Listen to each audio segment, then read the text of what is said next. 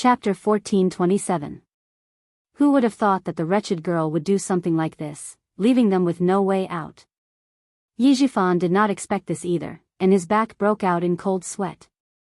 His face twitched violently, and he immediately said to the teacher, "The misunderstanding between the two kids is quite big. Teacher, can we talk in private? I'm afraid that if I speak, it will cause unnecessary misunderstandings." After listening for so long, the teacher of Class 3 smiled and politely declined. "We need to understand Yi Qian's family situation again. I'm sorry, but it's mealtime now. The military academy has a rule that if you miss the mealtime, you will not be served alone.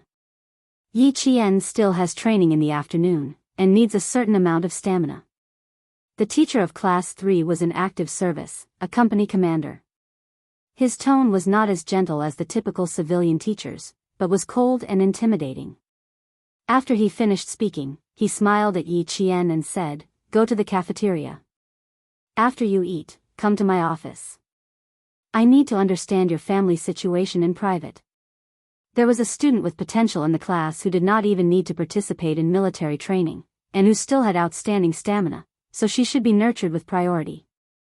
Since she had come to the academy had the obligation to protect her and help her block out any harmful elements. "Go quickly, leave this to the academy."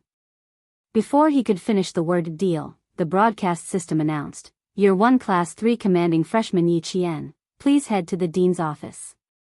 The teacher of Class 3 did not say anything else, and let Yi Qian jog over. Things were just so coincidental. Yi Qian did not stay, and turned to leave. Yi Zhifan felt himself heave a sigh of relief. If she really wanted to spread this matter to the whole school, his position as an officer might really come to an end. He thought that he could force her to submit today, but who knew that he almost caused a disaster. Then, Yi Zhifan could not help but wonder if Yi Ying would be as decisive as Yi Qian if she encountered this kind of situation. Probably not. Yi Ying was someone who would weaken when faced with a strong opponent. She would not be as bold as Yi Qian. Not only did Yi Zhifan let out a sigh of relief, but Sun Dongqing and Yi Ying also felt the same way. Earlier, they had wanted Yi Qian to stay, but now, they wished that she would never come back. "Teacher, can we go to the office to talk? We mainly want to talk to the school about Yi Qian. This child, to my family, sigh." Unfinished words always seemed so helpless. Even Yi Zhifan's voice was so bitter that he could squeeze out bitter bile. The teacher of Class 3 raised his hand and looked at the time. After pondering for a while, he said, "I'm sorry, I can't meet the parents of the students today. I'll ask the soldiers on duty to send the three of you away." "I'm sorry, the military academy usually doesn't accept non-student parents." Since he had already said so, he definitely wouldn't allow Yi Zhifan's family of 3 to stay any longer. After Yi Qian was led by a senior to the dean's office, Yi Zhifan's family of 3 was also invited out of the campus. Scared me to death, scared me to death. Once they were out, Sun Dongqing's heart was still beating with fear. She kept patting her chest. Thank goodness we were called away. Otherwise, she really would have spread the news to the whole school. Yi Ying raised her head and looked at the high school gate, which was as tall as a city wall. For a moment, she was stunned. "Get in the car first." Yi Zhifan's face was terrifyingly dark. He had underestimated Yi Qian again and again. He had clearly planned everything out, but in the end, she always foiled his plans and forced him into a corner. He could not delay any longer. He had to force Sun Yaozu to make his move as soon as possible. The 7-day National Day holiday, he had to find a way to deal with it himself. Chapter 1428.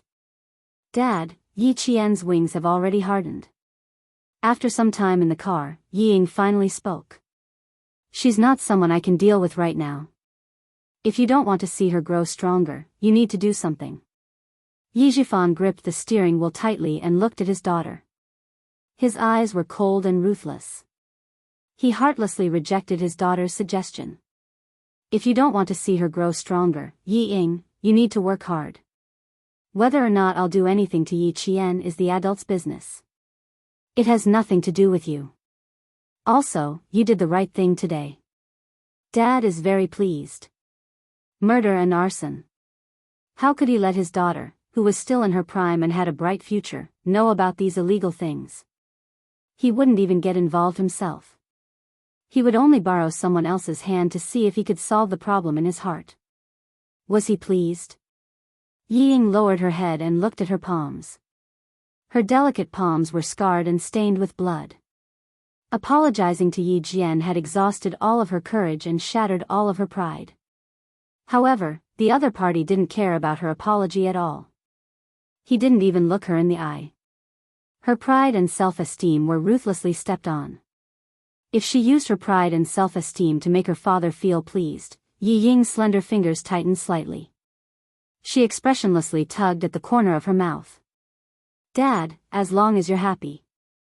As long as you're happy. Who asked her to rely on you now? The car gradually sped up. When the green light turned green, Yi Jifan, with his jaw tense, stepped on the accelerator and left the University of Science and Technology of China with his unwilling wife and daughter. Inside the University of Science and Technology of China, Yi Qian heard the sound of "come in." Yi Qian pushed open the anti-theft door of the office. She looked up slightly and saw the handsome face she was most familiar with.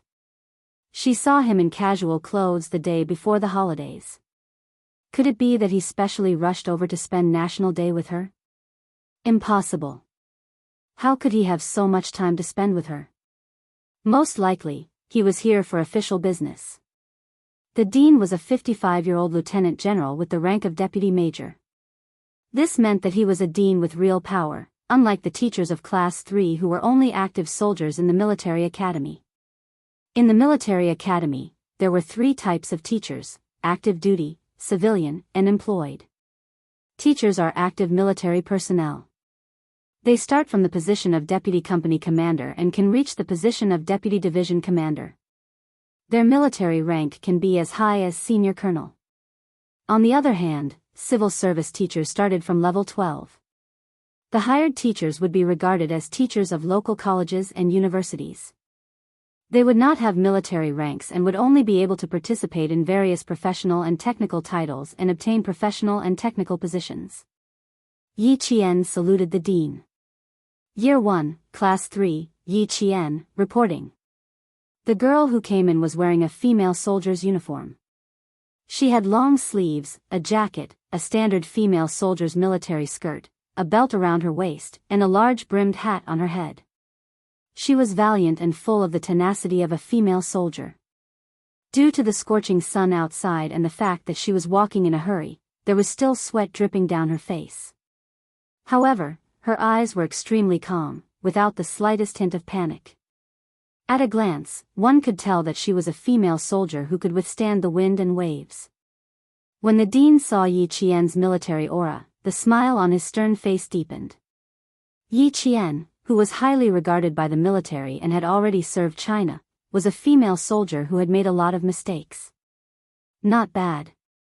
You're still so energetic after standing for more than 3 hours. The dean was very familiar with Yi Qian. The reason why she was exempted from military training was because the dean was the first person the military contacted. He pointed at the guest sofa and gestured for Yi Qian to sit down. Come, sit down and have a cup of water.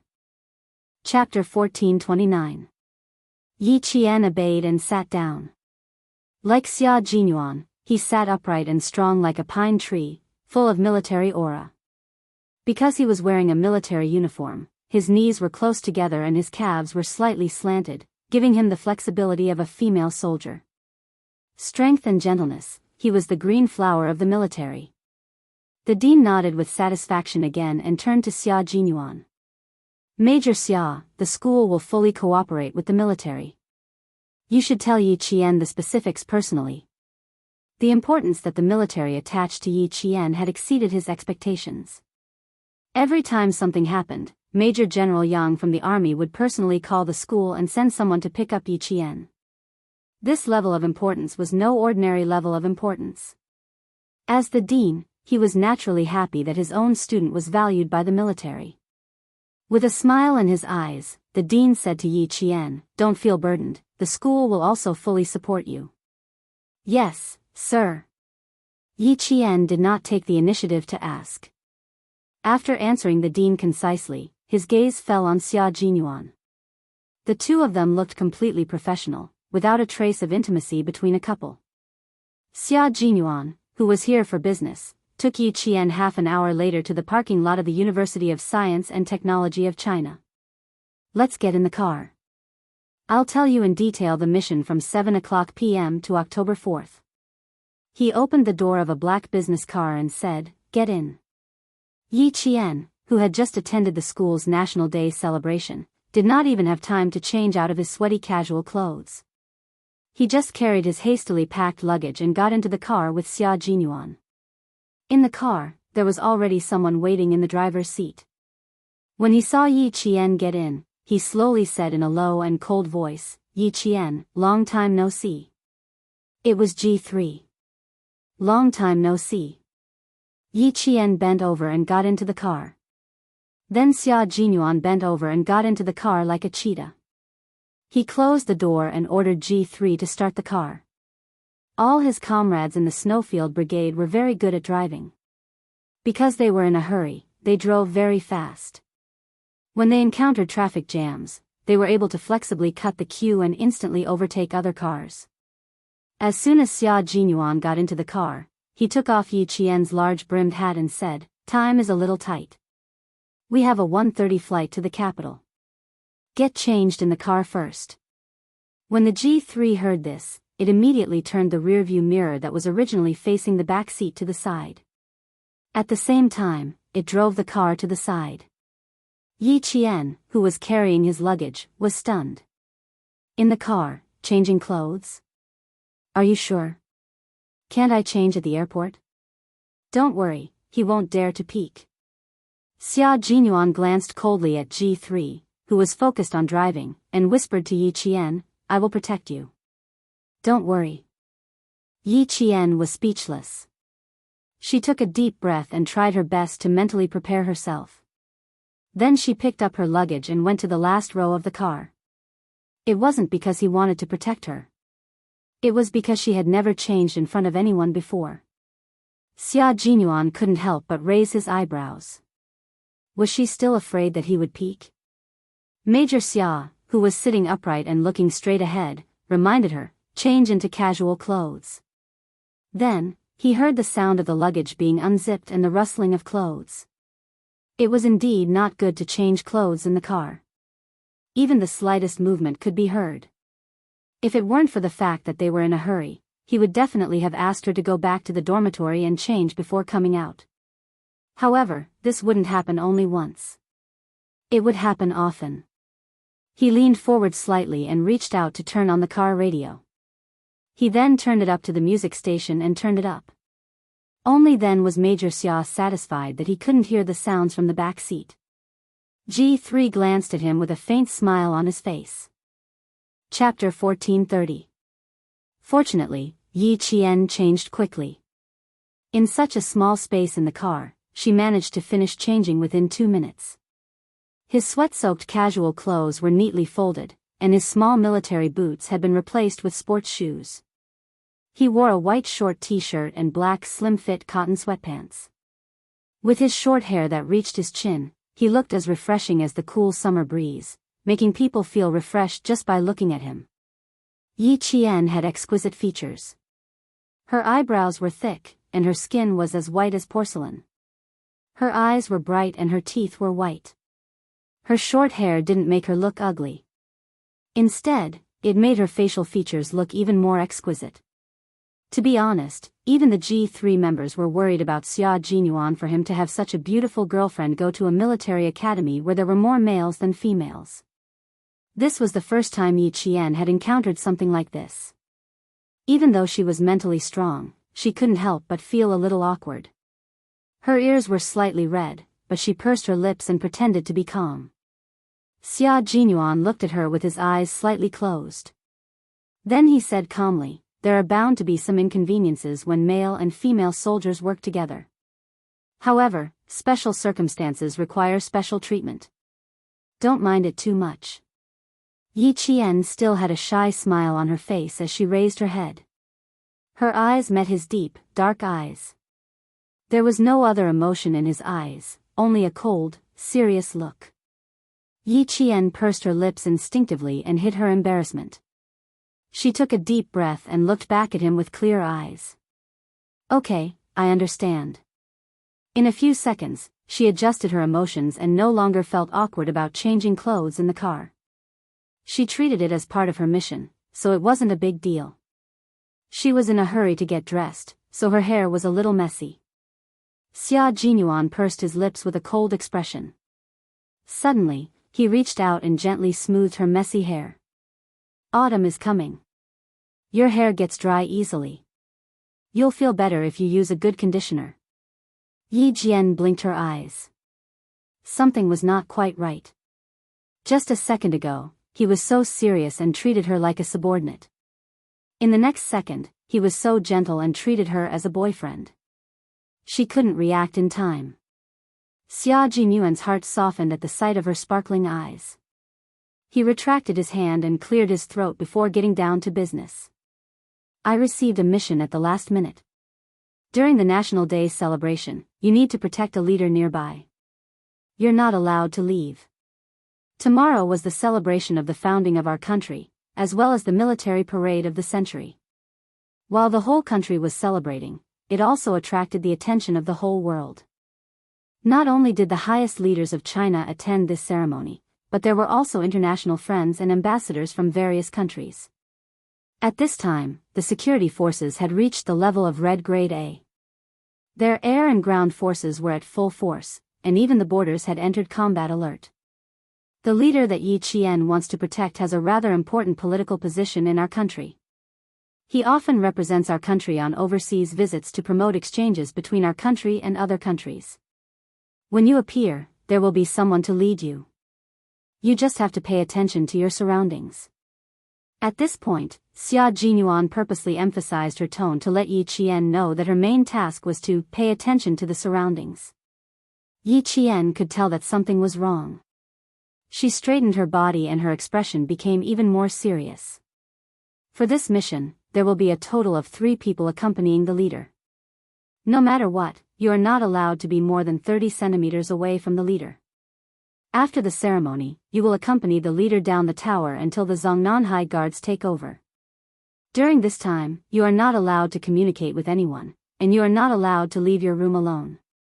If you discover anything unusual, report it immediately.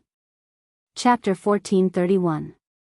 The distance between them must be no more than 30 centimeters. This meant that if anything went wrong, her brain and body would be able to react quickly and protect her leader from any life-threatening danger. Yi Qian understood the meaning behind Xia Jinyuan's words. Her expression became calmer, and Xia Jinyuan knew that she understood what he meant. The car sped towards the airport. Xia Jinyuan explained to Yi Qian what she needed to do over the next few days, as well as her specific mission. Due to the importance of this mission, she would be severely punished if she was not careful. He maintained a solemn expression throughout the entire process. Yi Qian, this mission is more important than anything else. If anything goes wrong, you might even be expelled from the military. Originally, a female soldier from the Nongguang military district was supposed to carry out this mission. In the end, the military district decided to send you instead. Yi Qian, do you know why? Yi Qian had already heard what Xia Jinyuan said. Her small face was especially solemn. She shook her head. I don't know. To her, protecting her leader at the celebration was even more stressful than protecting her leader overseas. Overseas, she could deal with any accidents immediately. But domestically, she couldn't even use her gun casually. Now, she only had one thing on her mind: adjust her mentality as soon as possible, set her position, and face a new round of challenges. Her voice was very calm, and her dark eyes did not fluctuate too much. Xia Jinyuan felt that he could no longer see through Yi Qian. He couldn't figure out what she was thinking and whether she had too much psychological burden for this mission. It was normal for her to have psychological burdens. When he received a call from the Major General ordering him to immediately head to the National University of Science and Technology to pick up Yi Qian for the celebration mission, his heart skipped a beat. This was the first time that Little Fox was carrying out a major mission in the country. Furthermore, the Snowfield Brigade would never appear to protect a leader when carrying out a major mission in the country. Every time they carried out a major mission in the country, they would always have a specific purpose. For example, the mission this time was to eradicate an illegal organization. Xia Jinyuan continued in a low voice, "The leader has a very good impression of you. He thinks that it would be better for you to carry out this mission. Plus, you have experience in large-scale combat, so you have an advantage over the female soldiers who only carry out special missions in the Nongguang military district. The leader personally recommended you to the military, and that's why you were assigned this mission." It turned out that Yi Qian was sitting in front of the television like everyone else watching the celebration. Because of her outstanding performance, the leader was still able to remember her after so long. While Xia Jinyuan felt happy, he also felt that Yi Jian would be under a lot of pressure. His expression was cold, and his eyes were calm as he looked at Yi Jian quietly, not missing the slightest change on her face. "This mission is a very good opportunity for you to train." The Major General was very happy when he found out, but he was afraid that you would feel pressured. "He specially sent me and G3 to pick you up and give you some psychological counseling so that you can devote yourself to the mission as soon as possible. Do you have any problems right now?" Before Yi Qian could answer, Xia Jinyuan immediately said, "You don't have to tell me your personal problems. We don't accept personal problems." Yi Qian, who had been listening carefully, suddenly felt happy. Was he worried that she would back out? "No, I don't have any personal problems," Yi Qian replied seriously. She was smiling in her heart, but her expression was very serious. Complete the mission. Chapter 1432. Xia Jinyuan loved Yi Qian's drive. She was like a blade of grass that wouldn't show any signs of fear no matter what. Hearing this, a small smile finally appeared on his cold face.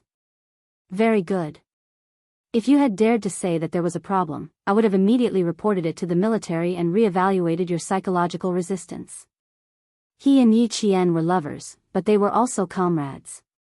They cared about each other in their daily lives, but they had to strictly supervise each other in battle. If there was a problem with her, as a comrade, he wouldn't turn a blind eye to it just because she was his girlfriend. He would deal with it as he saw fit. He was absolutely selfless. Yi Qian had always known that Xia Jinyuan was a man who kept a clear distinction between work and personal matters. She never thought that he would take special care of her during a mission. He was so strict with himself, so he would be strict with her as well. At a red light, G3 stopped and looked back at Yi Qian.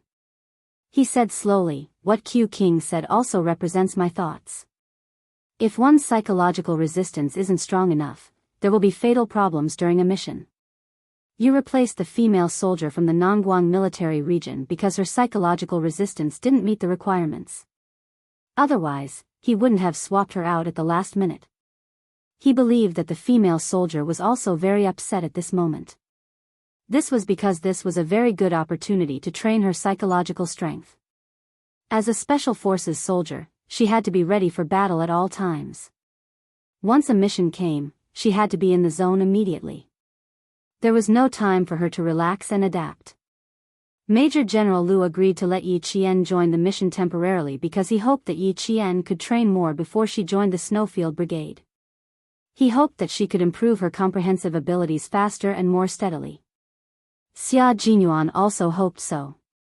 Before Yi Qian joined the Snowfield Brigade, the mission would only be more beneficial to her.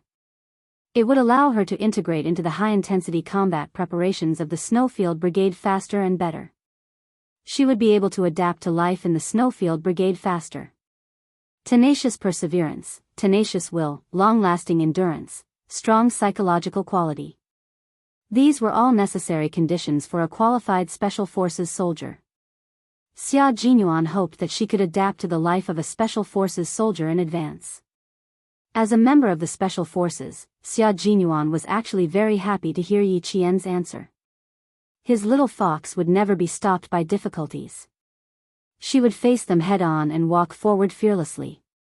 Xia Jinyuan looked at Yi Qian quietly and asked her, "Yi Qian, do you still remember what your goal is?"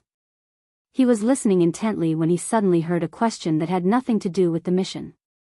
He paused for a moment before answering, "I remember. I want to become a Special Forces soldier, just like you, a Special Forces soldier like G3. Her voice was very clear and her enunciation was clear and powerful. It seemed to contain infinite power, which made G3, who was driving, laugh uncontrollably. Female soldier Yi Qian was an extraordinary soldier in the hearts of all her comrades in the Snowfield Brigade. They also hoped that she could become a member of the Snowfield Brigade, become a comrade, and fight side by side with them. Very good, Yi Qian. You have to remember what you said and become a Special Forces soldier like me and G3. Xia Jinyuan raised his eyebrows and smiled. Yi Qian, we all believe in you. All our comrades in the brigade, as well as Major General Liu, believe that you can definitely become a Special Forces soldier like us. Then, do you know what kind of Special Forces soldiers like us are? Chapter 1433. The last sentence made Yi Qian's pupils constrict.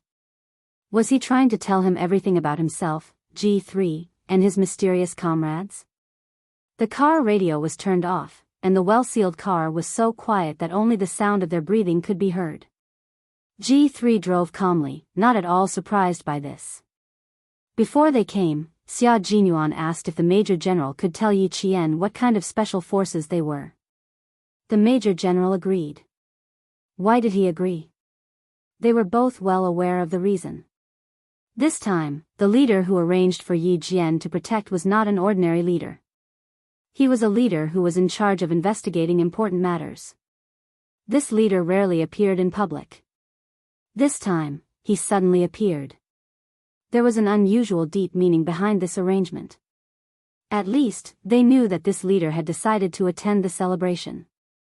The Great Hall did not agree at all, but they agreed in the end. Then, with the addition of the Snowfield Brigade, they immediately arranged for a female soldier, who would not normally receive much attention, to be his personal bodyguard. However, the female soldier did not have a strong psychological resistance. In the end, the leader personally appointed Yi Qian to replace the female soldier's original position and protect the leader who was willing to use himself as bait to lure the snake out of its hole.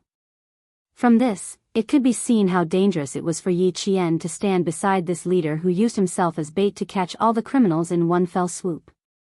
There was even a possibility that he would be sacrificed. Because this was a cult that had connections with foreign countries. Yi Qian sat very upright, his eyes shining like stars. He looked at Xia Jinyuan without blinking. Captain Xia, I'm ready. Tell me, I'll listen to every word you say. God knows how interested she was in Xia Jinyuan's unit. Sometimes, one would wonder what kind of unit they were in and how powerful their comrades were to be able to enter this unit. Would they be able to become a Special Forces soldier like them or Captain Xia? Now that Xia Jinyuan was going to say it himself, Yi Qian felt a little nervous. Just now, when he knew that he was going to carry out a dangerous mission, he wasn't nervous at all. Now, he was nervous. Xia Jinyuan, who was originally in a serious mood, was stunned when he saw this. After a while, his slender fingers touched his forehead. His laughter was like rippling water. Slowly, he let out a deep laugh. This was the little fox he loved. She was so brave and pure. Our country has two special forces. One is the Snow Region Special Forces that I'm in, and the other is the Storm Amphibious Frogman Assault Team. On the battlefield, these two forces are the trump cards of our country, and they will go all out to turn the tide when necessary. With just 2 sentences, Xia Jinyuan noticed that the light in Little Fox's bright eyes was even brighter than a diamond under the sun. Although it was only 2 sentences, Yi Qian was already overwhelmed with emotions. The Sharp Knife Special Forces were able to turn the tide on the battlefield. This was the Special Forces of the Special Forces, the elite of the elite. These 2 forces are our country's secret forces that cannot be made public, shown in public, or known by others. No one knows of our existence, and no one knows the number of the forces we belong to. No one knows the meaning of our existence. Flowers and glory under the sun have nothing to do with us.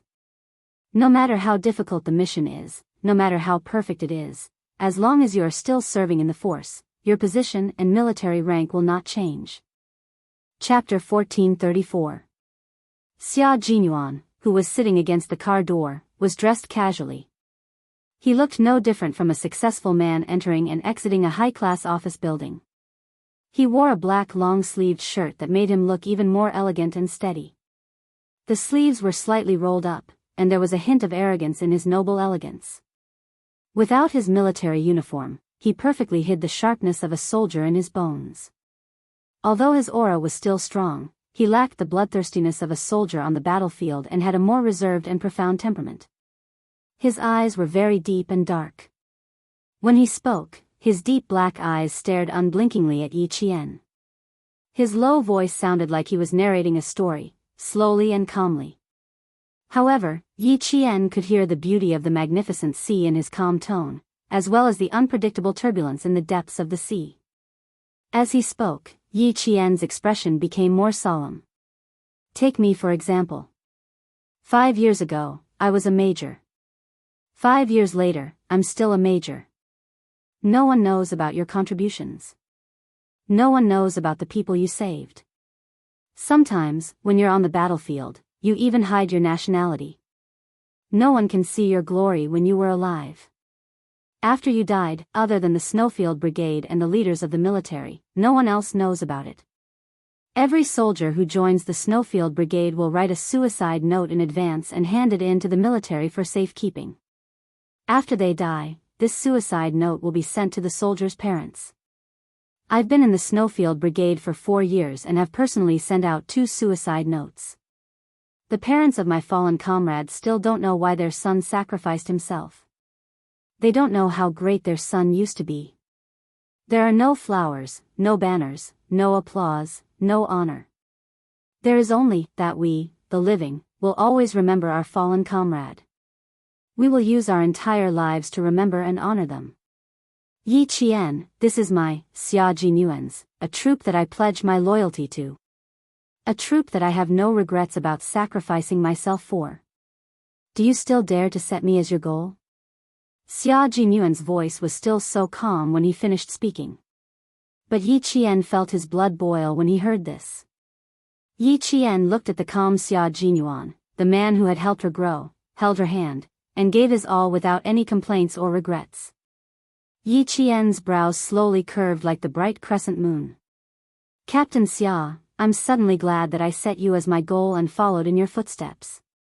A special force hidden by the country, a special force that could turn the tide on the battlefield and turn the situation of the entire war in an instant. Although they were unknown, they had always been dedicated to their motherland. He did not ask for anything in return, nor did he ask for flowers or applause, nor did he ask for glory. He only wanted to fight for his military uniform. Such a special force must be a super elite force. Uncle Chen had said that those who were famous and had outstanding military achievements in the special forces could be called elite special forces. And those who were unknown but could sacrifice their lives for the country in exchange for a decisive victory were called super elite special forces. In other words, Captain Xia's troop was the super elite special forces that Uncle Chen had mentioned. No wonder they rarely appeared. Once they appeared in a certain place, it would be filled with smoke and blood. Every time they carried out a mission, it was so difficult that ordinary soldiers could not imagine it. When they went, they were alive, but when they returned, their military uniforms would be stained with blood. They would die in exchange for the safety of the people of the motherland. Chapter 1435. Just like this time, Yi Qian's mission required the protection of the leader, so the risk factor was very high.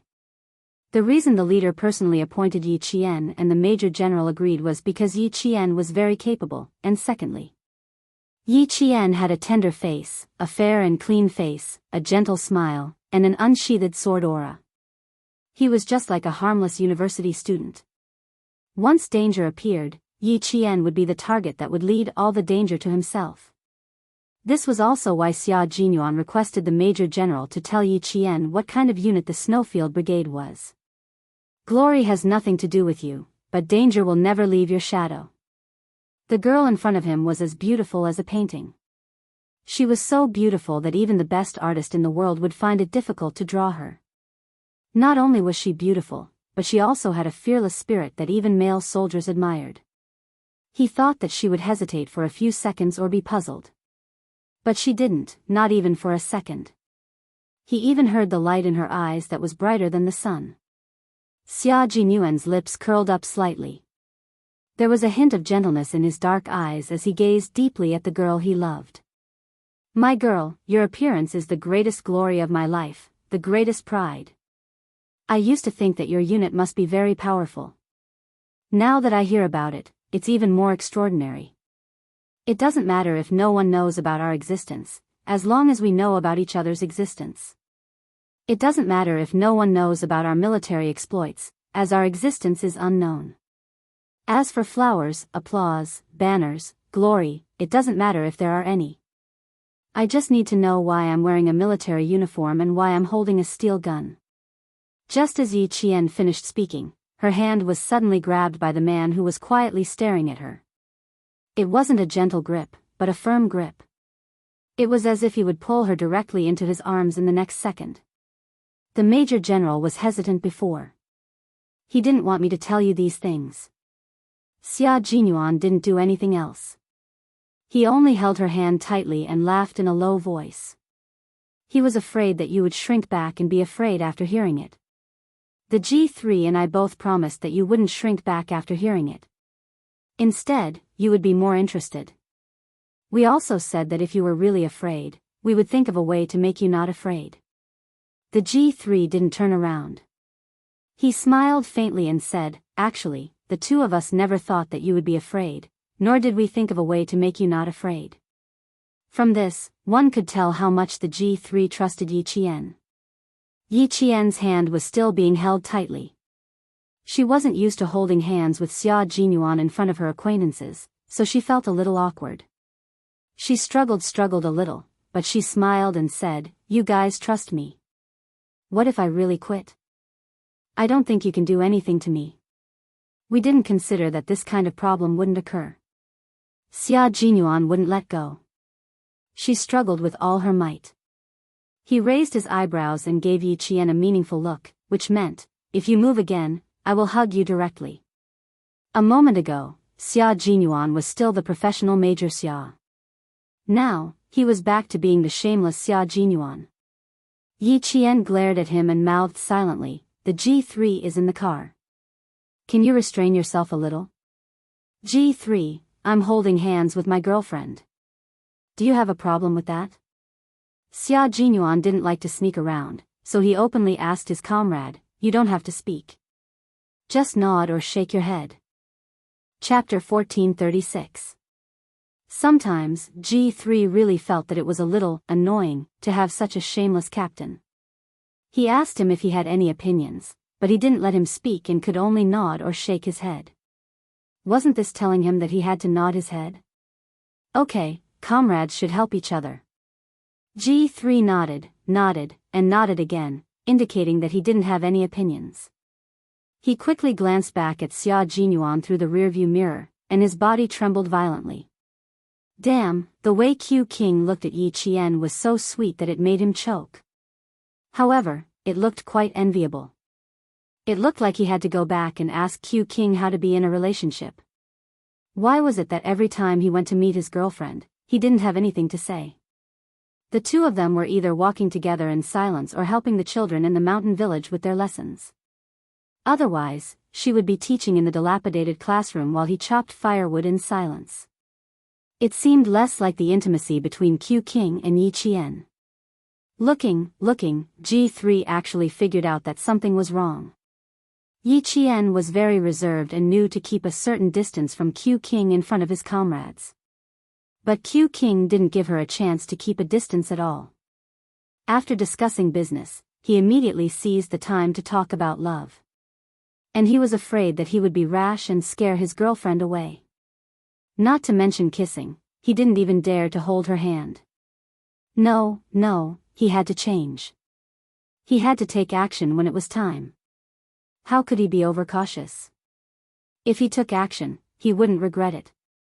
If his girlfriend was scared, he wasn't a beast. What was there to be afraid of? Xia Jinyuan didn't know that he had enlightened G3. He raised his eyebrows and said to Yi Qian, "My comrades are all very honest. They definitely won't lie. If he says he has no opinions, then he definitely has no opinions.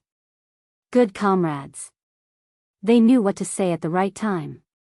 Yi Qian was no longer the little girl who was a little resistant to relationships in high school.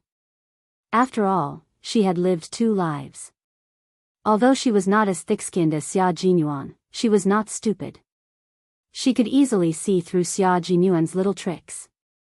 She looked at him with a faint smile and said, "You told G3 not to open their mouths to express their opinions. If the driver shakes his head left and right, he will look away. Only by nodding can he not affect the front and drive safely." Sometimes, when the girlfriend was too smart, the boyfriend would feel pressured.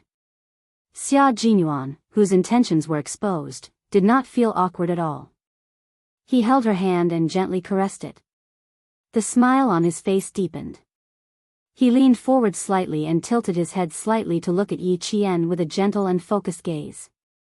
"Because I don't want to see you feel awkward. So, I use my authority as the captain to ask my comrades to remain silent." Yi Qian could not help but blush. His voice was very low, and it was filled with deep indulgence. "Little fox, we haven't seen each other for a month. Have you missed me?" Not only was his gaze gentle, it also seemed to be filled with sticky honey. It took Yi Qian a lot of effort to pull her gaze away from his focused gaze. She then pulled one of her hands out of his and mercilessly covered that elegant and perfect face with her palm. "Sit properly. Don't disturb G3's driving. What a dangerous man." She had looked at this face for a few years, but every time she looked at it seriously, her heart could not help but race. He was also looking at her with such a gentle gaze. Yi Jian could already feel her heart pounding. Thump, thump, thump. Chapter 1437. As for whether she missed him or not, Yi Qian didn't feel the need to answer. She didn't like lying, but if she told the truth, she would be embarrassed. Xia Jinyuan, whose face was covered by her hand, didn't get a reply, but his sexy lips curled up. He looked ahead and chuckled. "I miss you a lot. I don't have time to think about you during the day, but I miss you a lot before I go to bed at night." Yi Qian. Miss you a lot before you go to bed? Why do I feel like his thoughts aren't that simple? She missed him too. But she never thought about him before she went to bed. She didn't have much time to think about him during the day either. She had to stand at attention every day, go through formation training, and interact with her classmates. Her time was so packed that she didn't have much time to think about Xia Jinyuan. However, every time she walked past the school grounds, she couldn't help but wonder if Xia Jinyuan had walked past the same places she walked past. The more she thought about it, the sweetness in her heart grew. Yi Jian maintained a calm face and was not bewitched by his words of love. Major Xia could not help but turn his head to look at his girlfriend. Seeing that his girlfriend was sitting upright with a calm expression and only her ears were still red, he suddenly felt as if 100 pairs of cat claws were scratching his heart, making his heart itch. Needless to say, his little fox definitely missed him. When G3 saw this, his face remained expressionless, but on the inside, he couldn't help but laugh. Everything had its vanquisher. Yi Qian was born to vanquish Q King. Xia Jinyuan, who was overjoyed, knew that Yi Qian was shy, so he didn't continue the intimate actions between lovers. He sat upright and obediently. Time is a little tight. I need to speed. When G3 saw that both of them were sitting upright, he looked at the time and couldn't help but frown. The flight is at 1:30 p.m. It's 12:54 p.m. now. Q King, we need to contact the airport. Check-in had to be done half an hour in advance. This was a very strict requirement and couldn't be delayed by even a minute. However, Xia Jinyuan's situation was special, so the airport had to cooperate fully with them. The military had already contacted the airport and asked them to prepare for the delay in advance. Once there was a need to delay the flight, they would be able to start work immediately. Very soon, the airport received a call. The 3 special personnel would only be able to board the plane at around 1:15 p.m. All the departments would cooperate fully and there would be no mistakes. We've arrived at the airport. We'll arrive at the lobby in 3 minutes. Xia Jinyuan spoke to the relevant personnel in charge of the airport as he walked. Yes, we have entered the elevator and will arrive at the lobby soon. At this time, it was already 1:15. There were still 15 minutes before the departure time. The 3 figures walked out of the elevator, and the person in charge of the airport led the 3 of them to a special passageway. From the time they checked into boarding the plane, it only took a total of 6 minutes. At 1:24 a.m., the passengers on the flight to the capital boarded and sat down one by one. The passengers in the economy class put away their luggage, sat in their seats, buckled their seatbelts, and prepared for the flight. In the business class cabin, several flight attendants separated the first 4 empty seats with curtains so that the passengers in the business class cabin couldn't see who would be sitting in the 4 empty seats. Someone's phone beeped. Then, the person picked up the call and said lazily, "Hello." After a while, she said, "Second brother, I'm sorry. I really don't have time on National Day. I have to go to the capital for a trip." "Lie to you? Why would I lie to you?" "Jixiang," second brother said, "I lied to him." "Say something to him." Chapter 1438. It was the end of September, and the sun was still scorching. The sunlight was so bright that it was blinding. Yi Zhifan stood in front of the hotel's floor-to-ceiling window.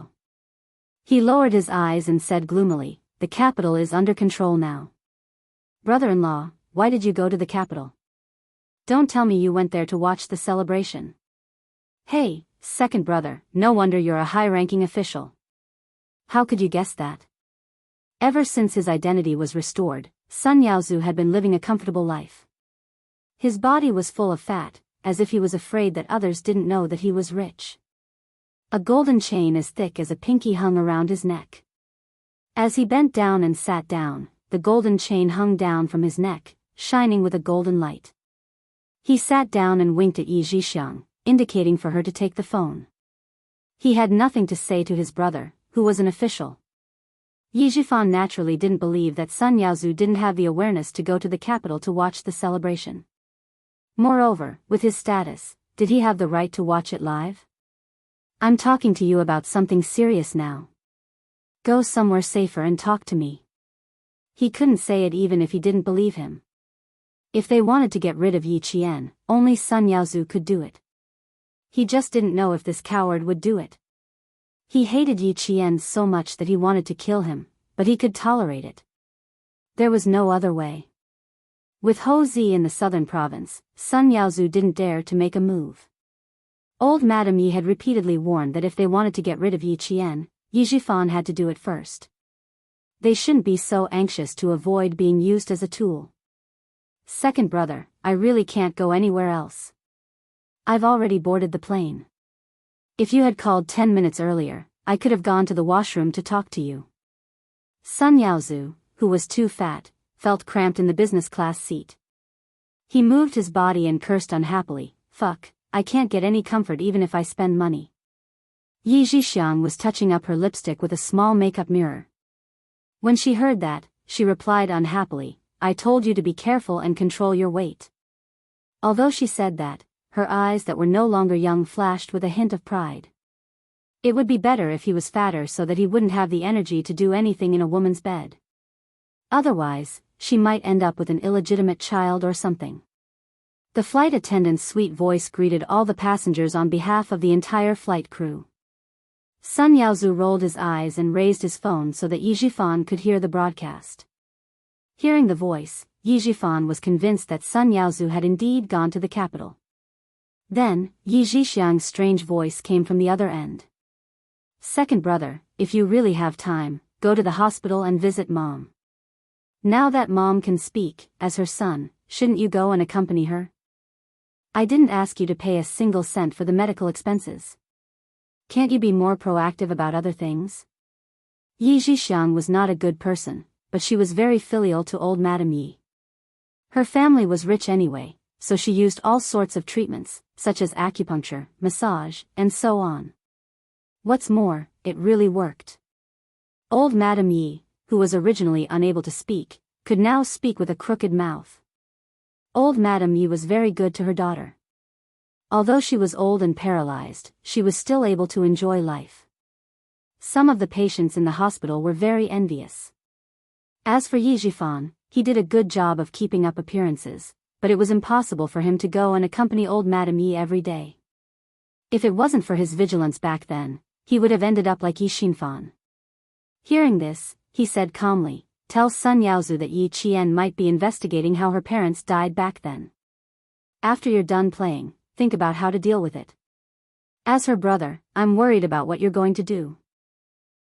You guys ran out to play without saying a word. Chapter 1439. Then, he hung up the phone even though he clearly heard Yi Zhixiang anxiously say, "Hey, hey, hey." Yi Zhifan chuckled as he held the warm phone. "You want to fight with me? Dream on." He couldn't deal with Yi Qian because he had to take into account the military behind her. However, Sun Yaozu was nothing. He was a fugitive. Someone had erased his identity for him, so he could still let him break the law. Yi Zhixiang felt terrible. She handed the phone over with a pale face and said in a trembling voice, "My brother said, that wretched girl is investigating the past. This." "Shut up." Although Sun Yaozu didn't look too good, he still knew where he was and stopped his wife from talking. "Don't talk about family matters on the plane. You better have some guts. Don't panic over the slightest thing." As he spoke, his fat body moved closer and his cunning face showed a hint of pride. "Didn't Mom say that he should be more scared than we are? Your brother is the most cunning. He wouldn't be so kind as to tip us off and trick you." Yi Zhixiang had inherited old Madame Ye's selfishness, but not her shrewdness. However, she was as obedient as old man Yi. Hearing this, she patted her chest and sighed in relief. "You scared me. You scared me. I thought." Receiving her husband's fierce glare, she didn't finish her sentence. A few steady footsteps came from the front, followed by the sound of whispers. The curtain that the stewardess had purposely put up moved slightly. Someone sat down. The plane was about to take off. The sweet voice of the stewardess reminded all passengers to check their seatbelts. Yi Qian fastened his seatbelt and sat down in his seat. He exhaled a breath of hot air. Just as he was about to speak, he suddenly heard a familiar voice from behind the curtain. It was a voice that he hadn't heard in years. His calm face turned cold. "What's wrong?" Xia Jinyuan couldn't help but ask. G3 also looked at her inquisitively. Her expression changed instantly, and there was a hint of murderous intent in her eyes. She and Xia Jinyuan looked at each other, then turned their heads and looked at the curtain.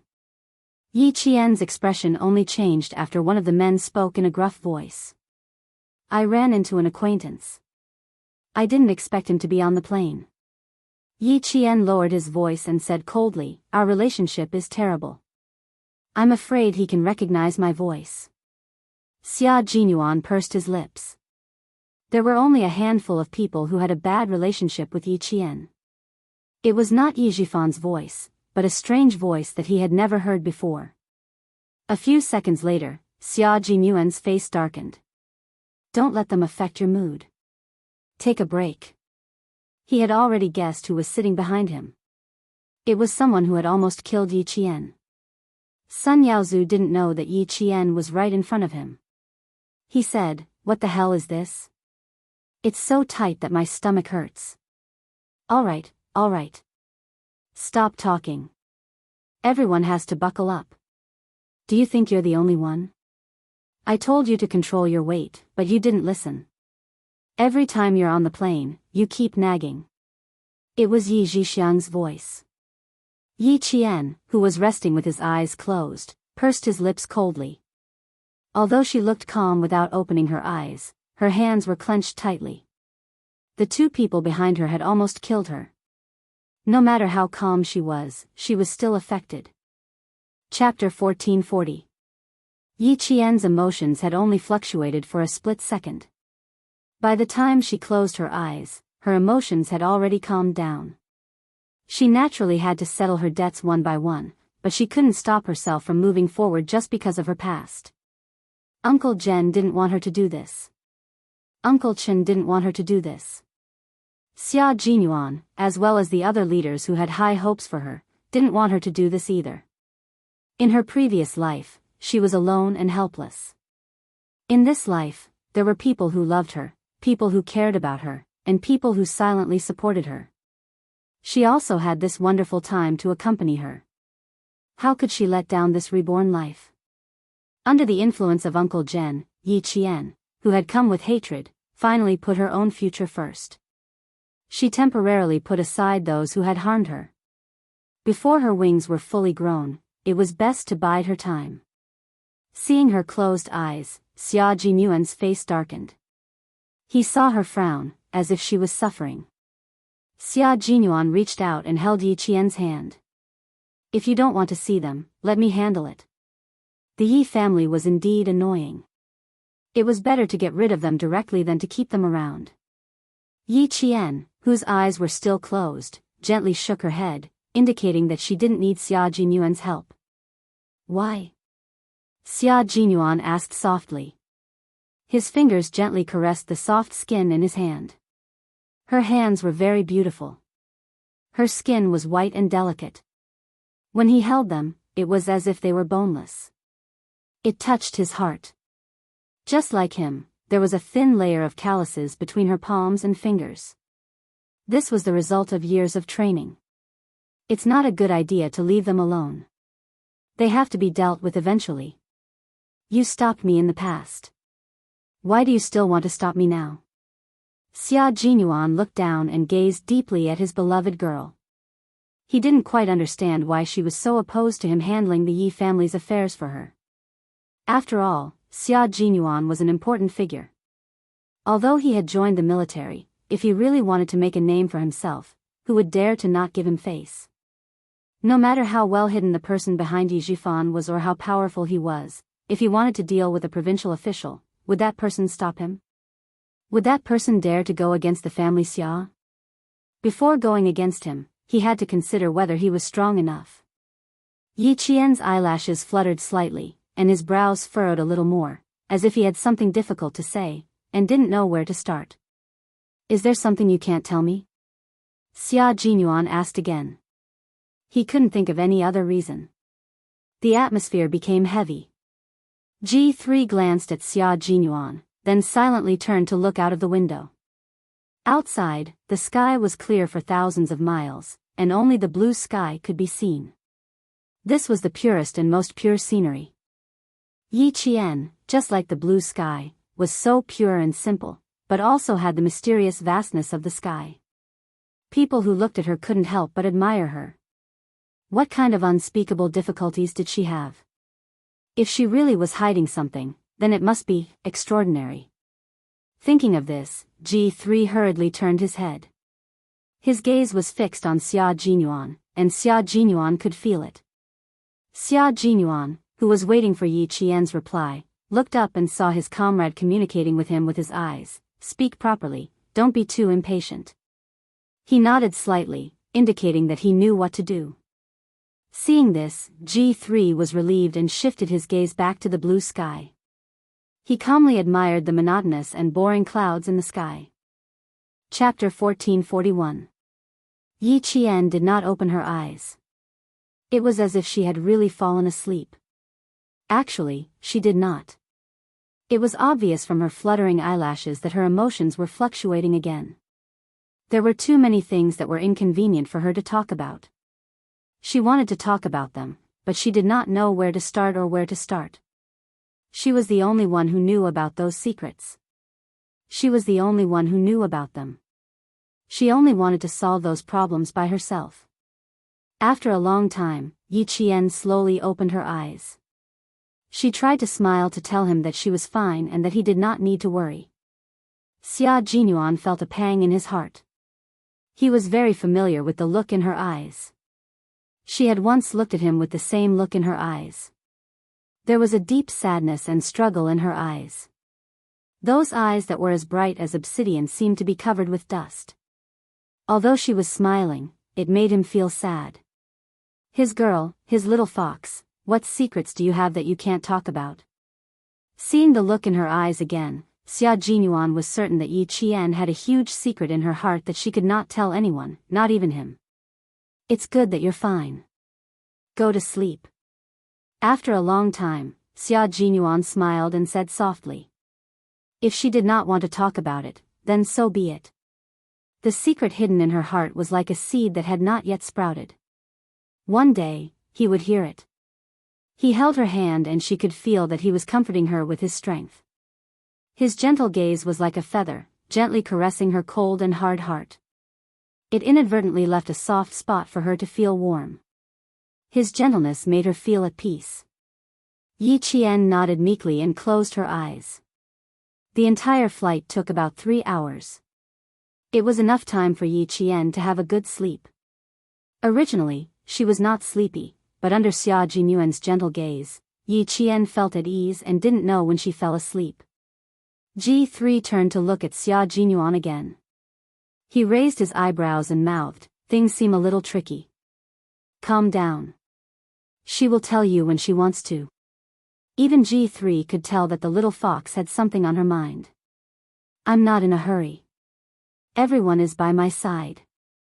I'm not afraid," Xia Jinyuan answered. At the same time, he raised his hand and planted a kiss on the back of Yi Jian's hand under G3's gaze. G3. The chilly water got into his eyes. He wanted to use water to wash it away. Suddenly, he was provoked again. When the plane was about to land at Beijing Airport, Yi Qian had already woken up. When the plane came to a stop, 2 flight attendants stood by the aisle to prevent the passengers behind from suddenly walking over. "Fuck, what kind of game is this? We're both in business class, but I have to wait for the people in front to leave first." Sun Yaozu's dissatisfied voice faintly floated from behind. Yi Qian's lips curled up slightly. With a sneer, he quickly got off the plane and left under the guidance of the flight crew. When they walked out of the airport, they were immediately met by soldiers in plain clothes. Yi Qian didn't sit in the same car as Xia Jinyuan and G3. Instead, she sat in the same car as Major General Yang from the army. Fortunately, she was experienced. As soon as she got on the car, she saw Major General Yang's flashing badge. Yi Qian reacted quickly and didn't forget the proper etiquette. "Ha ha ha, Xiao Yi, did I scare you?" Major General Yang saw this and smiled even more amiably. "Long time no see. The older you get, the more energetic you become. You look more like a soldier." Chapter 1442. The last time he met the Major General was during the Spring Festival. It hadn't been that long. The more Major General Yang looked at his own soldier, the more satisfied he was. He had performed so well in the Navy that the commander of the Navy would call him from time to time to ask when he would send Yi Qian over to study. Fortunately, the army had acted early. Otherwise, he would have been snatched away by the Navy. What scared him even more was that the commander of the Navy dared to play matchmaker. He wanted to introduce Yi Qian to Demon King Li as his girlfriend. He even said that they would be family in the future and that Yi Qian was welcome to visit at any time. He had ulterior motives. He even used his beauty to trick Yi Qian. Now that he was in the capital, he had to squeeze some time out to have a heart-to-heart talk with the future Special Forces soldier. "Don't be too reserved. We're just here to chat. There's nothing else. Don't be too nervous." The Major General could see that Yi Qian's expression was a little serious. He couldn't help but slow down and ask if the 3-hour trip was enjoyable. It was obvious that the Major General was very professional and rarely talked about family matters. Even the topics he picked were a little stiff. Yi Qian relaxed and smiled. "Everything is fine. Captain Xia and the others took good care of me. I fell asleep less than 10 minutes after boarding the plane and only woke up when the plane landed. There was no pressure or nervousness during the whole trip. Not bad, not bad. You should seize the time to recharge your energy. He mentioned to you about the mission in the next few days, right? The fact that he could still sleep meant that he had good mental resilience and mental fortitude. The Major General even restrained his military might. It was obvious that he was very satisfied with Yi Qian. He was personally appointed by the leader and fully cooperated with the military. As the Major General, he was under a lot of pressure. He was worried that Xia Jinyuan was young and didn't know much and would shock Yi Qian. Now it seemed that his worries were groundless. As the car started, Yi Qian faintly felt that the Major General didn't come over just to chat with him. Yi Qian's sharp sixth sense kept reminding her that she could speak in a relaxed tone, but her heart had to be tense. She shouldn't get carried away just because of the Major General's gentle attitude. Her relaxed attitude made the Major General even happier. Relax when it's time. You're right. Little Yi, the leader has high hopes for you. You can complete this mission well. As he spoke, he handed over an army camouflage folder in his hand. Take a look at this information.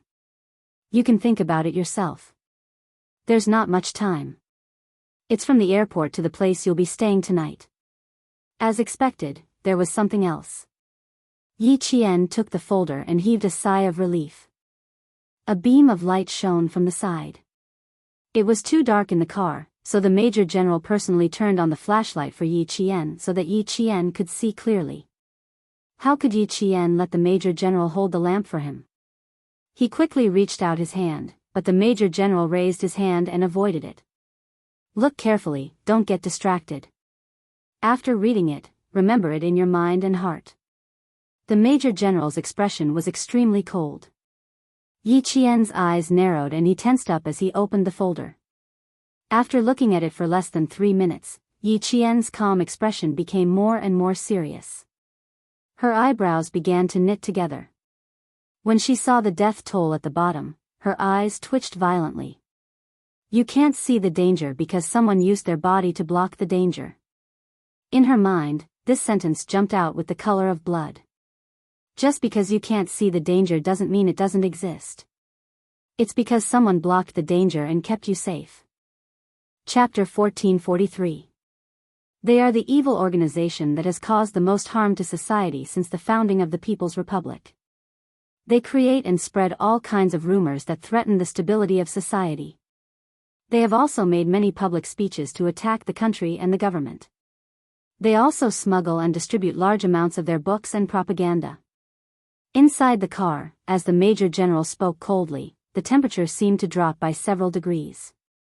This organization is not only in our country, but also abroad.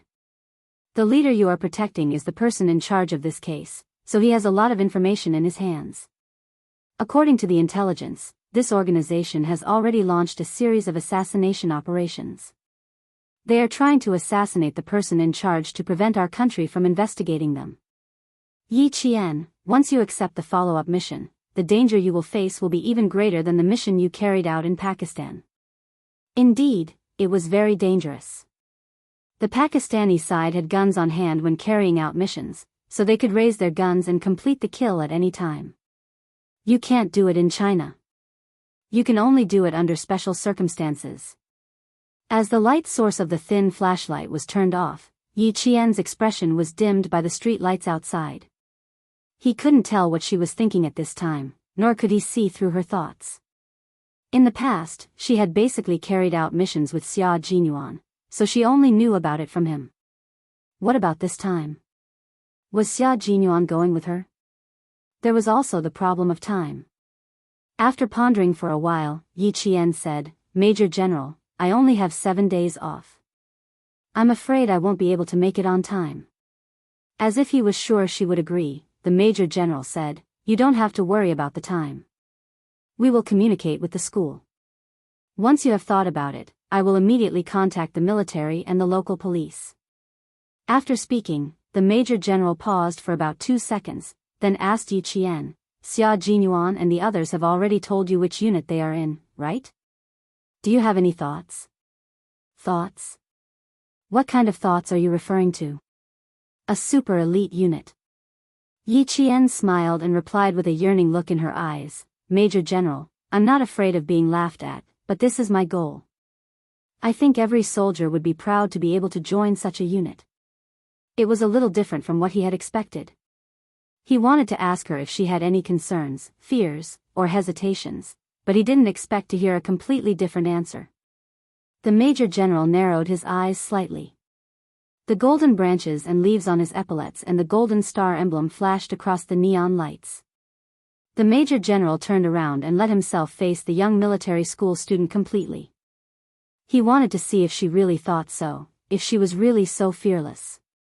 Yi Qian did not avoid the Major General's gaze and allowed him to size him up. Outside the car, there was only the sound of the engine. Inside the car, there was no sound. Not only did the air seem to have frozen, even the people inside the car seemed to be holding their breaths. The guard was not affected and continued to drive. After a long time, he heard the Major General's laughter. It was light and gratifying, and he was happier than if he had won a battle. Good, good, good. Without any more words, the Major General repeated the word good repeatedly to express his happiness. Such a female soldier, such an outstanding female soldier, a heroine. In the other car, G3 said to Xia Jinyuan, who was sitting by the window, the Major General came personally and ordered Yi Qian to go alone. Q King, something is not right. He could already smell the danger. However, Q King looked so calm that he wondered if he was overthinking things. Otherwise, as a boyfriend, how could Q King not feel anything? It was impossible for him to not feel anything. Chapter 1444. The Major General had personally come over and called Yi Qian to the car alone. This matter was already unusual, so there was no need to think too much about it. There's nothing unusual about it. The leader she's protecting is not ordinary. After the celebration, it's not impossible for there to be some follow-up missions. Didn't we experience it before? Xia Jinyuan said calmly. His elegant and handsome face was expressionless. There was only an unfathomable calmness on his face. If she has a solo mission, the military will not let us know. I have no right to ask.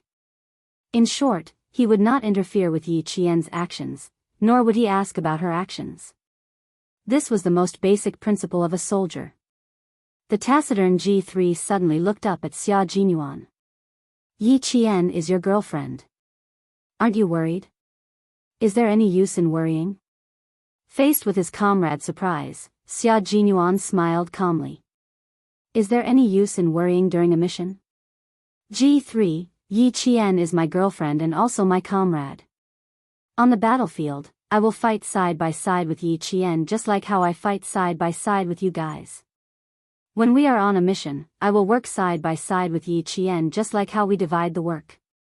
We are not just lovers. We are also comrades in arms who protect our country. When she is on a mission, I pray that she returns safely and that she completes the mission perfectly. Of course I will be worried about her. That's why I pay great attention to her training. I will turn my worries into harsh training so that she can complete the mission with her own abilities and return safely. Xia Jinyuan and Yi Jian's love didn't involve too much romance and love. Their love and their interactions were strict, encouraging, supporting, and waiting for each other, because there were too many unknowns and too many dangers in love. There was no way for the two of them to be together forever. Only by putting their lives on the line could they make each other feel at ease. G3 was speechless for a long time after hearing this. After at least 5 minutes, he nodded gently. I understand.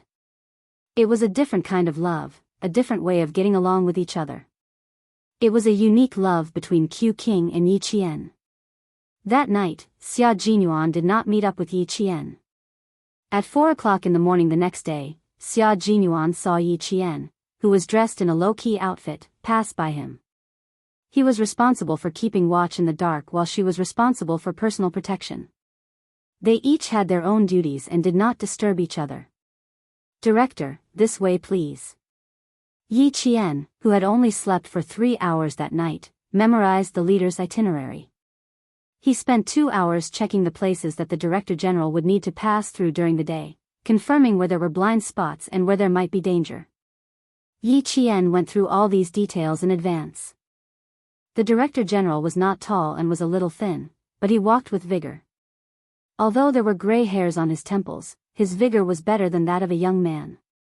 Faced with the female soldiers sent by the military, the Director General felt a little sorry for them when he first saw them, but there was no point in saying more, so he could only accept it.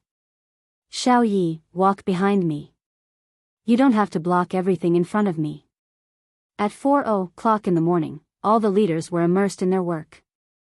The 54-year-old Director General did not want Yi Qian to protect him with his life, so he reminded him from time to time. Yi Qian, who was dressed like a translator, smiled and said, "Don't worry, nothing will happen." Chapter 1445. The Director General wanted to walk to the front so that Yi Qian could protect him. He escorted the Director General to the bulletproof car. This was Yi Qian's second mission to protect a leader. He did not have any stage fright or fear. The soldier driving the car was from Zongnanhai. Coincidentally, Yi Qian had trained with him in the underground training room of an abandoned factory in the southern province. When he saw Yi Qian last night, the soldier was surprised. The bulletproof car drove to the city gate tower. The car was not slow, but it was very stable and did not shake at all. The Director General was wearing a gray Chinese tunic suit. He did not forget to tidy himself up after getting into the car so that he would not be rude to the leader later. Yi Qian was not the only one protecting the leader. There were also soldiers from Zongnanhai. They were mainly responsible for the journey from the hotel to the city wall. After that, Yi Qian would escort them all the way to the city wall. The celebration began at 10 a.m. All the leaders would prepare to enter the city gate tower in advance. In the controlled capital, the main roads at 4 a.m. seemed to be empty.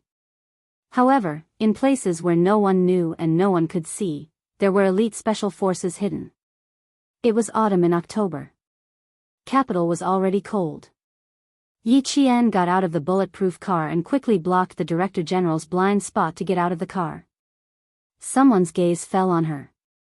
It was cold and hard, like a cold blade brushing against her scalp. It was the gaze of a sniper hidden nearby.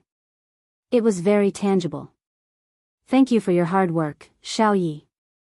The Director General was very polite.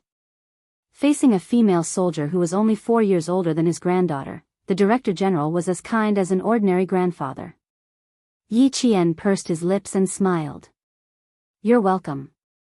This is my duty. Please come this way and sit in the lounge for a while." "How can I sit still? My heart is surging with emotions. I'm looking forward to the celebration." In the wee hours of the morning, the temperature in Beijing was lower than during the day. When they got out of the car, they could feel the cold wind caressing their faces.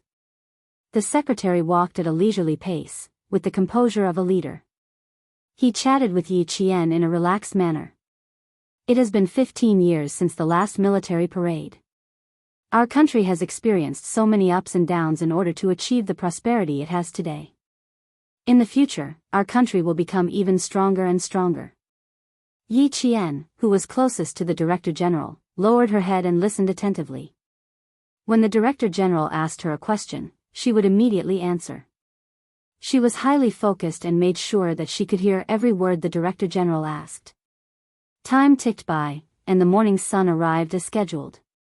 It was clear and bright, like a mirror.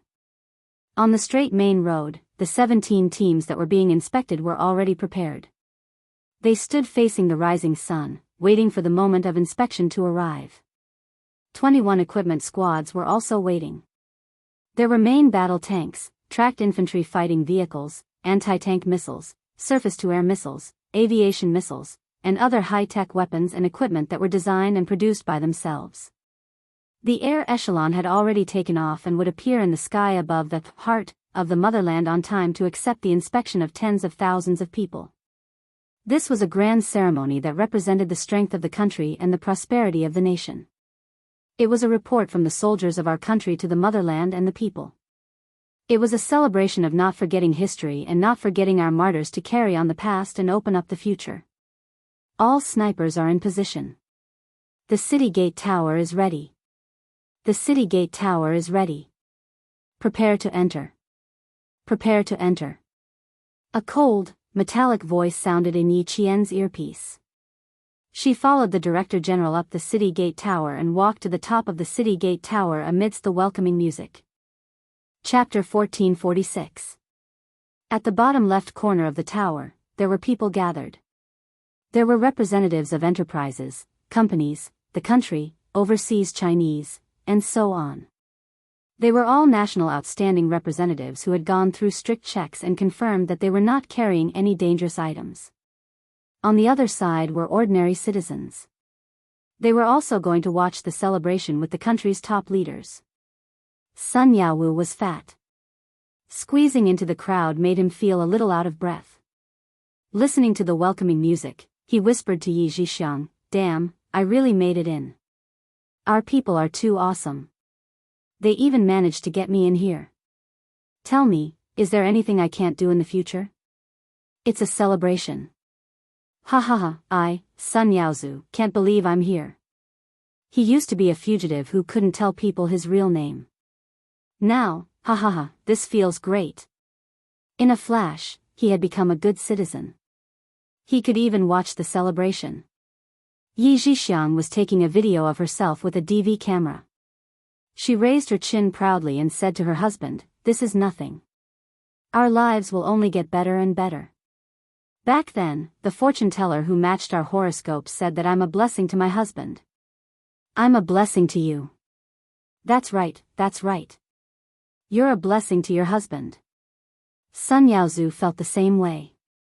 Ever since Yi Zhixiang married him, with old Madame Ye's help, they received a sum of money to invest. After 10 years, their family business expanded. They were so prosperous that they had nowhere to spend their money. Yi Zhixiang took the DV camera and pointed it at the tower. Her bright red lips moved up and down as she said, "You're secretly happy. In the future, our family will have mountains of gold and silver. We won't be able to spend them all even after several lifetimes."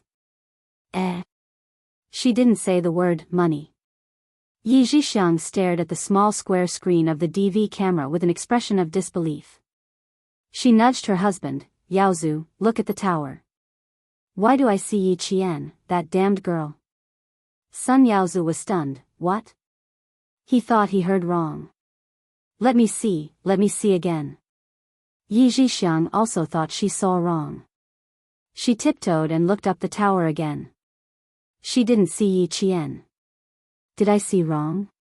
Did I mistake her for Yi Qian? Of course she saw wrong. Was there a need to say more? Sun Yaozu glared at his wife. Just focus on filming and cut the crap. How could she make it to the top of the city gate tower with that lousy appearance of hers? You should take your brain with you. But he didn't feel like he was seeing things. The bewildered Yi Zhixiang looked over again, but she didn't see anything. What they didn't know was that in a police station in a certain county, a retired policeman was staring at the TV screen with his eyes wide open. His focus was on the face of a young woman in formal clothes. Yi Qian. This was the Yi Qian that he had attended during his military training 2 years ago. Yi Qian, who had a 100% accuracy rate and stood in a military posture that was more like a soldier than a soldier. She actually accompanied the country's leaders to appear at the grand celebration, and even watched the military parade with many of the leaders. The police officer didn't say anything. He just watched silently and was happy. Back then, he had said that the girl, Yi Qian, would definitely have a bright future. Look, he was right. She had actually come this far. Impressive. Too impressive. The police officer wasn't the only one who saw it. And Jessen also saw it. She, who was watching TV at home, screamed, "Yi Qian, Yi Qian. I see Yi Qian." Chapter 1447. After screaming, she immediately covered her mouth and looked around the house. Luckily, she was at home and no one heard her scream. There was no news about Yi Qian attending the celebration. Could it be a secret? She was a military school student now. Inexplicably, and Jessen felt a little nervous. Of course, she felt even more proud. Yi Qian's figure was only caught by one set of cameras and disappeared in less than 3 seconds. It was not because the camera moved away, but because she felt the camera was looking at her and reacted quickly to avoid showing her face. She reacted quickly, but those who were really familiar with her and were watching the television carefully still noticed her.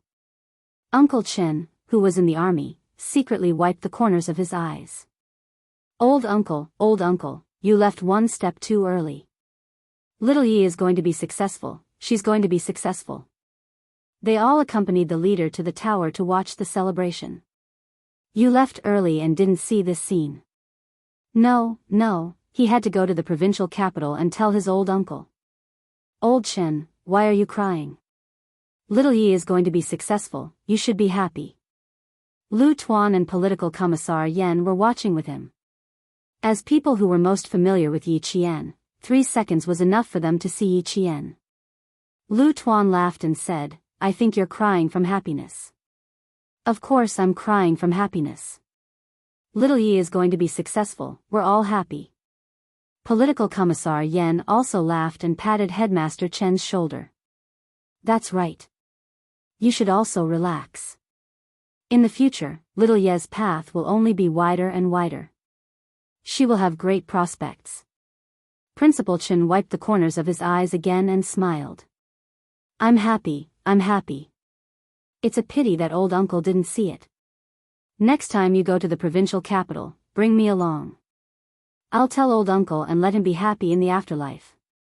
The celebration was still going on.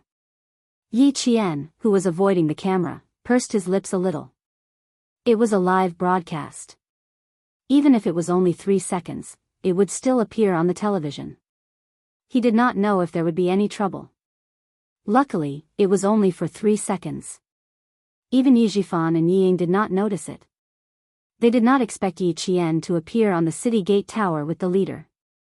A fighter jet flew past in the sky, its rumbling sound carrying a supreme deterrence, intimidating everyone in all directions. Even the people who were watching couldn't remain calm and raised their heads to watch. Yi Qian did not raise her head. Even though she knew that the security was so tight that even a mosquito would not be able to escape, she still followed her duties and paid attention to the surroundings to ensure the safety of the bureau chief. The dove of peace spread its wings and flew past the city gate tower. It flew into the sky, signifying that the celebration was about to come to an end. Yi Qian pressed down on his earpiece. After listening to the voice on the other end, he approached the Director General. Director General, we've captured 4 major criminals. All right, tell them to keep a close eye on him. The Director General maintained a smile on his face. He was not affected by the good news at all. Xiao Yi, tell them that the net has been set. Don't be in a hurry to retract it. I'm such a big bait. It's not a big deal to catch the 4 main criminals. We should catch them all in one go. Yi Qian nodded and relayed the Director General's words. All of the leaders walked down the city gate tower one by one. All of the leaders who were participating in the celebration began to leave in an orderly manner. It was a dark mass below the city gate tower. The armed police officers who were maintaining order began to organize them to leave. Yi Qian's work had just begun. In the crowd, Yi Zhixiang, who was waiting in line to leave, quickly rewound her camera. When a blurry face flashed across the screen, she held her breath and panicked. She pressed the rewind button and slow motion button, her hands began to tremble. The blood drained from her face in a second. She did not see wrongly. She did not see wrongly. Chapter 1448. I'm not seeing things. I'm not seeing things. The person standing on the city gate tower is her. It's Yi Qian. It's really her. It's really her. Yi Zhixiang was so scared that her limbs were trembling. She stared at the frozen figure, unaware that the audience in front of her had already walked a few meters away. Cold sweat dripped from her forehead. Sun Yaozu, who was walking behind her, didn't know what had happened. His wife hadn't left yet. He impatiently urged her, "Why are you still standing there?" The audience behind them also urged her, "The lady in front, can you please leave first?" Yi Zhixiang didn't know how she walked out. When she woke up, she was already standing on the side of the street. She looked up blankly at her husband, then looked around. Finally, her gaze fell on the city gate tower. "It's her. It's really her. I'm not seeing things. Yaozu, I'm not seeing things." She was so scared that her voice couldn't be heard clearly. It was so light that she didn't have any confidence. Sun Yaozu, who was fat, was sweating all over. He was about to take off his sunglasses to wipe the sweat off his forehead with a tissue. He did not notice his wife's strange behavior. He took off his sunglasses and used a tissue to cover his blind eye. He casually replied, "What do you mean I didn't see wrong?" "Yi Qian. I just said that I saw Yi Qian."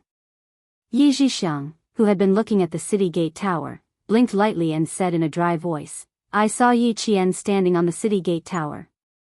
I'm not seeing things. She's really standing on the city gate tower.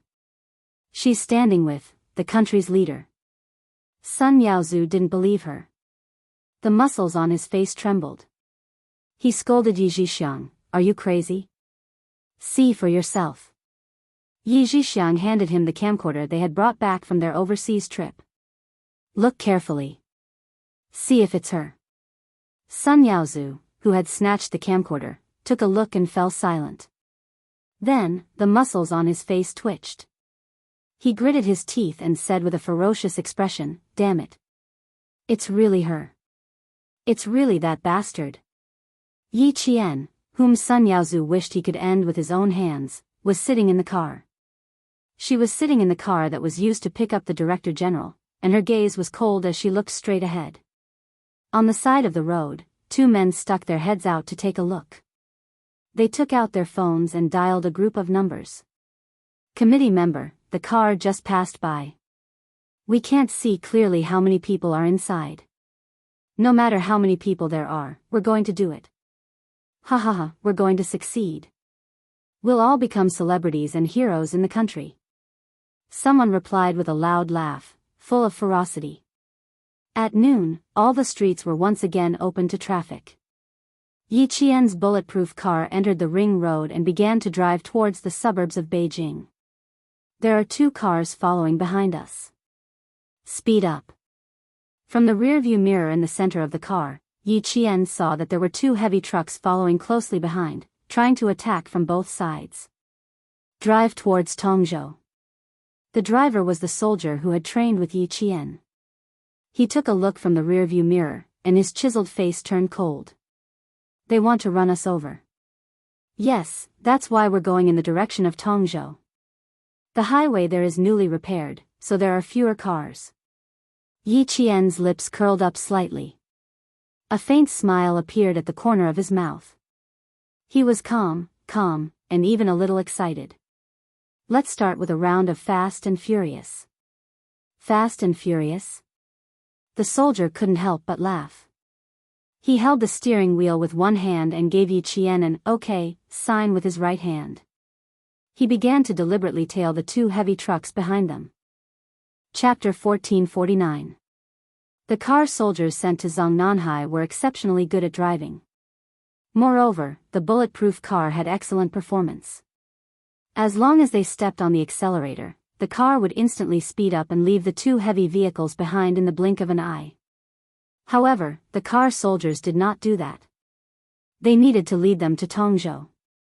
They maintained a moderate speed so that the heavy vehicles would not be too far away, but not too close either. Just like when a big fish had taken the bait, the person who hooked it did not need to be too anxious. He just needed to stabilize the fishing rod. Xia Jinyuan and the rest were not done yet. They needed to wait for all the leaders to leave safely before they could put away their guns. The Hunting Eagle team has already captured 4 criminals. The director's intention is very clear. 4 criminals are not enough. He wants to catch all of them in one go. K7's calm voice came from the anti-noise headset. The director will be leaving for Tongzhou in 2 cars, one in front and one behind. Pigeon and T6 will cover him. Yi Qian will drive ahead. Xia Jinyuan, who was putting away his gun, did not stop moving. He said calmly, "How do you know so much? Are you involved?" "Yes, I'm heading to Guilin now. The so-called big committee of this organization is in Guilin. 10 minutes ago, the latest news came from the local area. 4 police officers went into the mountains to investigate and lost contact. There are rumors that the 4 of them are most likely dead. The big committee has ordered the military to send people into the mountains with the local authorities. The Hunting Eagle team will be in charge of clearing the outer area. We will be in charge of clearing the inner area. The car will arrive at your location in 3 minutes. See you in 3 minutes." After that, K7 ended the call. He turned around and saluted the Major General.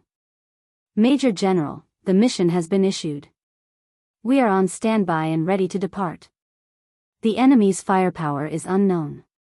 They have foreign support and local people covering for them. The General Assembly Hall and the military have made it clear that the local people are not to be harmed. They will carry out the assassination directly."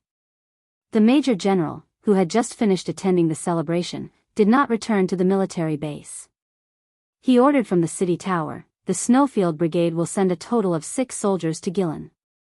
6 soldiers will go overseas to join the foreign operation and cut off the connection between the foreign and domestic cults." The domestic operation was carried out by Yi Qian, Pigeon, K7, T6, Q King, and Bai He. J5, who had just received the mission, immediately set off from the base with 5 of his comrades from the Snowfield Brigade. They were going to cooperate with the foreign military to maintain the peace between the 2 countries. Xia Jinyuan guarded a spot by himself. He put away his guns neatly and stuffed them into an inconspicuous travel bag. Dressed like a mountain climber, he left with steady steps. He did not ask about Yi Qian's current situation.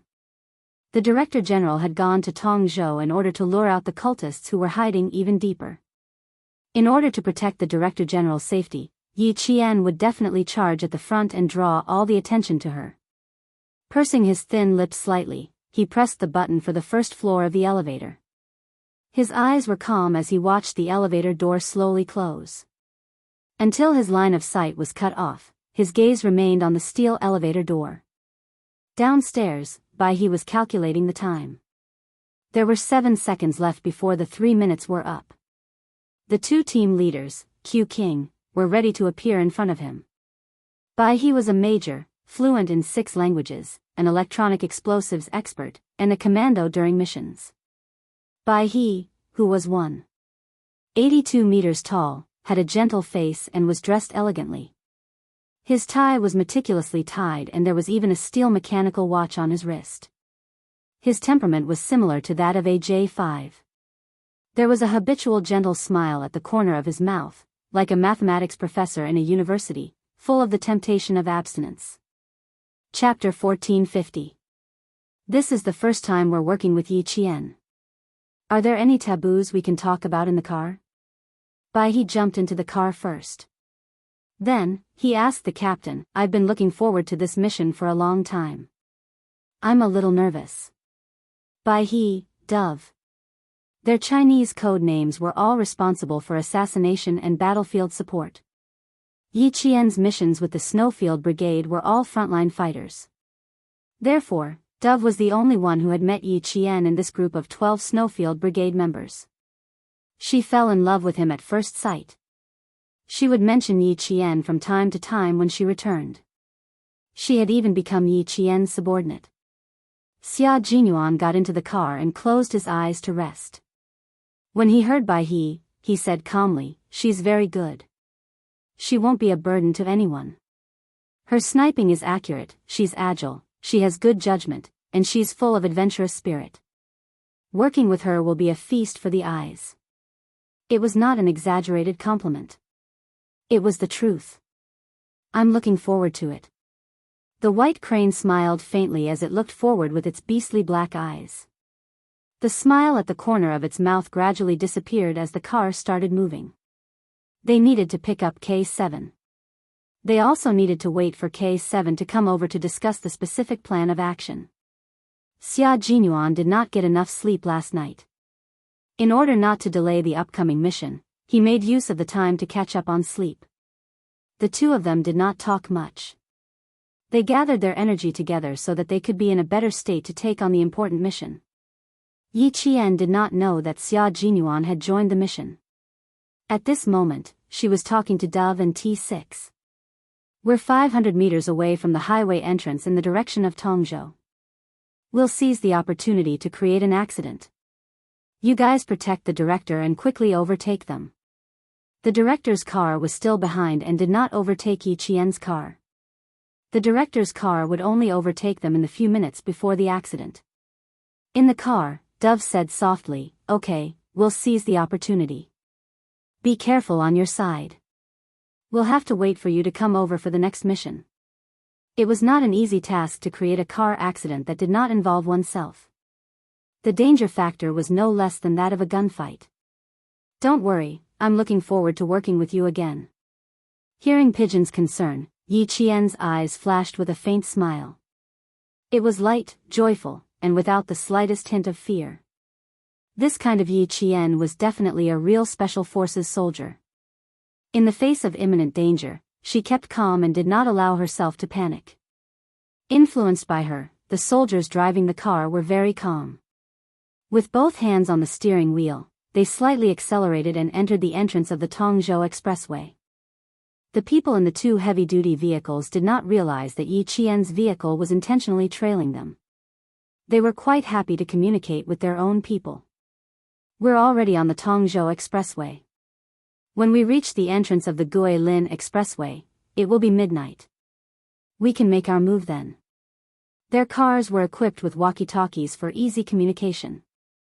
Sitting in the passenger seat, a middle-aged man in sloppy clothes kept chewing betel nut. After listening to the driver's conversation, a trace of panic flashed across his face. Someone on the other side of the walkie-talkie laughed maniacally. "The car is insured. Just hit it. If we succeed, we will have money in our hands, and the committee members will think more highly of us. When the time comes, our whole families will become ministers. Ministers close to the emperor." The young man sitting next to him added, "Uncle, you can also take the money back and marry a wife to warm your bed." The two drivers chatted happily. It seemed that as long as they succeeded in this accident, the future would be beautiful. There would be no more worries, and they could do whatever they wanted in the future. Chapter 1451. As they chatted, everyone in the two vehicles, including the middle-aged man who was initially a little afraid, became more and more excited. He kept rubbing the corners of his clothes and chewing on the betel nut in his mouth. Yi Qian and the others kept in contact and did not give them a chance to make a move in the middle of the night.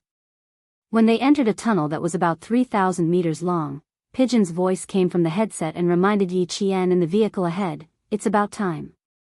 There are no cars passing by here for the time being. It would take 3 hours to get on the highway." Even though it was National Day, there was still very little traffic. In 1999, there were still very few private cars in China, and there might not even be a car several kilometers apart on a not-so-popular highway. The Tongzhou Highway was such a not-so-popular highway. The tunnel was dark, and 3,000 meters was enough for Yi Qian and the others to make a move. After Pigeon finished speaking, she asked again, "Are you driving now, or is someone from Zongnanhai driving?" It would be best to let someone from Zongnanhai drive. She was just afraid that Yi Qian would choose to drive because he was afraid of hurting his men. "Zongnanhai's brother is driving. I trained with him before." Yi Qian thought Pigeon was worried about the driver's skills, but he did not expect Pigeon to be so worried about her that she did not want her to drive. After all, Xia Jinyuan had said that Yi Qian had the best automobile company in southern province and had trained with the soldiers who were sent to Zongnanhai as automobile soldiers. Hearing Yi Qian's words, he was relieved and said to the Director General, "Don't worry, Yi Qian and the others will be fine. The people in the car will also be fine. The traffic police are already on standby." After the accident, the ambulance and traffic police will immediately rush to the scene to deal with it. You guys are too cautious. What's there to protect an old man like me? I'll have to report this to the General Assembly later. I'm not very satisfied with this arrangement. Ever since Yi Qian suddenly left in the bulletproof car he used to go to the city gate tower, the Director General's expression had not been good. Although she was a soldier, she was still young. He would rather have something happen to himself than the young lady. Pigeon and the T6 combatants could not respond to these words. They were just following orders and could not possibly question the General Assembly's arrangements.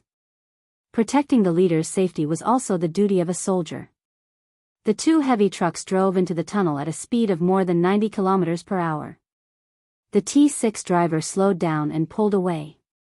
At the same time, he shot a look at the pigeons through the rearview mirror. They were going to overtake them the moment the accident happened. The car accident had to happen. This would serve as a warning to the cult, breaking through their psychological defenses and causing them to panic. This would achieve the goal of making them afraid. Besides, didn't the other party also want a car accident?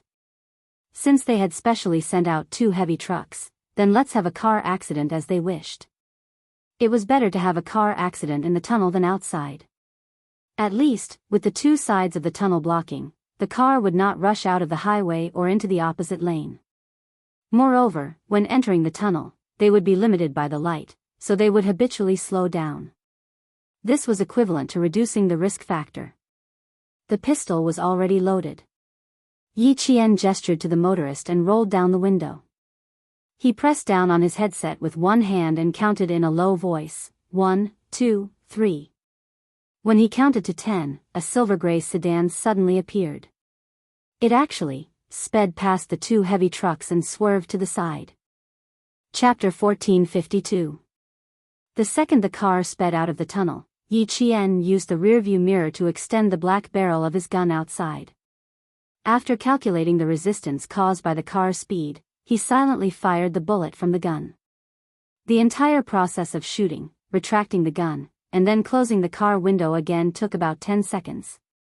10 seconds was enough for the T6 to drive the silver-gray sedan to the front. 10 seconds was enough for a car accident to happen. The sharp screeching of brakes rang out in the tunnel. It was so urgent that it scraped against one's eardrums painfully. Immediately after, there was a loud bang as the car hit the ground. The front wheel, which had been pierced by the bullet, lost its balance. The entire car swayed and leaned to one side of the tunnel, causing sparks to fly everywhere. The people in the car were scared out of their wits. They had all come here with their dreams in mind and did not want anything to happen to them. If something happened to them, they would have no money, no future, and nothing. Step on the accelerator and get out of here. Quick, get out of here. The young man's eyes were bloodshot as he shouted loudly. He did not want anything to happen to him. He was a trusted aide of the committee member, and the committee member had already said that he would get this done. He had money, a lot of money. The driver was already panicking, and he became even more flustered after being yelled at. He did step on the accelerator, but it was too late. As a result, the front of the car collided with the front of the car next to it, causing it to tilt uncontrollably. Bam! An even louder crash rang out. The two cars dragged each other for at least 50 meters before coming to a stop. In the car, the middle-aged man, who was originally scared, was twitching. The lower half of his body was drenched in sweat. He was so scared that he lost control of his bladder. The traffic police and the ambulance entered the highway from another entrance. They sounded the siren and sped towards the site of the accident. Yi Qian and the others even brushed past the ambulance and police car. One was leaving the scene of the accident, while the other was driving towards it. I'll drive when we reach the next toll booth. Thank you for your hard work. Yi Qian unloaded the gun's magazine and said to the driver, "We'll be proceeding with the next part of the journey. You'll need to report back to Zongnanhai." The driver nodded. All right, we're still 24 kilometers away from the next exit. No one mentioned the car accident. This was a mission, and a very small one. There was no need to discuss it. Pigeon's pleasant voice came through the earpiece again. Yi Qian's ears itched. His voice was pleasant to listen to, but now that it was so gentle, it really did have a hint of gentleness to it. Yi Qian couldn't help but restrain his expression. Well done, Yi Qian. You used a total of 9 seconds. Beautiful. Pigeon said this purely to praise Yi Qian. Of course, the Director General also said, the Director General said that you are very brave and capable. It was a very outstanding shooting from the car. The first shot did not give him a second chance to shoot. Relatively speaking, he also did not put himself in danger a second time. Accurate shooting had to be done on the first shot. If there was a need to fire a second time, not only would the enemy be more vigilant, but it would also give the enemy enough time to counterattack. Therefore, when the comrades of the Snowfield Brigade executed accurate shooting, they would only give themselves a chance to fire 1 bullet. Yi Qian pursed his lips and smiled. Luckily, they weren't driving too fast. It didn't affect the bullet too much. It wasn't outstanding. It's not good to be so modest at such a young age.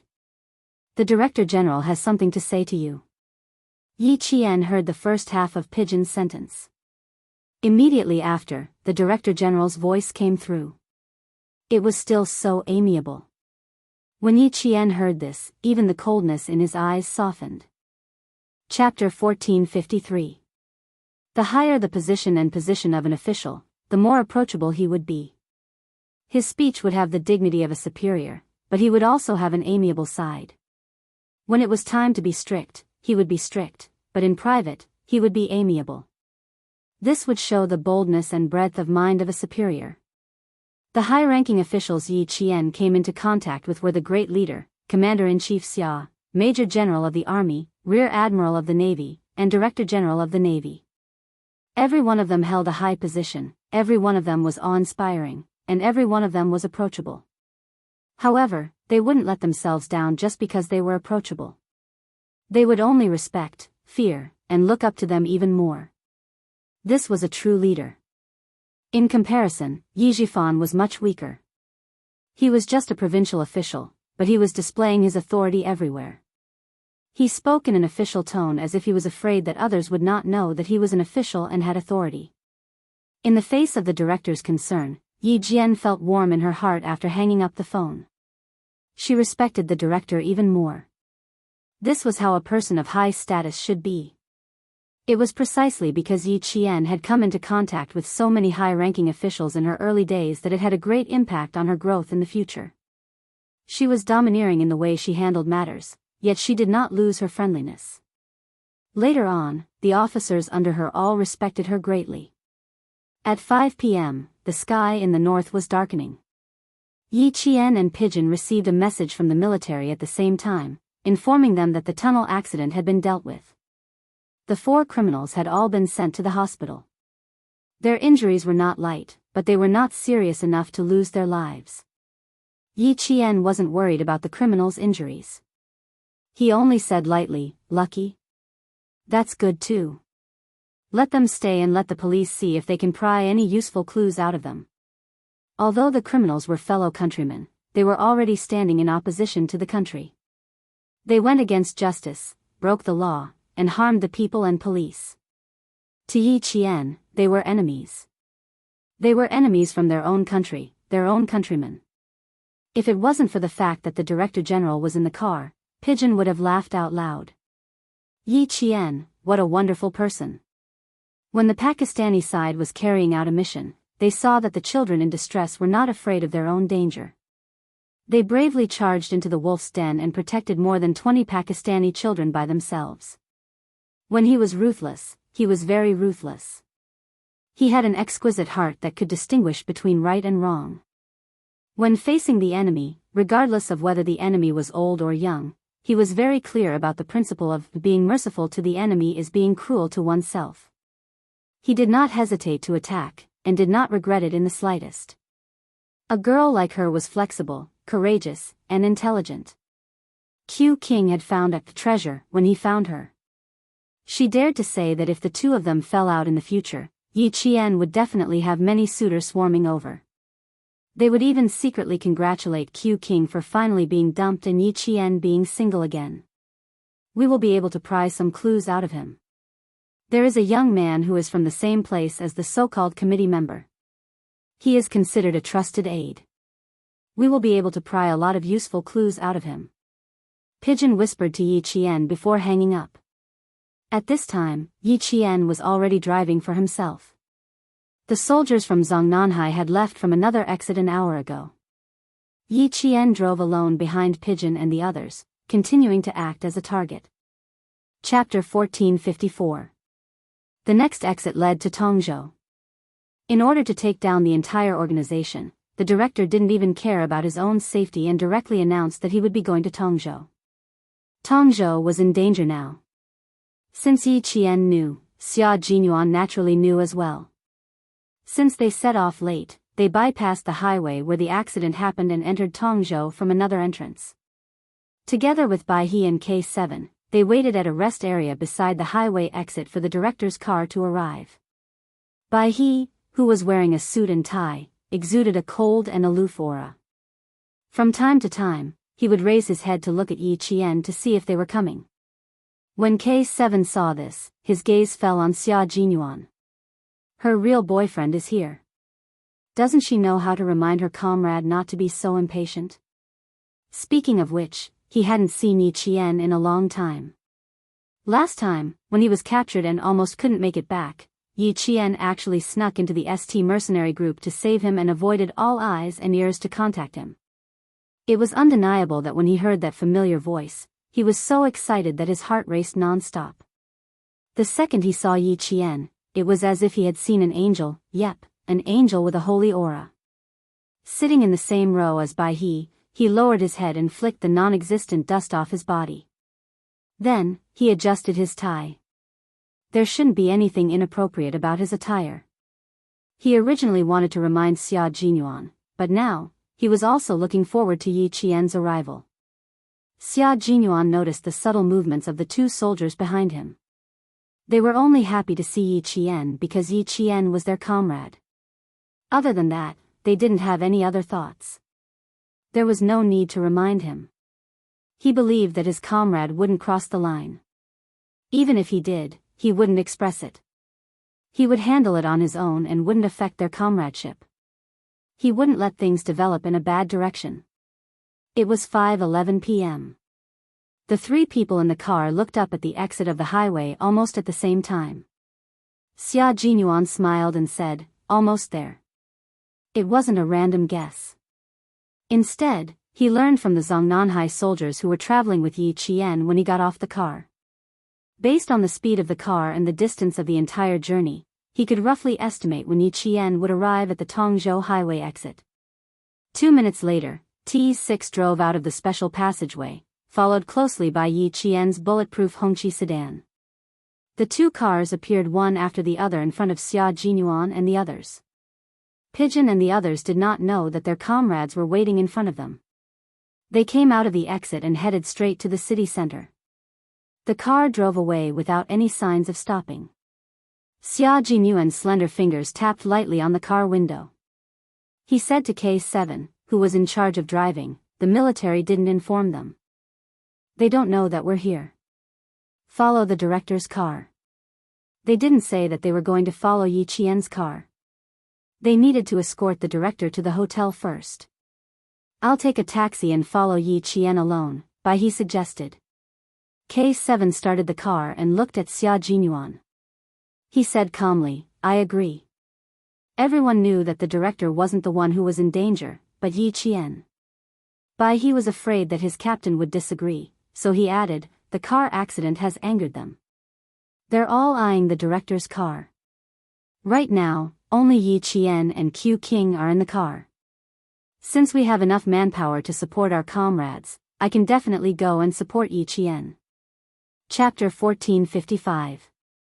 Xia Jinyuan, who didn't urge his comrade to drive, chuckled. His chuckle was low, gentle, and full of ridicule. His deep black eyes looked at K7, who was so cold that he seemed to have no desire for anything, and then at Bai He, who seemed gentle but was actually ruthless. He said slowly, "Yi Qian, she's not weak. It's not a matter of whether she's weak or not. What I mean is, since the situation allows, why didn't you send reinforcements in advance? Bai He frowned slightly. He didn't quite understand Xia Jinyuan's actions. K7, who favored Yi Qian in his heart, was even more reticent than G3.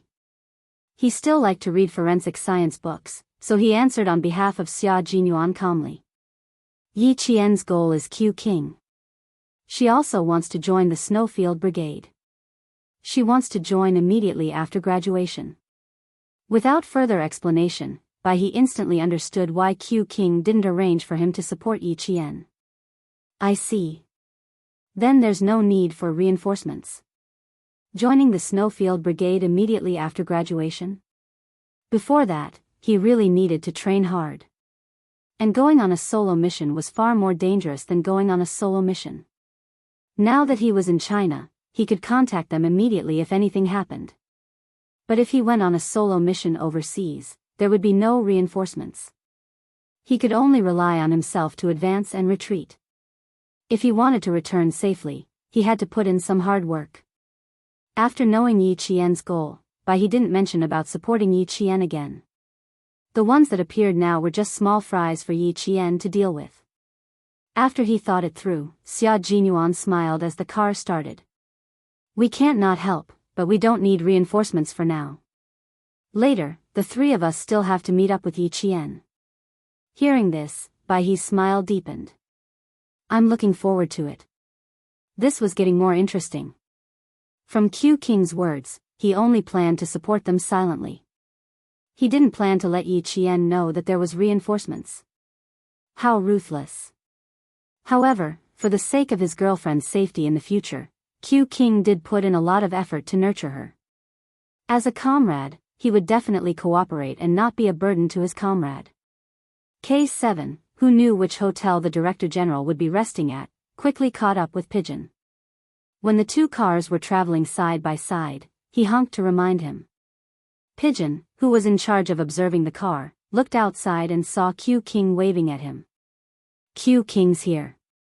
Q King, Pigeon, he said softly so he wouldn't disturb the Director General who was in the car with his secretary. T6 took a quick glance at the car as it made a turn. When he saw Xia Jinyuan, there was a flash of envy in his eyes. How great would that be? He would be able to carry out missions with his girlfriend and deepen their relationship. Even though Jia Xian was tempted to join the army because of what he said, but if she joined the Shuayu Brigade, it seemed like he was indulging in fantasy. Now that T6 was getting more and more interested in Njessen, he was trying his best to make her stand out.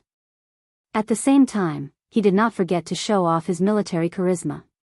This made Njessen, who was already influenced by Yi Qian, even more eager to join him. T6 felt that there was a need to make his presence known again so that he could coax the girl he liked to join the army. Then he would think of a way to get her closer to him. He didn't ask to fight side by side like Q King and Yi Qian, but only to see her during exercises. The two cars drove along the street and headed to the hotel where the Director General was staying. Chapter 1456. The Director General had two hotels in Tongzhou. The other one was used as bait, and Yi Qian was heading to that hotel. The sky gradually darkened until it was completely night. Neon lights were lit up, adding charm to the dark night.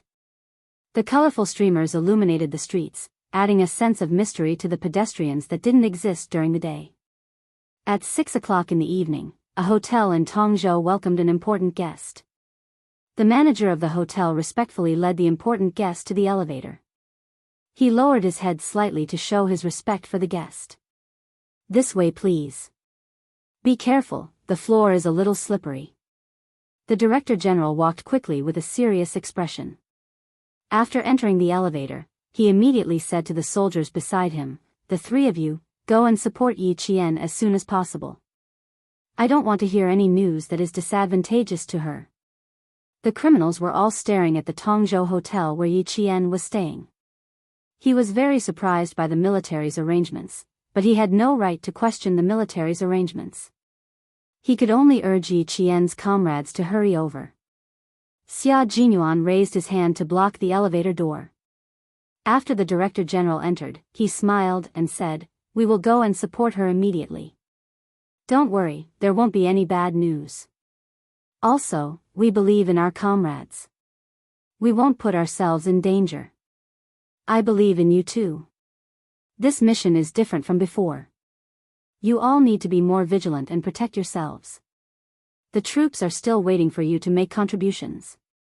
Your comrades are also waiting for you to return." The Director General did not know that the special forces that were sent this time were super elite special forces. The concern in his words warmed the hearts of every soldier in the Snowfield Brigade. Fighting for the country, fighting for their beliefs, and fighting for the leaders who contributed to the country was an unshirkable responsibility of every soldier. It was also a sacred responsibility. In Tongzhou International Hotel, someone in a room on the 5th floor took out his binoculars from time to time and carefully looked at the entrance of the hotel. When he did not find the target, he put down his binoculars angrily and paced back and forth in the room. Not here yet, not here yet. Did something go wrong? He was a little restless. He walked and stopped at times. In the hotel lobby, someone was reading a newspaper. Occasionally, he would look up at the entrance of the hotel, then look down at the newspaper in his hand with a gloomy expression.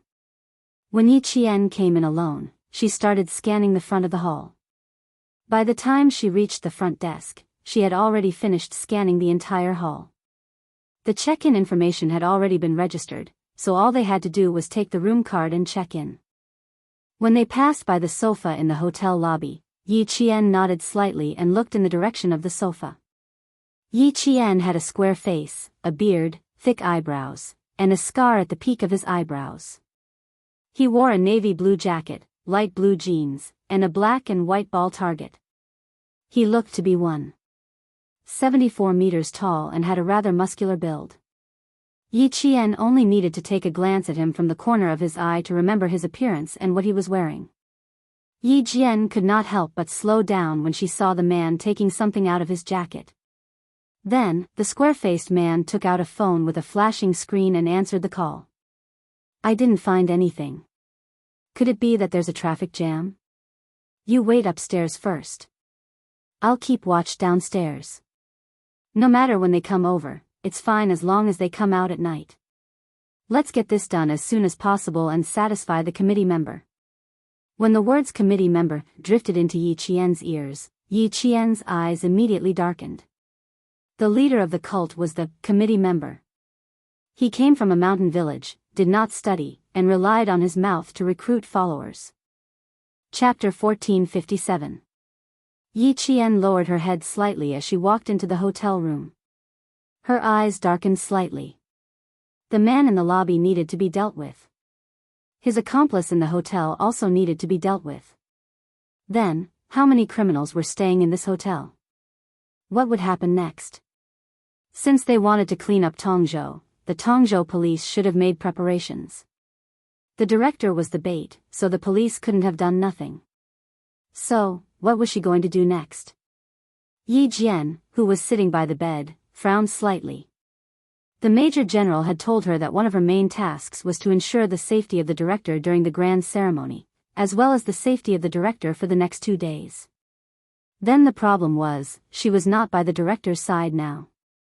The second mission was to enter a mountain village in Guilin and find the policeman who had been brutally dismembered by the criminals. The Major General had said that this was her follow-up mission.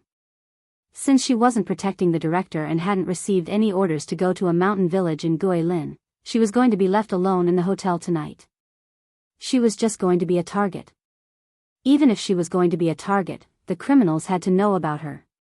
But it was obvious that the other party didn't know about her. Otherwise, the square-faced man would have taken a few glances at her when she walked past him. But he didn't. For a moment, Yi Jian couldn't understand the military's arrangement. She couldn't understand, but Xia Jinyuan knew. He had already guessed the military's intentions when Yi Qian drove into Tongzhou alone.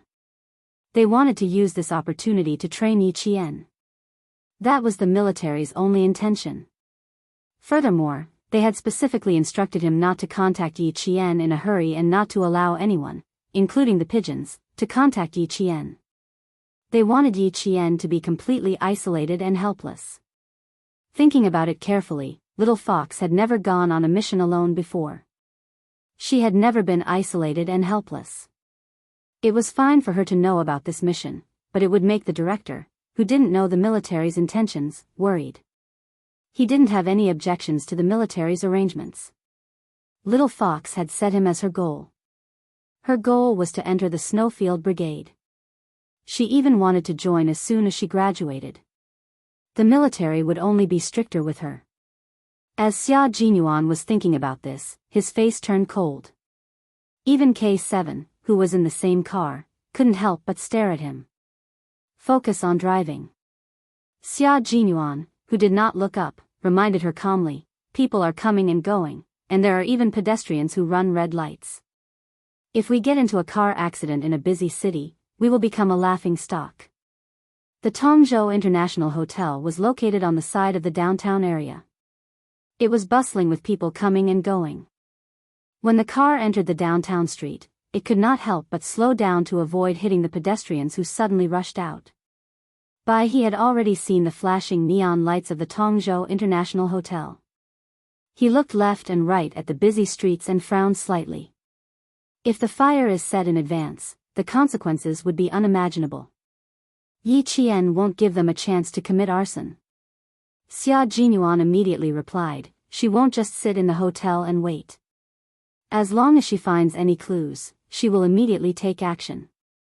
Besides, the Tongzhou police are secretly ambushing them. The entire Tongzhou International Hotel is under surveillance. No one will give the criminals a chance to set the hotel on fire. Now that they knew the other party's movements, they only needed to catch them in one fell swoop. Naturally, they needed to know the other party's situation at all times. The police of Guilin cooperated with the police of Tongzhou. Tonight, the Tongzhou International Hotel would not be too peaceful. Chapter 1458. Yi Qian, who knew nothing, knew that the hotel wasn't very peaceful tonight. She didn't wait in the room and returned to the lobby with a cup of coffee that was just right. The square-faced man was still there, but he looked increasingly impatient. He would cross his legs from time to time and put them down again. The newspaper in his hand was shaking, and his patience was running out. Yi Qian narrowed her eyes as she walked past. When the man suddenly changed his legs, she walked over without a trace and tripped him. The coffee spilled on the square-faced man's clothes, and she tripped over him. She staggered a few steps forward and fell head first into the sofa. Do you have eyes? The square-faced man didn't think he was in the wrong. Instead, he scolded Yi Qian, do you know how to walk? You spilled all over me. Yi Qian, who pretended to be unsteady, quickly apologized, sorry, I didn't pay attention to my feet. I'm so sorry. Are you scalded? If your clothes are wet, I'll pay for it. Or do you want to change in the bathroom and I'll hand it over to the hotel for dry cleaning? Sometimes, good-looking people were treated well. The fierce-looking square-faced man saw the face of the woman who had spilled coffee on him, and his attitude changed for the better. Although he was still angry, at least he didn't scold her anymore. He only said, be careful. After that, he stood up and glanced outside the hotel, then walked towards the bathroom. Yi Qian, who had apologized again and again, looked at the back of the square-faced man. The corners of her mouth turned up slightly. After confirming that he was walking towards the bathroom, she followed closely behind. The man on the left and the woman on the right. Yi Qian pushed open the bathroom door that was slowly closing and hung the "Cleaning in Progress" sign on the door handle of the men's bathroom door. Then she dashed into the men's bathroom. With a click, the bathroom door was locked. The square-faced man, who was taking off his jacket, didn't pay attention to his back. By the time he realized that something was wrong, it was already too late. Yi Jian's movements were very fast. Just as the man took off one of his sleeves, she took a step forward and grabbed the sleeve. Before the man could take off the other sleeve, she picked up the sleeve and covered the square-faced man's head with it. Who are you? What are you trying to do? The square-faced man, whose head was covered, didn't even have time to react. All he felt was a blur in front of his eyes. Then, he couldn't see anything, let alone see who was behind this. His other hand was grabbed by Yi Qian along with his shirt and head. Yi Qian grabbed his sleeve and quickly wrapped it around the man's chin. The square-faced man had no chance to struggle at all. Yi Qian nimbly threw him over his shoulder, and his entire body was restrained by Yi Qian. Ugh, let go. Let go. The man's chest was in pain from the fall, and he struggled with all his might. He looked tall and strong, but how could a man without any skills deal with Yi Qian, who was from the special forces? After struggling for a while, Yi Qian knocked him out. Against such a person, Yi Qian did not feel any sense of accomplishment. It was too easy. About 3 minutes later, the square-faced man's voice suddenly came from the bathroom. Fuck, he's still not here at this time. Will there be a problem? Don't tell me he won't come. Why don't you come out and take a look? Don't tell me you've already entered the hotel and I didn't see you. That can't be. You suspect that you saw wrong? The voice came from the phone. Yi Qian's eyes flickered as he held the phone and said, I don't know. Anyway, I didn't see him. Come out and get me. Let's discuss if we should call the committee member. The voice belonged to the square-faced man. Chapter 1459. On the other end of the phone, the square-faced man's partner's breathing obviously quickened. When Yi Qian heard this, a faint light flashed in the depths of his eyes. It was obvious that the other party was not only confused because things did not go according to their plan, but also because their emotions were fluctuating. This was a good thing for her. The committee member has high hopes for us. If we don't even know how to light a fire, how are we going to explain it to the committee member? If we don't do a good job, Mr. Charlie definitely won't contact the committee member for us. The man on the other end of the phone was obviously anxious, as if a broken pot was about to break. Motherfucker, if we really can't do it, we'll just set the place on fire at 1:00 in the morning. Who cares if the secretary or bureau chief has checked in? Let's start the fire first. Set the place on fire at 1:00 in the morning, Mr. Charlie, committee member. Yi Qian, who caught the sensitive words, immediately realized that the square-faced man and the man on the other end of the phone were only able to contact the committee member through a man named Charlie. In that case, these people were all small fry. Small fry also had their advantages. They were timid, afraid, and easily frightened. Let's find Mr. Charlie first. That's fine too. We'll just set the place on fire anyway. Alright, cut the crap. I'll come up and find you. Yi Qian's voice was the same as the square-faced man's. The square-faced man's voice was mixed with a Guilin accent, and Yi Qian's voice was Guilin accent. In her previous life, Yi Qian had been forced by Ying to wander all over the country without a fixed residence. He had also lived in Guilin for 2 months. At this moment, he had really helped her a lot. Come up first. I'll pick you up at the elevator. On the other end of the phone, the square-faced man's partner was obviously out of ideas. He raised his hand and pulled the curtains open again to look down at the hotel. Seeing that there were no cars driving in, he said, Come up first, quick.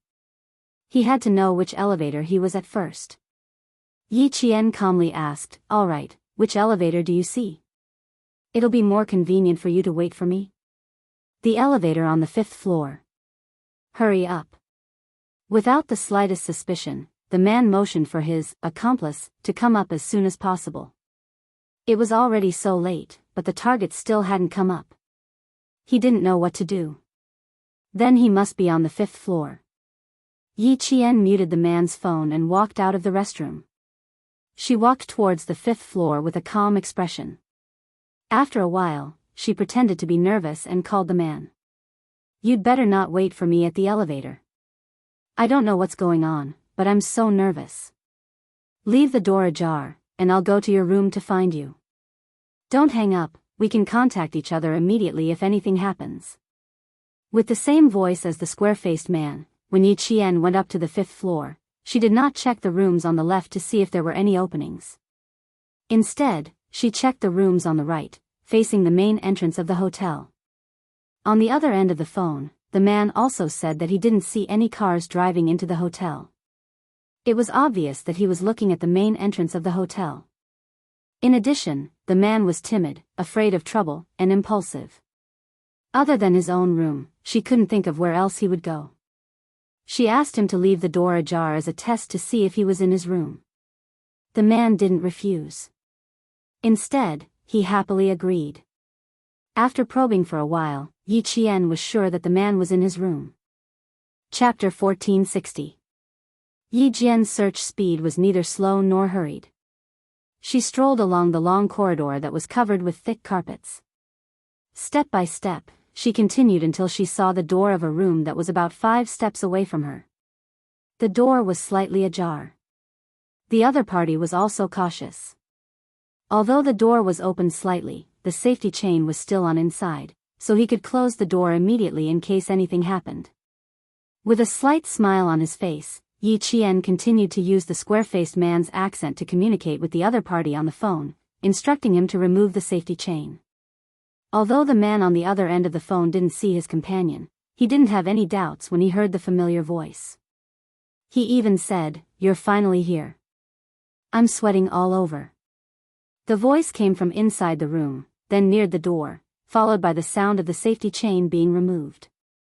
Yi Qian, who had been waiting for this moment, flashed out from the side, and closed the door. The entire process took about 30 seconds. In the room, a thin and small man, about 1.65 meters tall, about 25 or 26 years old, stared at the uninvited guest with wide eyes. Who are you? What are you doing?" He was knocked down by Yi Qian, who rushed in. Fortunately, the hotel room was carpeted, so he didn't hurt much. As the man spoke, he got up. "What are you doing? You must have walked into the wrong room." Yi Qian, a young girl with delicate eyebrows and neat bangs, was wearing a business suit. No matter how the young man looked at her, she seemed harmless and not dangerous. "Contact Mr. Charlie and tell him the plan." After rushing in, Yi Qian grabbed the silver wire that hadn't been wrapped around her wrist for a long time. She walked past the young man, who was only wearing a short-sleeved t-shirt because the heater was turned on in the room.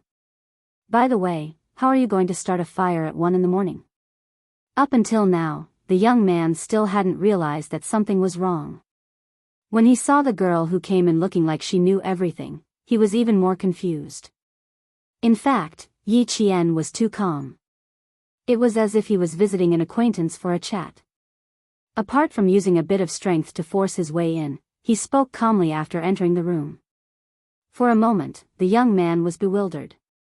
When he heard her mention Mr. Charlie and the fact that she had set a fire at 1:00 in the morning, the young man was the first to be shocked. His expression changed as he blurted out, "How did you know?" "I know a lot. We still need to keep an eye on the ground. We can't come up. Keep an eye on this side too." Yi Qian looked around and confirmed that he was the only one in the room. He didn't have any dangerous weapons on him. He sat down on a round chair by the window of the hotel. His eyes were cold as he looked at the young man sternly. "Set fire. If they come on time, it won't be a problem to set fire to them." But they didn't come. "It's best to ask Mr. Charlie first." The young man didn't look like a repeat offender at first glance. Yi Jian's half-truth and half-lies, coupled with the imposing manner of a strategist, made the young man, who was originally baffled, suddenly seem to have found his backbone. He quickly sat on another leisure-round chair and looked at Yi Jian up and down. After a while, he said, "Who the hell are you? Why haven't I seen you before?" As he spoke, he couldn't help but straighten his body. His eyes were vigilant and he questioned without much confidence, "Tell me who you are first." "I'm someone the committee member arranged to help you at any time. Otherwise, how would I know about your plan? The car accident plan this morning has already failed. So this time, as long as the target appears, we must succeed. We can't afford to fail."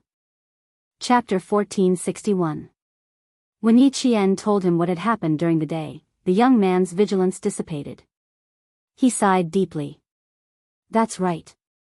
They couldn't do it and made things difficult for me and Brother Xiong. Mr. Charlie isn't here. Alright, I'll contact Mr. Charlie. If he doesn't come, should we still set the place on fire? Then he glanced at Yi Qian and asked in confusion, why didn't my uncle mention that he would arrange for someone else to come? He only told me that old Dong and the others would come to help me. He didn't mention a woman like you. This sentence made Yi Qian feel that something was amiss. It sounded like this young man had some status. Old Dong should be the square-faced man. How many? Where are the rest of them? He had to find them. If you didn't suddenly ask Old Dong to come up, I wouldn't have appeared. Old Dong can only stay in the lobby.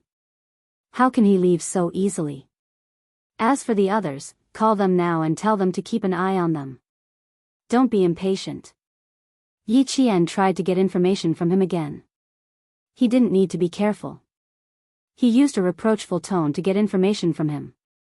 If you ask this person to come up and ask that person to come up, what if the person you're waiting for appears? Don't you know the identity of the other party? How to get information from him and how to get the information he wanted as soon as possible. These were all skills that a special forces soldier needed to know. After the young man finished calling his companions, the smile on Yi Jian's face deepened. It was the first time he was fighting alone, and he was facing a powerless enemy. He wondered if he was lucky. Yi Jian was indeed lucky. She met a guy who wanted to earn some credit so that he could go back and ask his uncle to put in a good word for him to make a fortune. 5 minutes later, the young man called the other 4 accomplices. After hanging up the last call, he said proudly, "Keep watch. There won't be any problems." One was guarding the back door, one was watching the parking lot, one was hiding in the hotel's computer room, and the last one was at the door opposite the young man. Yi Qian knew that it was about time for him to take action. All he needed was for the other party to contact Mr. Charlie. The clock pointed to 9 p.m. Xia Jinyuan, who was sitting in the car, looked at the time and said to K7, "Contact Yi Qian and ask her if she found anything." Yi Qian had planned to keep the young man alive to see if he could find more clues. However, when he heard that his uncle also wanted to meet the committee member, Yi Qian knew that there were no other useful clues. Hearing K7's voice, Yi Qian, who had tied up the young man with the bedsheet, lowered his voice and said, "The criminals plan to set the hotel on fire at 1 a.m. tonight. I have already found several of their accomplices at the hotel, and one of them was not at the hotel." She told them everything she knew so that the 3 people in the car could hear her clearly through the hands-free mode of the phone. Xia Jinyuan raised his eyebrows slightly and smiled at Bai He. He had said that his little fox wouldn't just sit around and wait for death. She was already taking action. "Yi Qian, take care of the other 4 criminals." Xia Jinyuan finally spoke. He said slowly with a hint of coldness in his voice, "No one is supporting this operation. Think of a way to take care of it alone." Chapter 1462. Xia Jinyuan's cold voice came through the phone, and Yi Qian was stunned for 3 seconds. It wasn't because of what he said, but because of his arrival. She had been in contact with pigeons all the way from Beijing to Tongzhou. Why was Xia Jinyuan here? Is there a problem? While she was stunned, she heard his cold voice again. This time, it sounded like an order. Yi Qian's expression was tense as she replied, "No problem, I will deal with the remaining criminals as soon as possible. However, Mr. Charlie needs backup. He is too close to the hotel, and if there is any movement, he will immediately run away." She didn't ask why he wanted her to deal with all the criminals in the Tongzhou International Hotel alone. Faced with an order, she chose to obey. K7 glanced at Xia Jinyuan. Seeing that his captain nodded in agreement with Yi Qian's request, he said to Yi Qian, "Okay, be careful." Just as he was about to hang up, he seemed to have thought of something. His calm voice became a little darker. "A soldier can be a king. Every soldier of the Snowfield Brigade is like that." For a person who was so calm and emotionless to suddenly say something so emotional, let alone Yi Qian, even Xia Jinyuan and Bai He were surprised. No, it should be said that they were surprised. "I understand. Thank you for the reminder. After Yi Jian recovered from her shock, she replied with a smile, That's great, that's really great. Even K7 cares about me. Does that mean that all the special forces from the Shuiyu Brigade have accepted me as their comrade? Yi Jian thought. K7 told her that every soldier of the Snowfield Brigade could fight alone. They had the ability to fight 1 against 10. It wasn't that their comrades didn't want to support them, but that they believed in their combat ability. Yi Qian had no problem dealing with a few small fries. He tied up the young man's limbs and dragged him directly to the bathroom.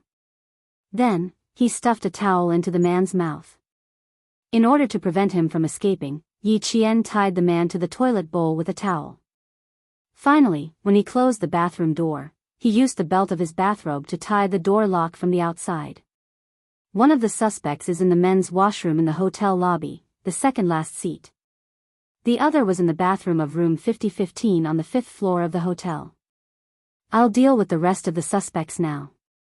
Yi Qian told K7 the location of the suspect that had been taken care of. The rest of the cleanup work could be left to K7 and the others or the Tongzhou police. With that one word, he ended the call and turned to Xia Jinyuan. The follow-up work will be handled by the Tongzhou police. Will the criminal, Mr. Charlie, also be handed over to the Tongzhou police? For the police, this was an opportunity to perform meritorious deeds. Moreover, the Snowfield Brigade couldn't easily interfere with local affairs. Naturally, they had to ask clearly. Inform the Tongzhou police and tell them the location of the 2 suspects that have been arrested. Don't say anything else for the time being. If they need our help, it won't be too late to take action. Xia Jinyuan was also well-versed in local politics. Although they had a high chance of winning, since the Tongzhou police were already deployed, they would definitely complete the task successfully.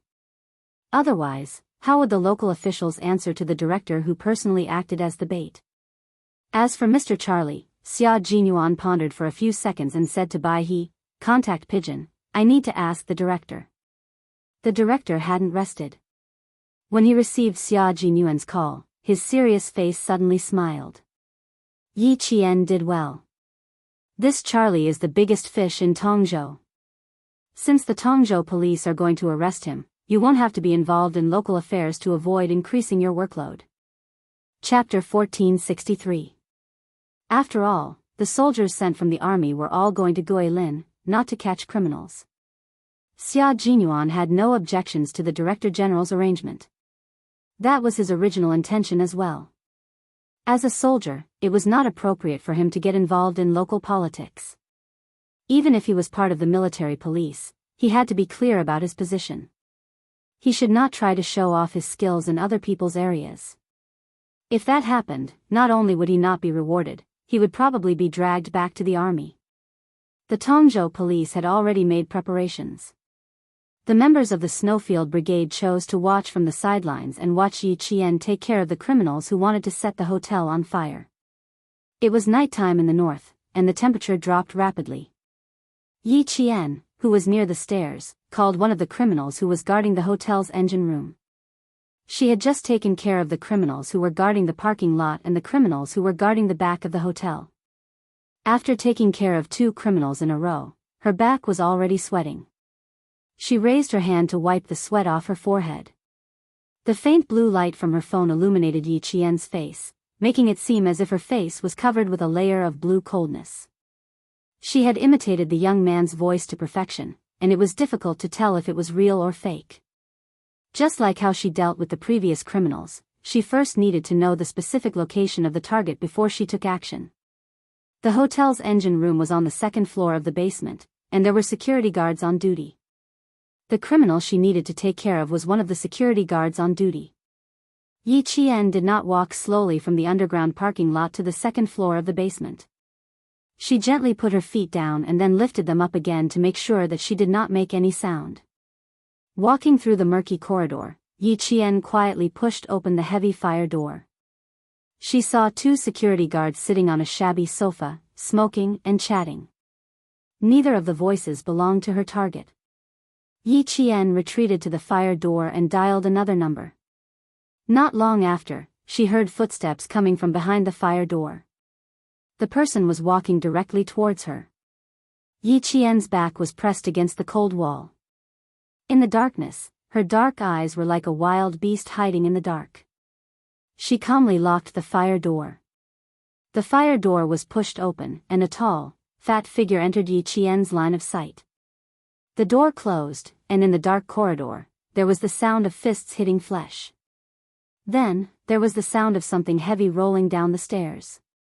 Finally, there was the sound of someone struggling to break free and letting out a frightened moan. Yi Qian pulled out the man's belt and buckled it into the man's mouth. He then wrapped the belt around the man's head and locked it in place. The man could only make muffled sounds. The criminal, who was wearing a security guard uniform, also helped her. He took out the decorative belts and tied them together. Then, with another belt, he tied the criminal's legs together. Even in the dark, Yi Qian tied the criminal's hands and feet tightly together. At this moment, the tall, fat, and strong criminal was tied up in a reverse arch by Yi Qian. His chest and stomach were pressed against the cold ground. His chin was raised high, and he had no strength to struggle at all. The third one was dealt with. She takes an average of 5 minutes to deal with one. K7, who received another call from Yi Qian, raised his eyebrows slightly. There was a subtle smile on his indifferent face. He said to Bai He, "Are you looking forward to meeting her even more?" Bai He nodded. The smile on his handsome face was much deeper than K7's. "That's right. I'm looking forward to it more and more. These few people are nothing to her." Xia Jinyuan, who had been calm from the beginning to the end, smiled gently. No one knew better than him how powerful his little fox was. His little fox wanted to ascend to the throne, so it was not a big deal for her to deal with a few small fries. Chapter 1464. Xia Jinyuan waited quietly for Yi Qian to resolve the dangerous situations in the hotel one by one. He waited quietly for her to complete her mission for the night. The Major General sat alone in his office with his head lowered as he worked.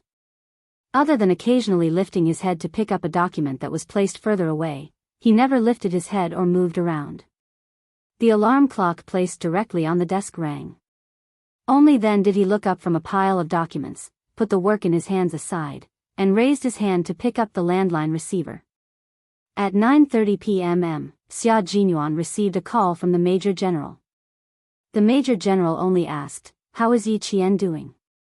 Xia Jinyuan seemed to have been waiting for the Major General to call. When he heard the Major General's call, he replied calmly, "The cleanup has been completed. The Tongzhou police are cleaning up the dangerous items in the hotel according to the criminal statement. Yi Qian is doing very well. She took a total of 1 hour and 7 minutes to get rid of 6 criminals. At the same time, she assisted the Tongzhou police in apprehending one of the main criminals in Tongzhou. It was not a difficult task for Yi Qian to watch." The Major General, who originally had a serious expression on his face, smiled faintly. "Xiao Yi, this is the first time you have completed a mission without carrying any weapons. You have a good start." To Yi Qian, this was a mission, but to the military, this was her first time fighting alone. It was also a test. "Yes, it is indeed a good start. Major General, I wonder if the military is satisfied?" Xia Jinyuan's thin lips curled up as he asked with a smile. His unfathomable black eyes gazed out of the car window. Inside the car, the neon lights were reflected, adding warmth to his cold eyes. "I think you should be very satisfied." His question and answer made the Major General laugh out loud. "It seems that you have already guessed my intentions." "Not bad. Yi Jian has the whole situation under control. She has submitted an answer that has satisfied the military for the time being, and also made me feel relieved for the time being." Everything was, for the time being, which meant that the test for Yi Qian had just begun. The military wanted to see if she could calmly face a one-on-one battle. They also wanted to see if she could quickly find a solution when she fell into a situation where she had no support and no clue but had to carry out a certain mission. Although the mission to rescue K7 was also a solo mission, at least the goal was clear. He knew that there were reinforcements behind him, and if there was any danger, he could immediately contact his comrades. But this time, there was no clear target, no definite information, and no idea if there would be any reinforcements. Not a single clue was given to Yi Qian, and he had to find it on his own. The Major General was actually a little nervous when he made the decision to let her carry out a mission without any clues. In addition to being daring and careful in carrying out this kind of mission, one also needed to know how to look for clues, how to control the whole situation, and how to further communicate with the criminals. At the same time, one also needed to complete the mission in secret so that one could successfully escape. Yi Qian had to think about all of this by himself. He had to do it by himself. There could not be any accidents in between. Just like this time, once she was exposed and the criminals noticed something strange, they might set the place on fire in advance and use the most extreme method to fight against the police. Xia Jinyuan sneered. It is also because you believe in her and are willing to give her a chance. If he did not believe in Little Fox, how could he let her fight alone? How could he arrange such a mission to train her? Chapter 1465. The smile on the Major General's face tightened and his eyes sharpened as he explained his plan to Xia Jinyuan. You hope that she can enter the Snowfield Brigade directly after graduation. What about me? Pigeon's team can't be led by you all the time. You need a leader. This was the reason why Yi Qian was being nurtured with all his heart. It was because she had the ability to lead the entire team. Moreover, her overall ability was above average and was comparable to that of Xia Jinyuan. When the leader recommended Yi Jian to go to the capital to protect the Director General, he was already thinking further. He immediately discussed with the military headquarters not only to let Yi Jian go to the capital to protect the Director General, but also to let her join the cleanup operation and arrange for her to act alone. At the same time, the Major General and the military had promised that Yi Qian would become a qualified Special Forces soldier within the next 4 years. She would be able to enter the Snowfield Brigade immediately. If Yi Qian wanted to become an outstanding Special Forces soldier like Xia Jinyuan and the others, she would have to train hard. Based on her outstanding performance in the past few years and her hard-working personality, it was possible for her to enter the Snowfield Brigade directly after graduation like Xia Jinyuan. Thank you for your trust in her. I can also promise you that Yi Qian will not let you or the military down. She was even willing to put aside her hatred for the time being just to become an outstanding Special Forces soldier. Xia Jinyuan completely believed in the girl he loved and would not disappoint those who had placed their hopes in her. As for himself, as her goal, it could be said that he had witnessed her growth along the way. It was so exciting and so difficult. Step by step, every step was so steady and steady. She did not take any shortcuts. How could Yi Qian not become an outstanding Special Forces soldier like this? The Major General also believed that Yi Qian would not disappoint him. After giving Xia Jinyuan a few instructions with a cold expression, he said, "The director has been very worried. Once you're done with your work, get Yi Qian to pigeon call the director to let him know that you're safe." The director was not aware of the military's arrangement for Yi Qian's test. To the director, Yi Qian staying in the Tongzhou International Hotel alone was like a live target. To the military, it was a test for Yi Qian. There was no danger at all.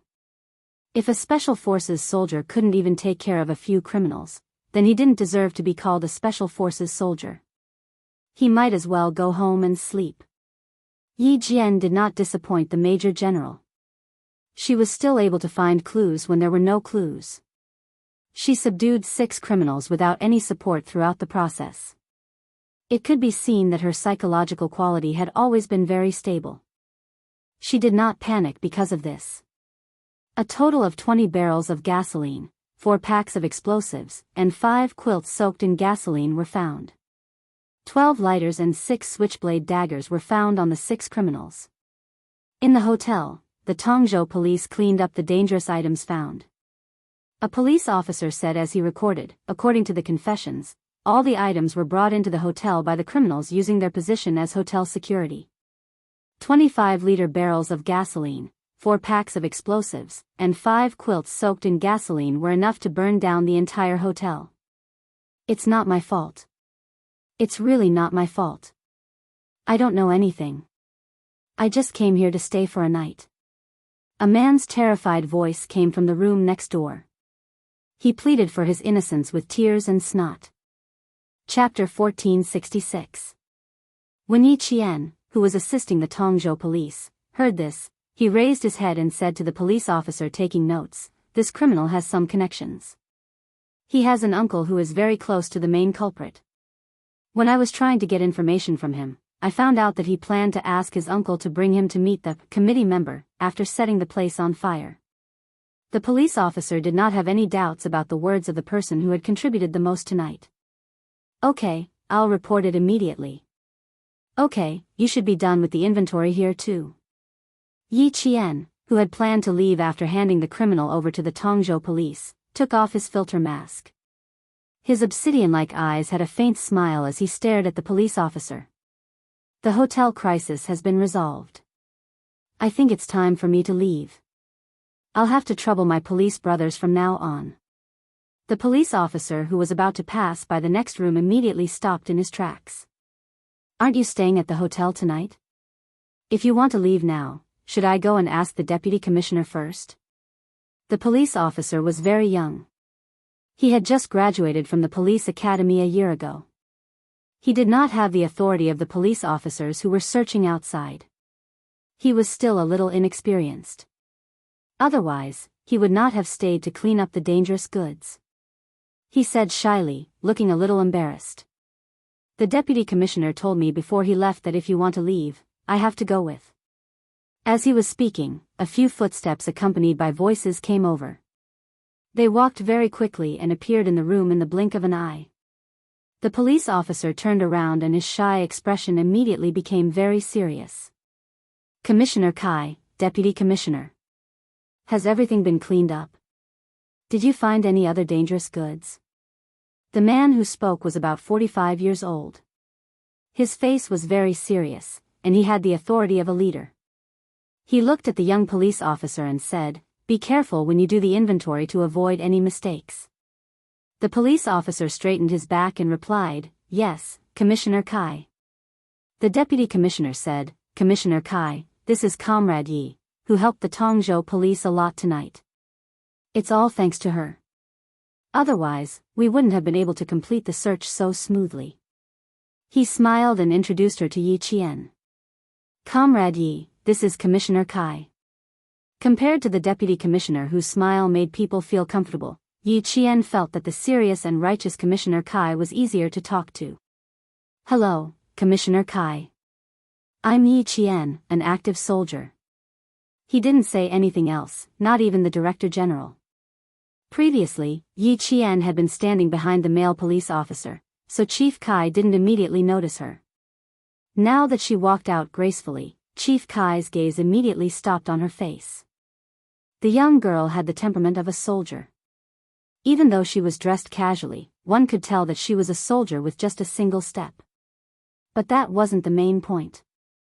The main point was, when Chief Kai saw the young man's face clearly, his expression quietly changed. His cold eyes flashed slightly before he reached out his hand. "Thank you for your hard work, Comrade Yi." The young face was also a familiar face. It was just that one of them had fallen into eternal slumber, while the other had been reborn. Another face that was sealed in his memory flashed through his mind. Looking at the familiar face in front of him, Chief Kai's heart thumped like a drum. He looked around the room that was filled with the smell of gasoline. Chief Kai's gaze deepened, and he once again casually sized up Yi Qian. "Let's go outside and talk. Little Zhu will take care of everything here." Little Zhu was the male police officer who had been talking to Yi Qian just now. Yi Qian noticed that something was wrong with Chief Kai's gaze and nodded with a smile on his face. He followed Chief Kai out of the room. The deputy commissioner tactfully stayed behind and didn't follow. Chief Kai obviously had something to ask, so he didn't need to follow. Chapter 1467. As Chief Kai walked, his arms swung back and forth in his police uniform. Yi Qian was all too familiar with his steely aura. Chief Kai was a retired soldier who had been transferred to civilian work. At that thought, Yi Qian's eyes darkened. Her features were very similar to her mother's. Grandfather Zhen said that any old friend who knew her mother would know whose daughter she was once they saw her. Could it be that Chief Kai, who was a retired soldier, knew her mother? Wasn't that too much of a coincidence? But she couldn't help but suspect it. The way Chief Kai looked at her, he was indeed reminiscing about an old friend through her. Could it be her mother? Could it be that much of a coincidence? She knew too little about her mother. She knew so little that even though she suspected that her mother's death might have something to do with old Madame Yi and Sun Yaozu, she didn't know where to start investigating. For a moment, Yi Qian's calm mind became a little unstable.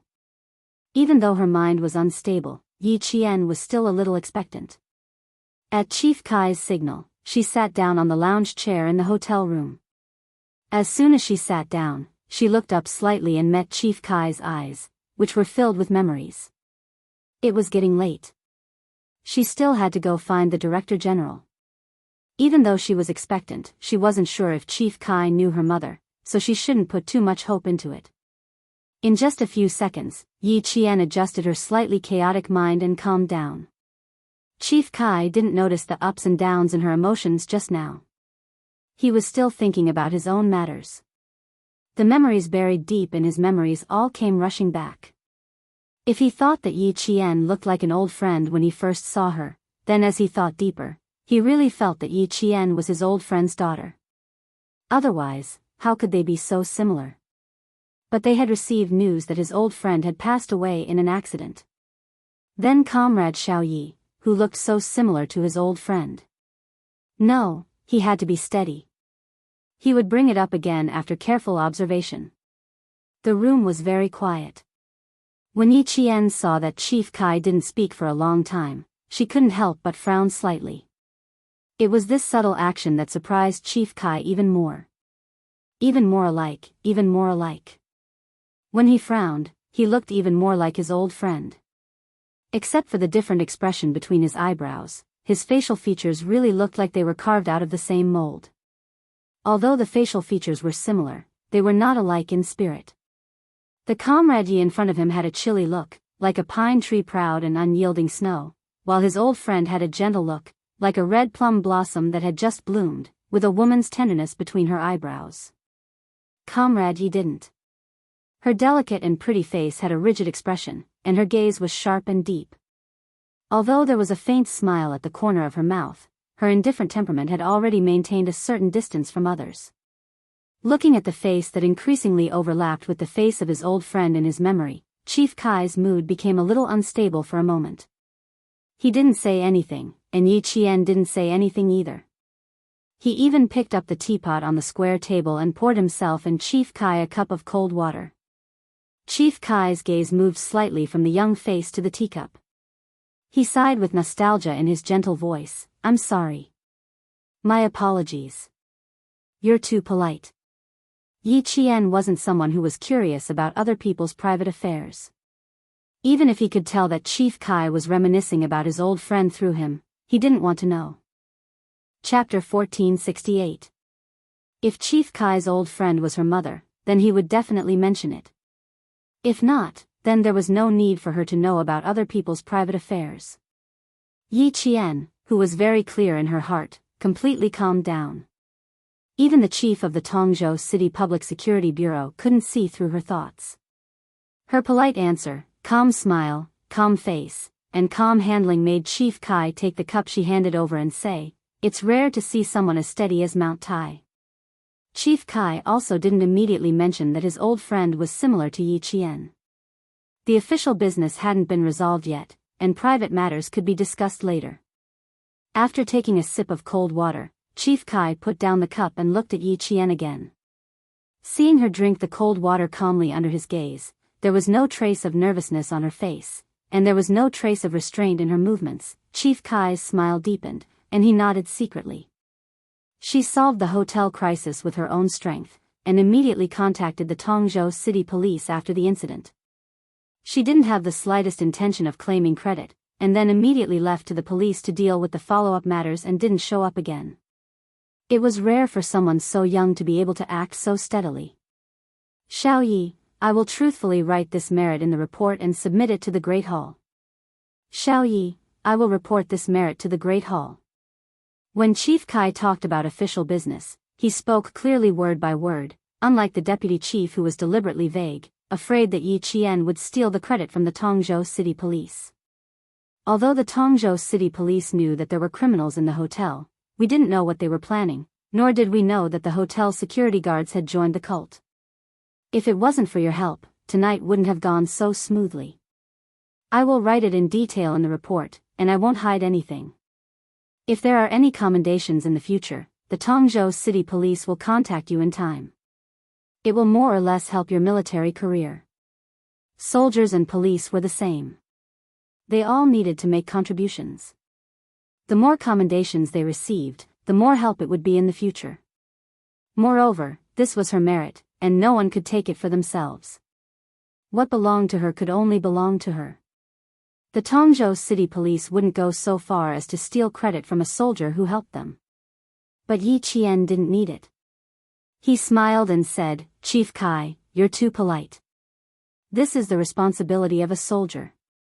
Besides, I didn't do anything else. I just caught a few criminals while I was at it. The final follow-up work was finished by the Tongzhou Police. The ones who really worked hard were the Tongzhou Police. Just like his old friend, although she was a woman, she was an upright person. She was never fond of grandiose achievements, nor did she enjoy being in the limelight. After drinking half a glass of water and chatting for 4 to 5 minutes, Chief Kai relaxed after hearing her attitude towards the matter. He leaned back in his chair and gazed deeply at Yi Qian. Comrade Xiao Yi, I'm sorry to take the liberty of asking you a few personal questions. If you're unwilling to answer, you don't have to hold back and just say it. If he didn't get to the bottom of this, he would feel regret. Yi Qian's hands tightened around the glass of water. His expression didn't change as he smiled and said, Please go ahead. Facing Chief Kai's deep gaze, Yi Qian knew that he was deeply missing his old friend at this moment. His originally calm heart stirred again. He thought that Chief Kai didn't plan to talk about his old friend, but he suddenly mentioned it when he was about to leave. Yi Qian's heart was filled with hope again. Chapter 1469. How great would it be if Chief Kai really knew her mother? He didn't say it immediately. He stared at her for a long time before sighing. You look very similar to an old friend of mine with the surname Sun. Your features are very similar, but your temperament is completely different. Old friend with the surname Sun.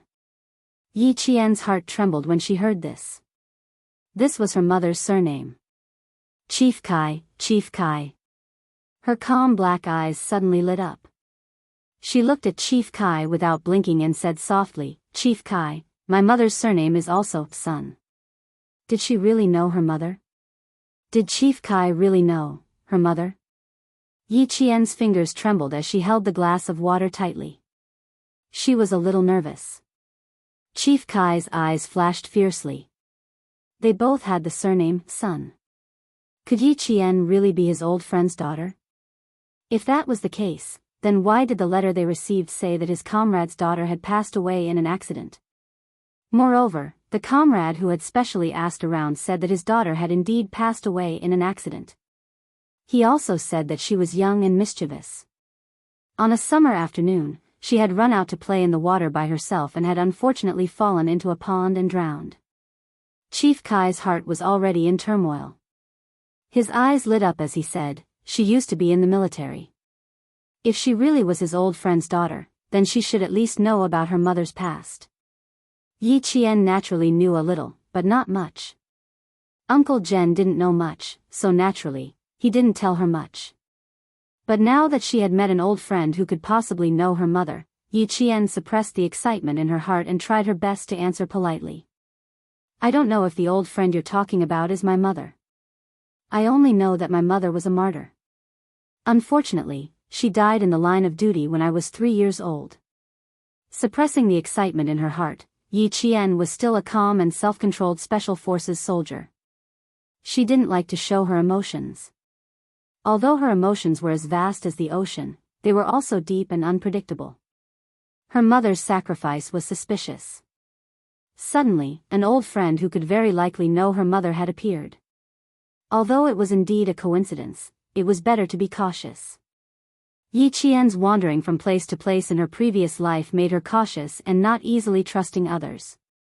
Your mother and my old friend are somewhat similar. She was indeed a soldier. 17 years ago, she died in the line of duty. Yi Jian probed carefully, and so did Chief Kai. He didn't say anything more or less, but he just happened to say something useful. Chief Kai was cautious because he had learned that the daughter of his old friend had passed away in an accident. Yi Jian, on the other hand, was suspicious and reserved because of her mother's sacrifice. She did not take the initiative to start the conversation.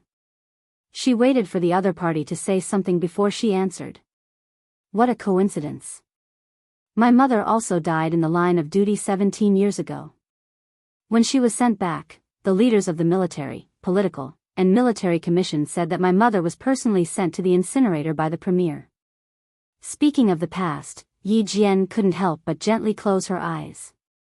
The corners of her eyes were moist. Sometimes, it wasn't a good thing to have a good memory. She remembered that day very clearly. Even though she had lived 2 lives, the memory was still so fresh. When the peach blossoms withered, the ground in the peach forest was covered in a thick layer of pink, red, and white. She was playing at home when she suddenly heard Sun Dongqing's faint cries coming from outside the peach forest. She didn't know what was going on and kept looking up. She saw 2 soldiers in military uniforms and military caps walking out of the peach forest step by step. Chapter 1470. One of the soldiers was holding a small, dark-colored box. On top of the box was a folded red national flag. Behind the 2 soldiers, there were a few other soldiers. They were surrounded by the villagers, and some aunties were sobbing. Later, she found out that they said her mother had sacrificed herself and slept in that small dark-colored box. Peach blossoms fell like rain. The sky was gray and misty, and it drizzled. It was very cold on her face, and it made her heart feel very empty. They all said her mother had sacrificed herself. Sacrifice represented death. What was death? When she was 2 or 3 years old, she experienced her father's death. She already understood what death was. When I sent her back, the willow tree by the pond had just started to sprout green, and the peach blossoms had just bloomed. I knew my mother had sacrificed herself. Yi Jian said softly. She knew that Chief Kai hoped that she would be able to answer every sentence he said. Then, she would be able to string them together and find out whether she was the daughter of his old friend or not. Chief Kai, who was leaning against the back of the chair, unconsciously sat up straight. His deep eyes became watery. All of our comrades like to call her Red Plum. Red Plum in the army, Red Plum in the army. Is it because her name has the word shui in it? Yi Qian raised her hand to wipe the tears from the corners of her eyes. She knew that her heart was beating a little fast, and it felt like it was going to jump out of her throat. With every word she said, she observed Chief Kai more carefully. She didn't want to miss the slightest expression on this middle-aged man's face. She thought that she had indeed met her mother's old friend, her mother's former comrade. Chief Kai's eyes became watery, and there was nostalgia, sadness, and reminiscence of the past. Yes, her name has the word shui, like the red plum blossoms in the snow. So, her code name was Red Plum. Red plum blossoms in the snow, blooming proudly in the snow. As he spoke, his voice became hoarse. Martyr Sun Shueching, this is my old friend, and also my former comrade. It couldn't be wrong, it couldn't be wrong. Yi Qian must be her daughter. Hong Mei, oh Hong Mei, I didn't expect your daughter to have grown up so much. She's even carrying on her mother's will. She's also donned a military uniform to serve the motherland just like you. She's become a female soldier who's not inferior to a male soldier. You in the underworld must feel gratified. Chief Kai completely believed that the girl in front of him was his old friend's daughter. His originally serious eyes became infinitely warm as he slowly talked about the past. I know that she has a daughter. My comrades in the team all know. But more than 10 years ago, we wrote a letter to ask about it. We received a reply from the town saying that Sun Xueqing's comrade's daughter died in an accident. We also sent a retired comrade to inquire about it and received the same reply. They all said that you went out to play in the water at noon in the summer and unfortunately fell into the water and died. Everyone in the same class as Hongmei believed it. We all believed that you died because you fell into the water that summer. In the end, he didn't. Hongmei's daughter was still alive. And he had met him. At this moment, Chief Kai completely believed that the young female soldier in front of him was their comrade Sun Xueqing's daughter. She didn't know that her mother's comrade had come to inquire about it. However, even if she did, she wouldn't have known that when she was young, she had struggled to survive in Sun Dongqing's hands. Yi Ying had forced her to be timid and weak. In addition, Yi Zhifan had received old Madame Ye's orders to raise her into a useless person. She didn't know anything about the outside world. Chapter 1471. I'm sorry to have made you worry. I've always lived in Shuku village and never left. When did you come to our village? 3 years after your mother's death. Some of us retired at the end of the year. We wrote a letter to the town in September and received a reply in early October. At the end of December, one of our retired comrades specially came over before returning home. Only then did we completely believe that you really died in an accident. Chief Kai let out a long sigh. Now, I don't understand what's going on. You were clearly still alive, so why did we receive a reply saying that you were in an accident? Why did our comrades also say that you were in an accident? She calculated the time. At that time, she was being bullied badly. As a village official, Yi Zhifan had close ties with the Fujian town government. It was normal for him to receive a letter and reply in such a way. The strange thing was, why did her mother's comrade say the same thing?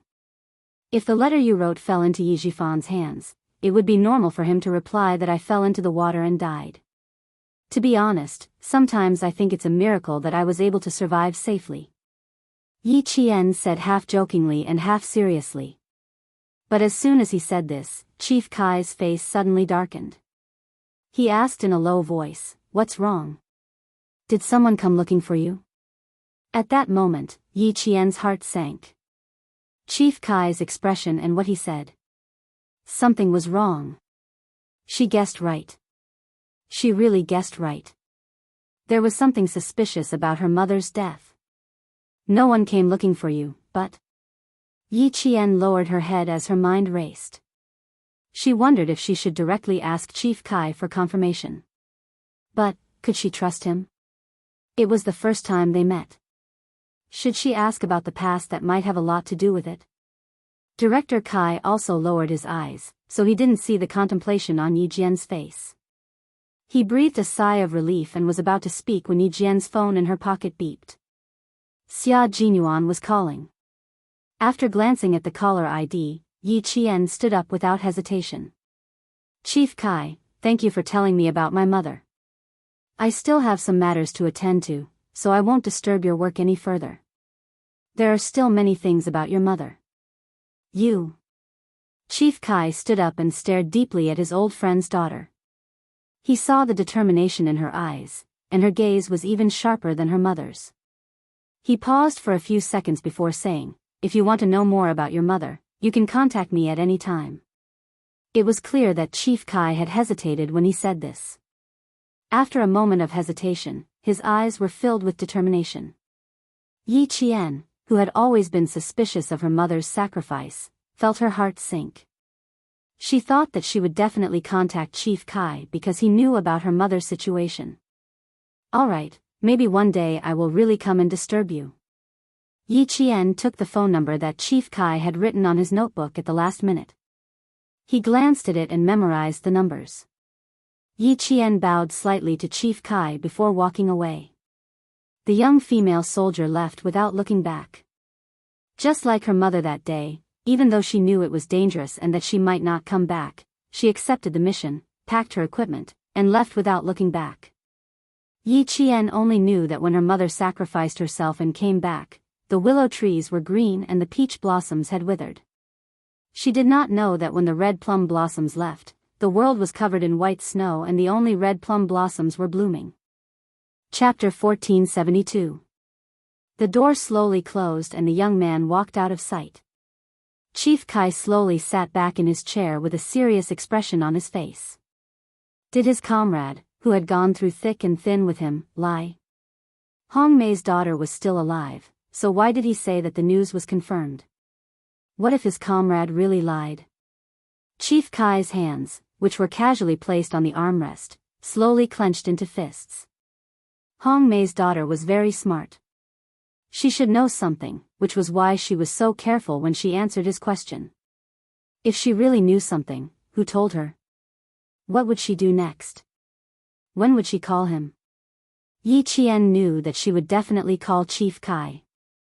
In her previous life, she was muddle-headed and didn't realize that her mother's death was suspicious. Since she was back in this life, she would definitely investigate. She would definitely investigate. Yi Jian's mind was in turmoil as she walked step by step. She was very steady and did not panic at all. The calmer she was, the harder it was for others to tell what she was thinking at this time. She would definitely call him, but not now. She's out.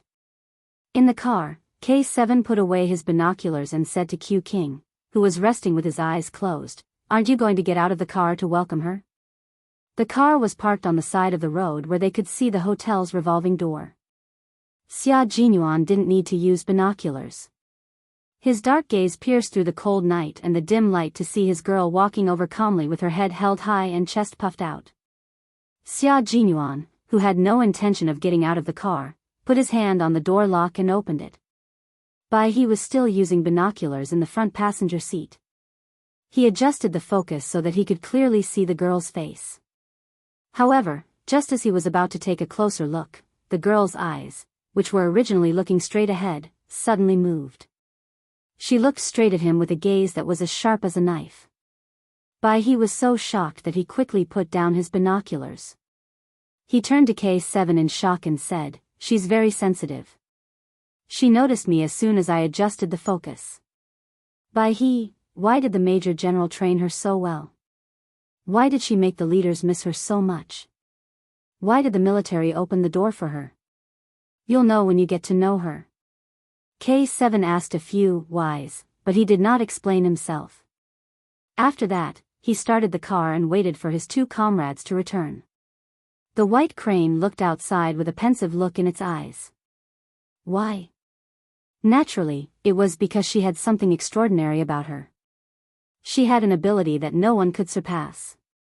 Before they even met, he was already frightened by her sensitivity. There was silence in the car. Outside the car, Yi Qian saw Xia Jinyuan walking towards him and quickened his steps. "I'm sorry for making you wait." She stopped in her tracks and spoke first. "I was delayed by something. It's a personal matter," she explained in a more serious tone. Xia Jinyuan raised his hand and gently patted her shoulder. "It's okay. Get in the car first." She had already said that she was delayed by personal matters. Based on his understanding of her, it was obvious that she would tell him about this matter and not hide it from him. If she really wanted to hide it from him, his little fox wouldn't even mention it. The hotel's green belt was equipped with dim street lights. There were also spotlights near the roots of the shrubs. Although Yi Qian was standing in the light, her beautiful face was still hazy. Xia Jinyuan could clearly see her expression.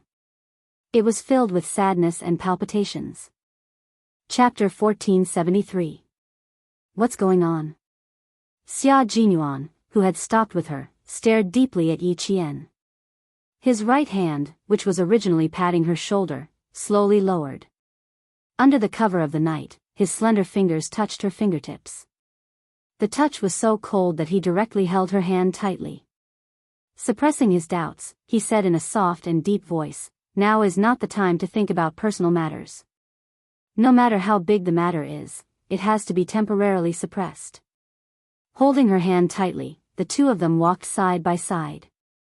In addition to the K7, there is also a comrade from the Snowfield Brigade, codenamed Bai He. We received orders from the military and a call from the Gillen police. Tonight, we need to rush to Huzhou.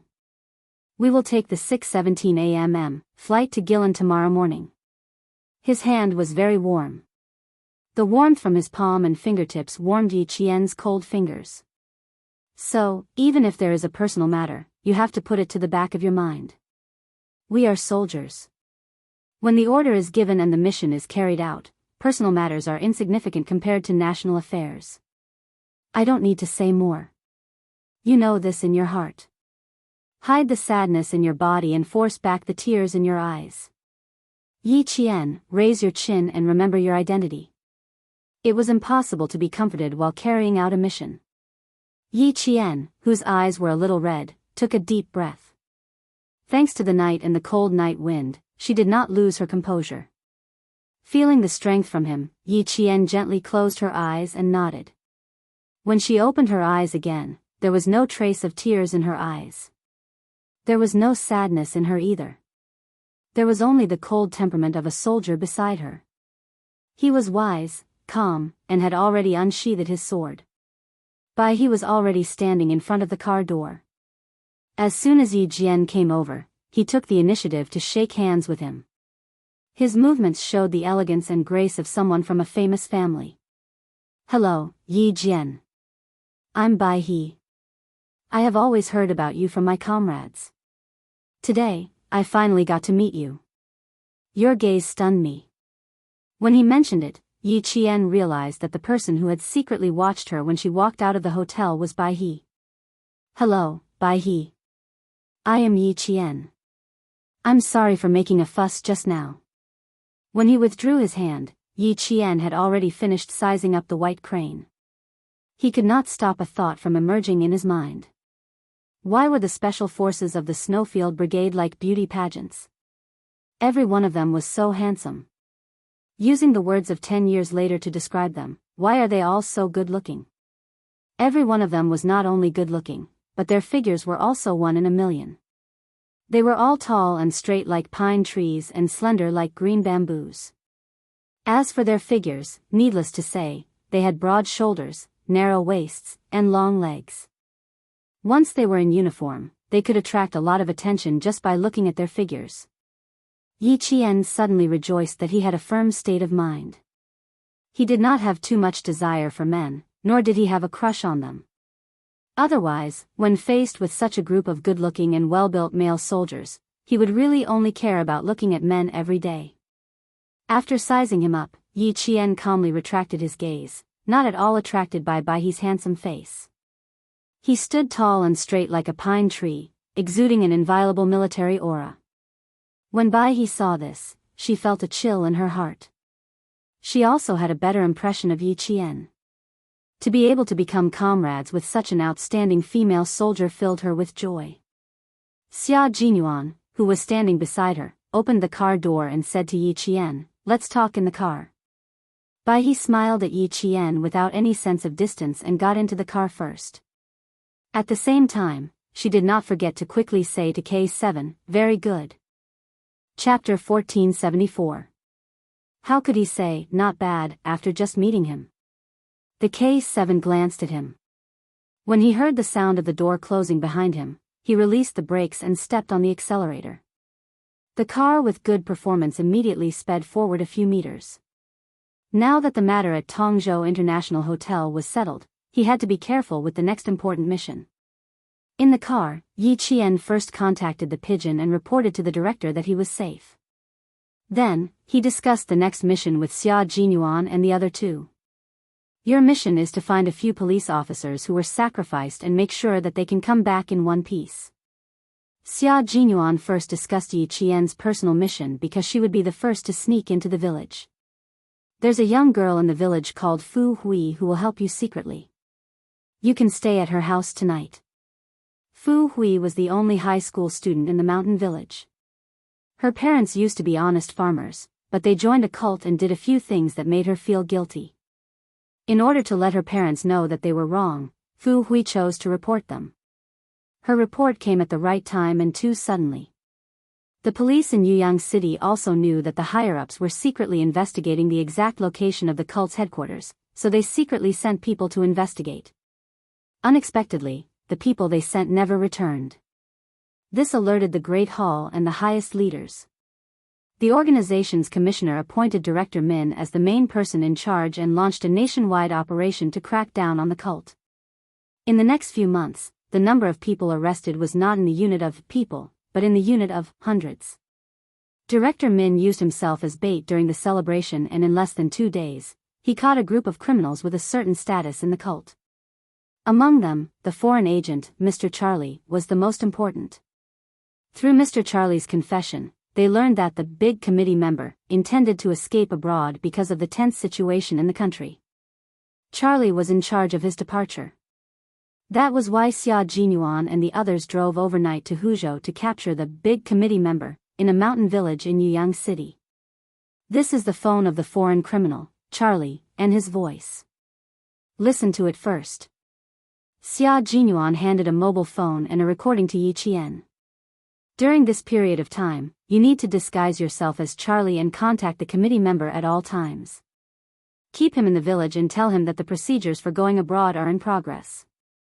He looked at Yi Qian from the rearview mirror. Ventriloquism. Yi Qian knew ventriloquism. It was said that she could imitate anyone's voice. It was so miraculous that they found it hard to believe.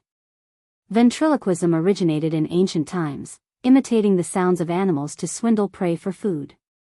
During the Warring States period, in the story, Mengchang Junyi breaks through Hanggu Pass, crowing cock and stealing dog, was the earliest military application of ventriloquism.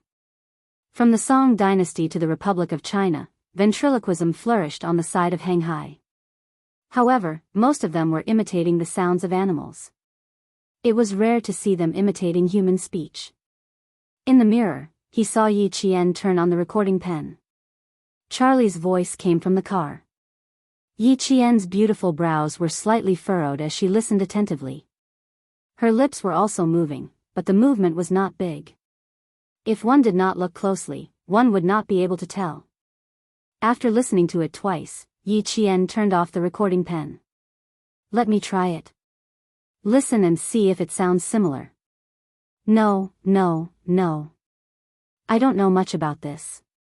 Moreover, I'm not from your country. You don't have the right to arrest me. Damn it, let go of me. I want to see my lawyer. Baihe's back stiffened when he heard the voice. Chapter 1475. If he did not know who was sitting behind him, he would have thought that he was possessed in the middle of the night. Similar, too similar, no, not similar, it should be exactly the same. How could he imitate so well?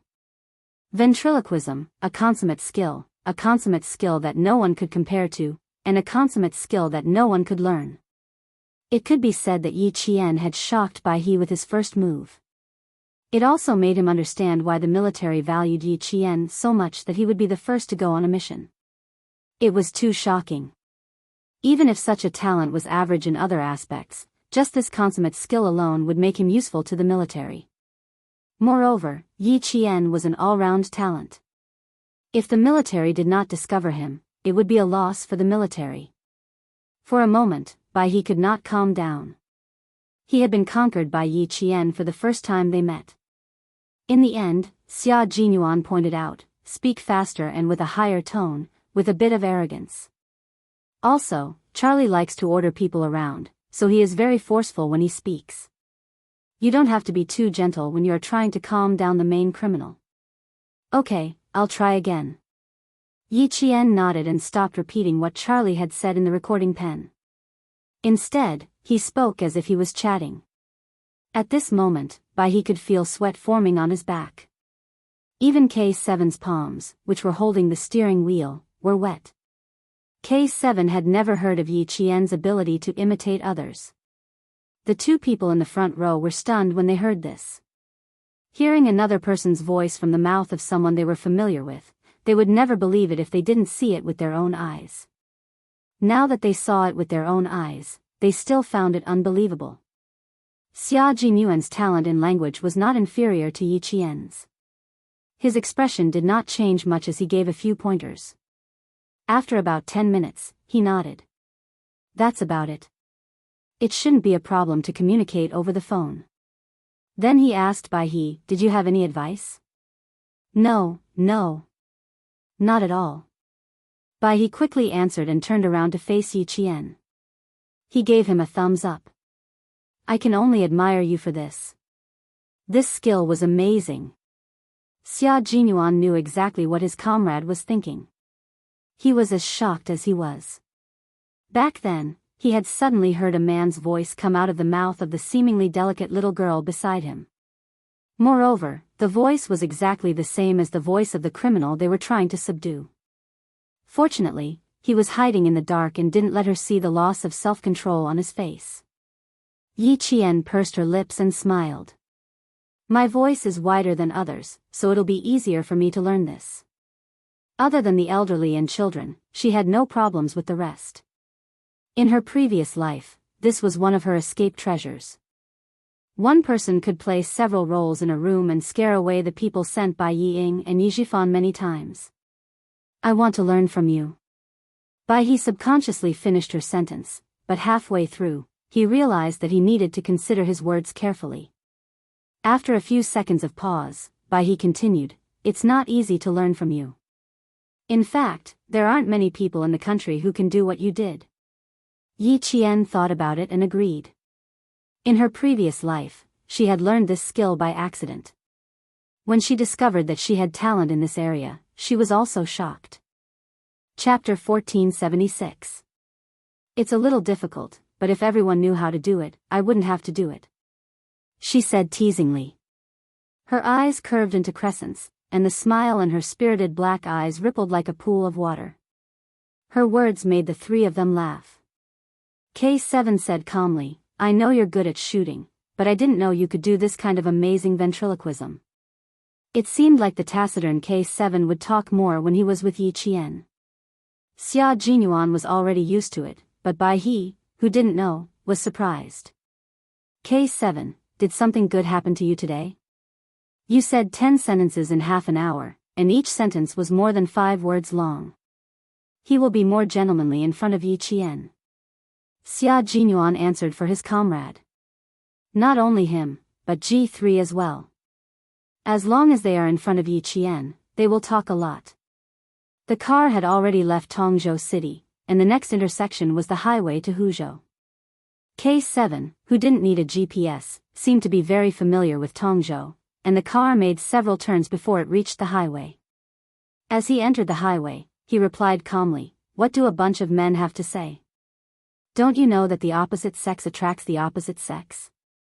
Looks like I have to talk to the political commissar and tell him that K7's thinking is a little empty, and he needs to communicate more with the female soldiers." Xia Jinyuan raised his eyebrows, and his thin lips curved into a faint smile. He was relaxed and gentle. "We're a bunch of men, and we're making K7 suffer." K7 actually continued in a serious tone, "You can also request the military to find a few more female soldiers who are as good as Yi Qian. With both men and women working together, it won't be tiring." "That's impressive, you even know that." Bai He was even more surprised. Who was K7? He was a man who was more boring than a monk. In the military, other than training, going to the laboratory, and reading, he had no other hobbies. His life was as dull as a cup of water. In the military, there was a saying that described K7, "Cut off the roots of love, and live in seclusion in the Zhongnan Mountains." It meant that K7's coldness was so cold that it reached his soul. Q King was cold too, but his coldness was different from K7's. K7's coldness was as if he had cut off all emotions and desires. How could he joke around with such a person? He even joked about, like repel, like, opposites attract. They had been comrades for 6 years now, and this was the first time he heard K7 say something that sounded so mundane. "I think everyone will be happy to have a few more comrades like Yi Jian." K7 didn't care about how shocked his comrades were. He just said what he wanted to say. He was just speaking the truth. Xia Jinyuan, who had always been open-minded, felt that K7's words made sense. However, if he were to use his little fox as a standard, Xia Jinyuan felt that it would be difficult for the military to make such a suggestion. His slender body leaned forward slightly, and his deep and magnetic voice was heard.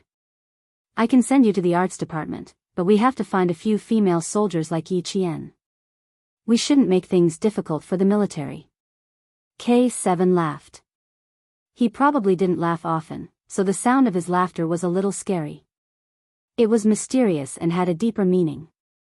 Biyao, who was watching from the side, also laughed. He had seen how capable Yi Qian was, and that alone was enough to make him feel shocked. Chapter 1477. Just as Q King had said, finding a few female soldiers like her was indeed difficult for the military. His comrade's meaningful laughter made Xia Jinyuan smile. Indeed.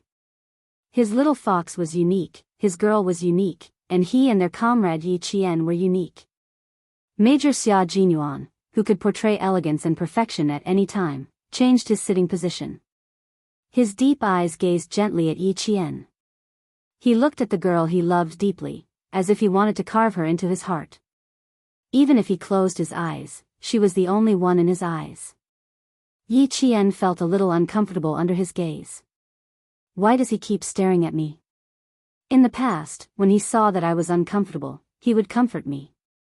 After all, I've lived 2 lives and have never come into contact with people like him. I'll be fine once I get used to it. Today, Yi Qian realized that she had been too naive. She had underestimated the elegant yet dangerous man in front of her. Time passed, and Xia Jinyuan became more mature with each passing day. His aura was even stronger than before. Looking into his eyes, she really couldn't take it. He was too gentle, so gentle that it was as if there was electricity in his eyes. When she looked into his eyes, the electricity would flow into her heart and make her breath go haywire. Receiving her glare, Xia Jinyuan raised his eyebrows elegantly. His incomparably elegant appearance contained a scoundrel that Yi Qian couldn't handle. She had to find an opportunity to tell him that she really wasn't used to flirting with him in front of her comrades. It was too awkward. It was fine if K7 knew about their relationship, but Biyao didn't. Her comrades who could enter the Snowfield Brigade were all meticulous people. If she wasn't careful, they would notice something. If Biyao noticed that something was wrong, she would definitely jump out of the car and leave. Yi Qian immediately glared at the comrade in front of her when he wasn't paying attention. She used her eyes to tell him, "If you keep looking, I'll ignore you." Cough cough cough. Understanding the warning in his girlfriend's eyes, Xia Jinyuan suddenly coughed. If he kept looking, she would ignore him? Was that a warning? All he saw was her cuteness. Xia Jinyuan, who always knew when to stop, did not continue watching. He did not want his girl to feel awkward and unnatural in front of his comrades. He retracted his gaze and coughed with his fist against his thin lips. His dark and cold eyes were filled with a smile. She didn't want to look anymore. If she did, the shy little fox's face would turn red. Biyao really didn't know about the relationship between Q King and Yi Qian, and he didn't think in that direction. From K7's casual tone, he could tell that K7 really treated Yi Qian as a comrade that he could confide in. She couldn't help but take another look at Yi Qian through the rearview mirror. The interior of the car was a little dark, so he couldn't see her facial features clearly. However, when his gaze landed on her, he could feel that her eyes had the same spirit as his. They had the same faith and the same goal. After taking another look and sizing her up, he understood why his comrades would praise her endlessly every time they returned from a mission together. It could be said that the entire Snowfield Brigade knew about Yi Qian, and those who had never seen Yi Qian before were just as curious about her as he was.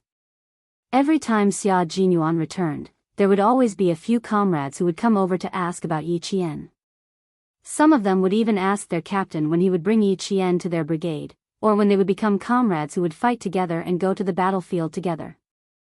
Chapter 1478. Through the rearview mirror. He looked at Yi Qian with a kind gaze. When he saw Yi Qian smiling back at him in the mirror, he couldn't help but smile as well.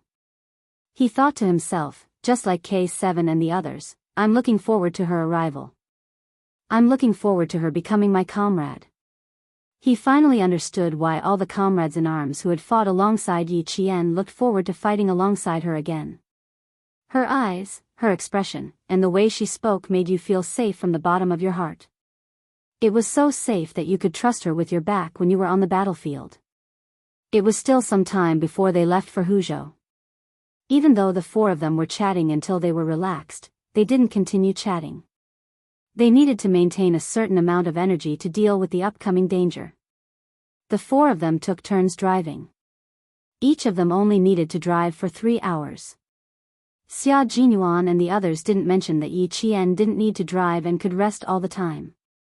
They were comrades in arms who fought together. They could share joys and sorrows together. Since she was responsible for driving for 3 hours, it also meant that she could fight alongside them without any special arrangements. The night deepened. Yi Qian, who was in charge of driving the car in the morning, had already fallen asleep. Her breathing was long and steady, and there was even a sweet smile on her delicate face. She was completely relaxed as she fell into a deep sleep. Biyao in the front seat had also fallen asleep. Major Xia, who was waiting for his girlfriend to sleep first, saw the car enter the tunnel. He quietly raised his hand. When the car exited the tunnel, Yi Qian, who had been resting his head on the window, had already fallen asleep on his shoulder. After finishing his task, Major Xia closed his eyes in satisfaction. The three of them fell asleep. However, someone rushed into the elevator with the cool night breeze and pressed the floor number. Yi Jifan's face was as gloomy as a dark cloud. What's the matter in the middle of the night? Why do you have to rush over now? Can't you wait until tomorrow? What urgent matter could Yi Zhixiang and her husband have? It's most likely related to that old hag again. Sun Dongqing's mouth didn't stop nagging from the moment they arrived at the hotel. Listen carefully. If she wants me to take care of that old hag, there's no way. You'd better be alert. Don't be soft-hearted when she cries and throws a tantrum. You treat her as your sister, but does she treat you as her brother? Never. When she was young, she always looked forward to the two of us fighting. Didn't she do enough to drive a wedge between us? Haven't you wronged me a lot? The enmity between her and me is huge, and I won't be able to resolve it in this lifetime. She was still talking relentlessly and did not notice that Yi Jifan's gloomy face was already filled with ruthlessness. Yi Ying saw this and her heart thumped.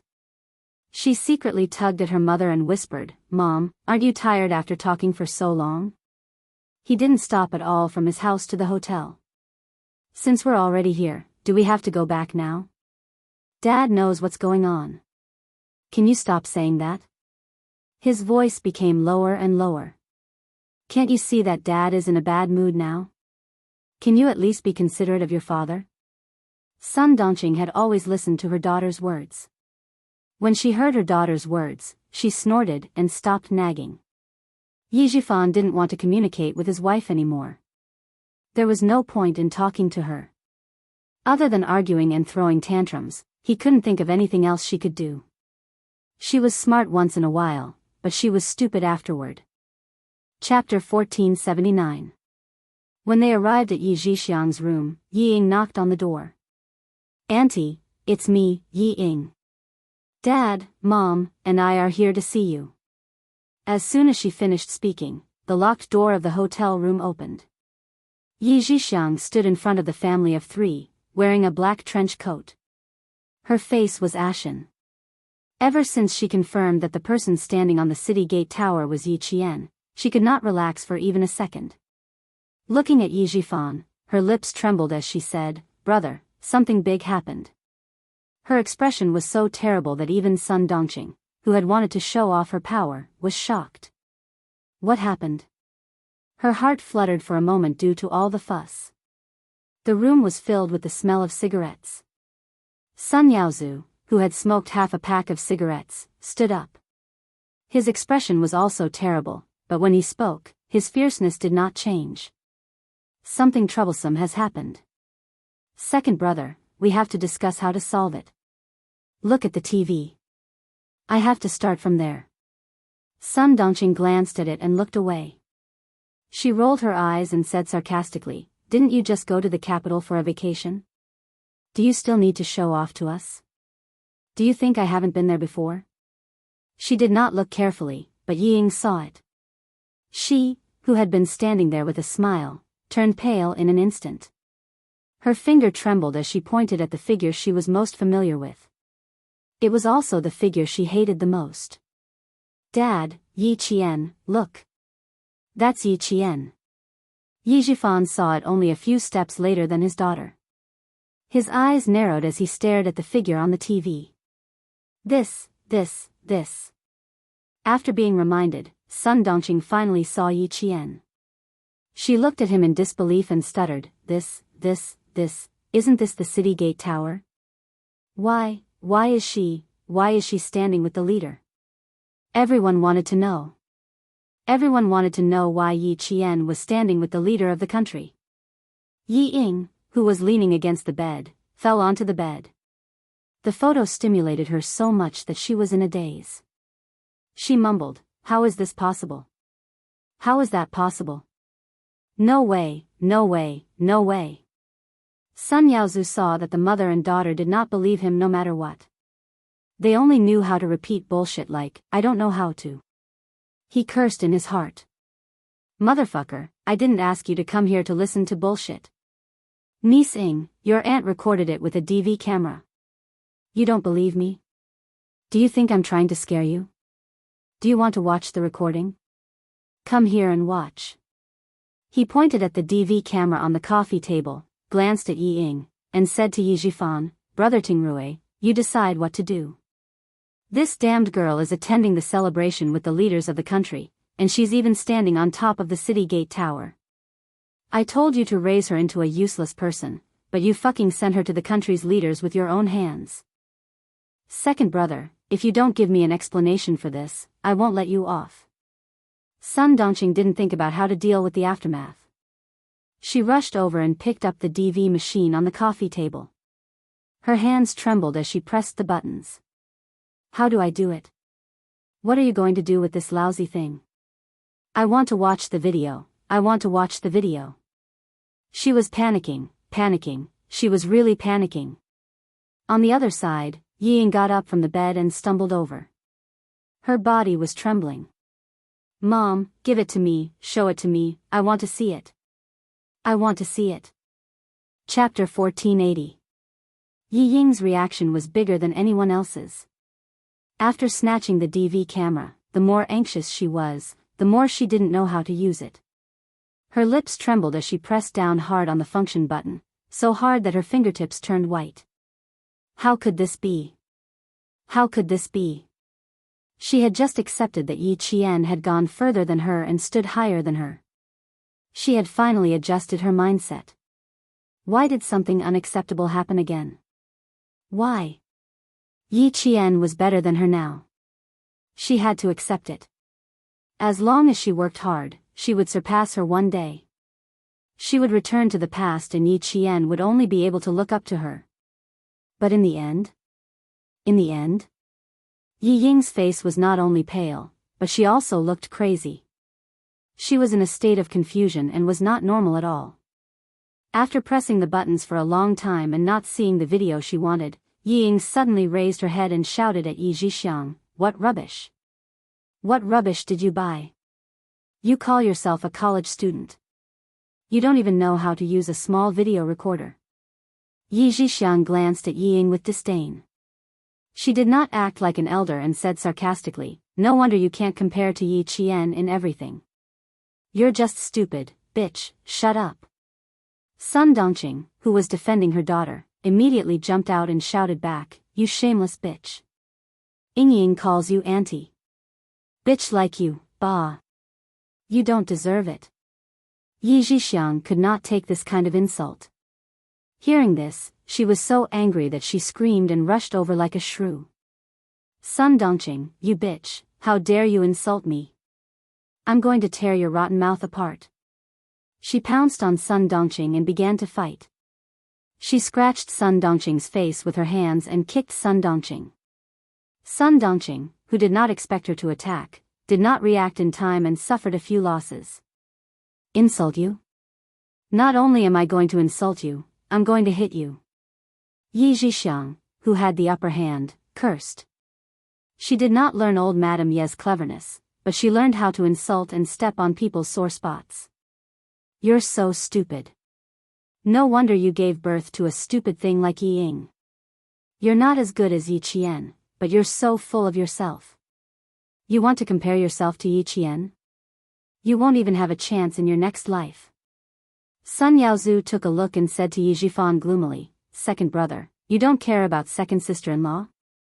She's the wife of a provincial official after all. Why is she acting like a shrew? As he spoke, he had no intention of stepping out to mediate the fight. Zhixiang needs to be taught a lesson. Mom doesn't have the energy right now, so let her sister-in-law teach her a lesson. Yi Zhifan didn't intend to stop the fight. Sun Dongqing had always been good at fighting.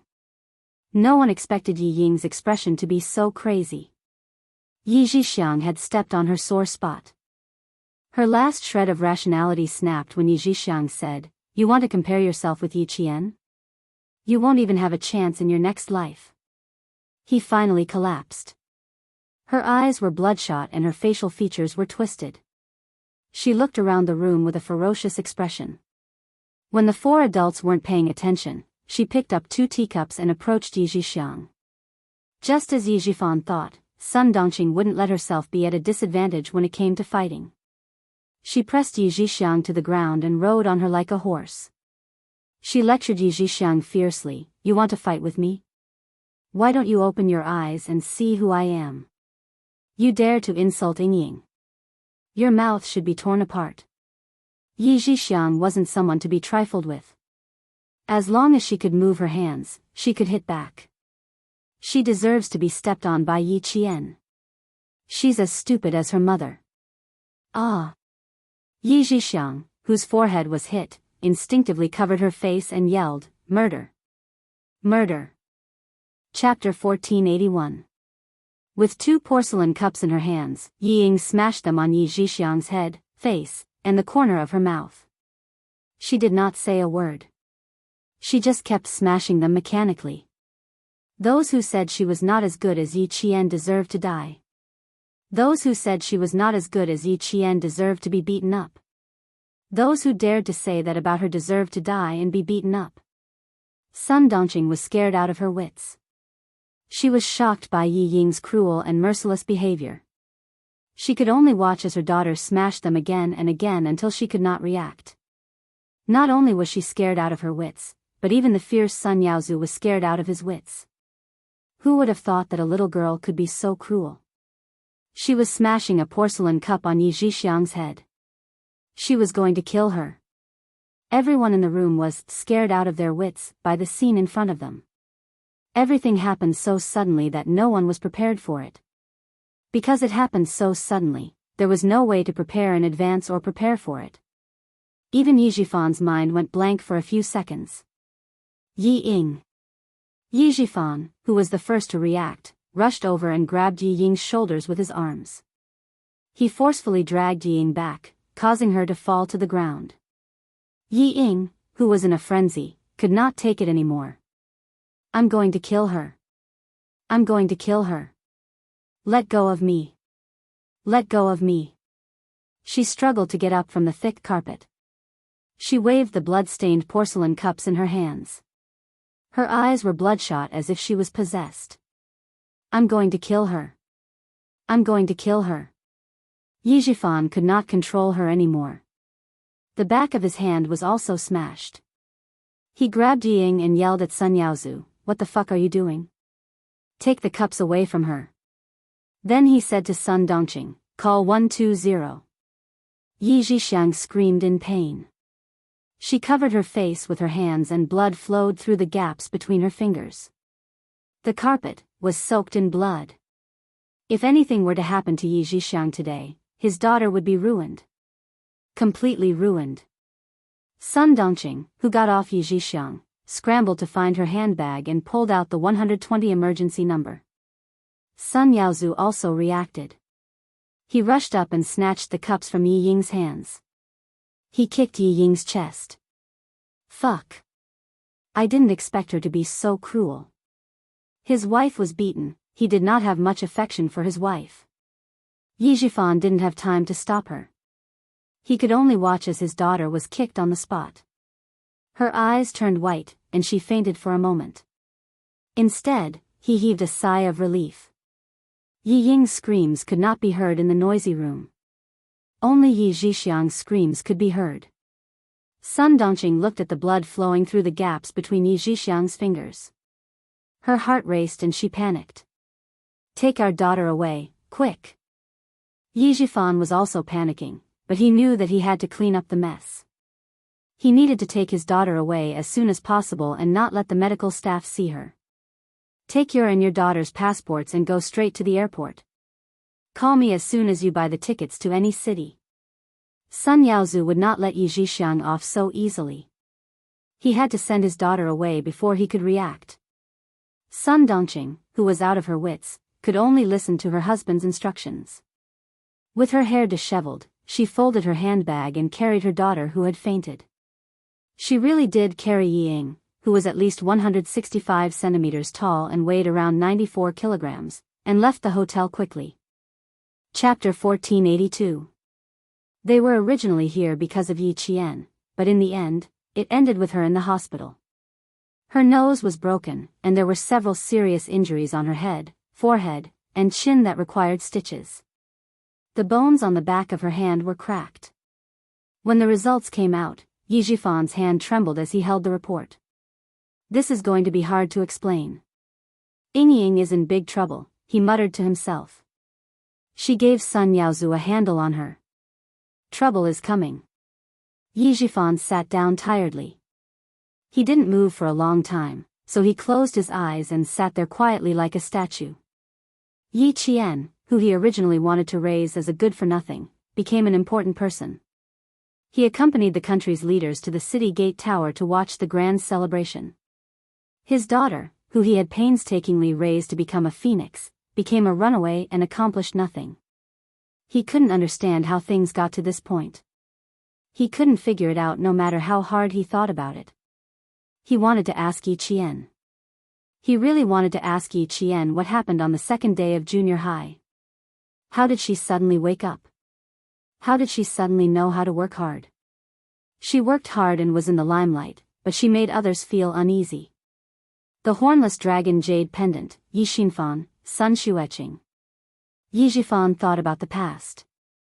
In the end, he covered his face with both hands and buried his head. His straight back also bent down. Yi Qian, who was thousands of miles away, didn't know about Yi Zhifan's thoughts. She was still sleeping soundly on Xia Jinyuan's shoulder. She didn't even realize that K7 and Baihe had stopped to change shifts. At 2:00 in the morning, Xia Jinyuan gently supported Yi Qian's shoulder. His movements were slow and gentle as he helped her lean against the car window again. He said to Baihe, who was sitting in the back, "Let her rest against the car window. She can change her pillow from left to right. She won't get a stiff neck." Baihe, who didn't know what was going on, nodded and said, "I'll adjust her position." K7's eyelashes fluttered slightly. J5 and V7 always said that Q King was shameless.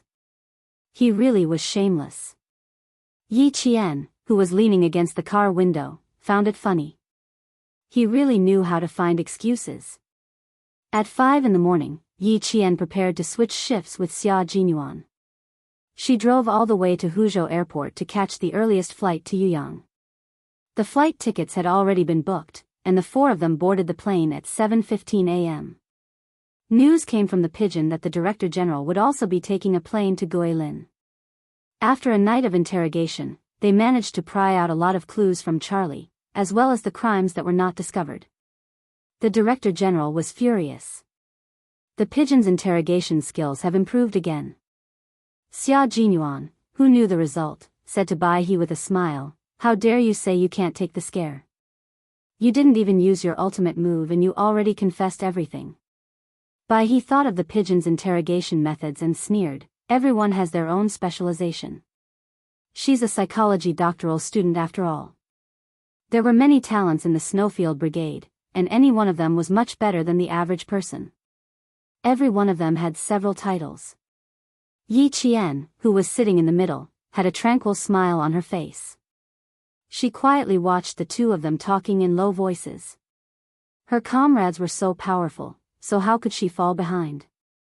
When you're with experts, you'll wholeheartedly chase after their footsteps and learn from them in order to motivate yourself and allow yourself to ceaselessly improve and grow. This was the principle of one is marked by the company one keeps. The plane landed at 10:30 a.m. Yi Qian sat in a shabby minibus and headed to a small village deep in the mountains. It was already 1:00 in the afternoon. The minibus was severely overloaded. Yi Qian, who was sitting at the back, opened the window to let the fresh air blow away the stuffy atmosphere in the minibus.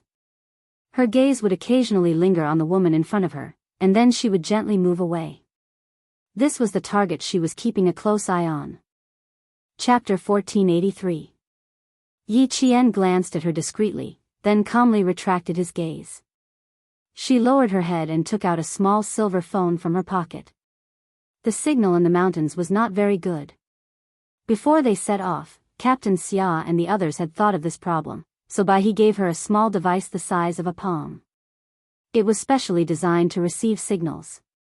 Once they entered the mountains, they only needed to turn it on to receive signals.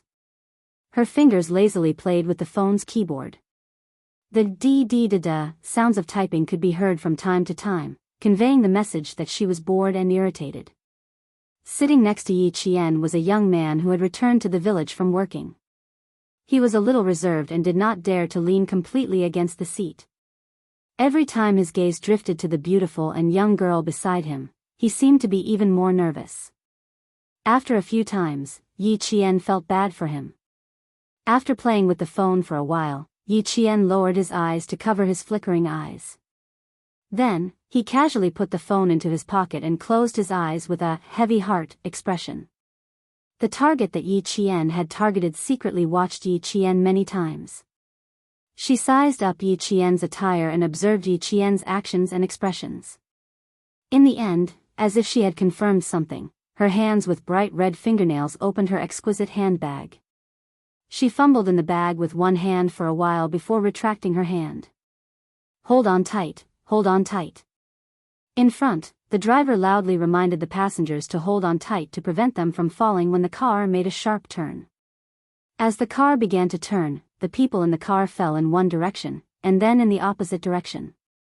After 2 consecutive left and right turns, the passengers standing in the car swayed back and forth like roly-poly toys.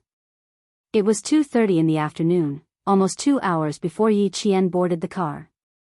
Some people wanted to board the car midway. They probably did not want to stand in front, so they kept squeezing to the back. The passengers who were squeezed said, "Why are you squeezing? There are no seats in the back.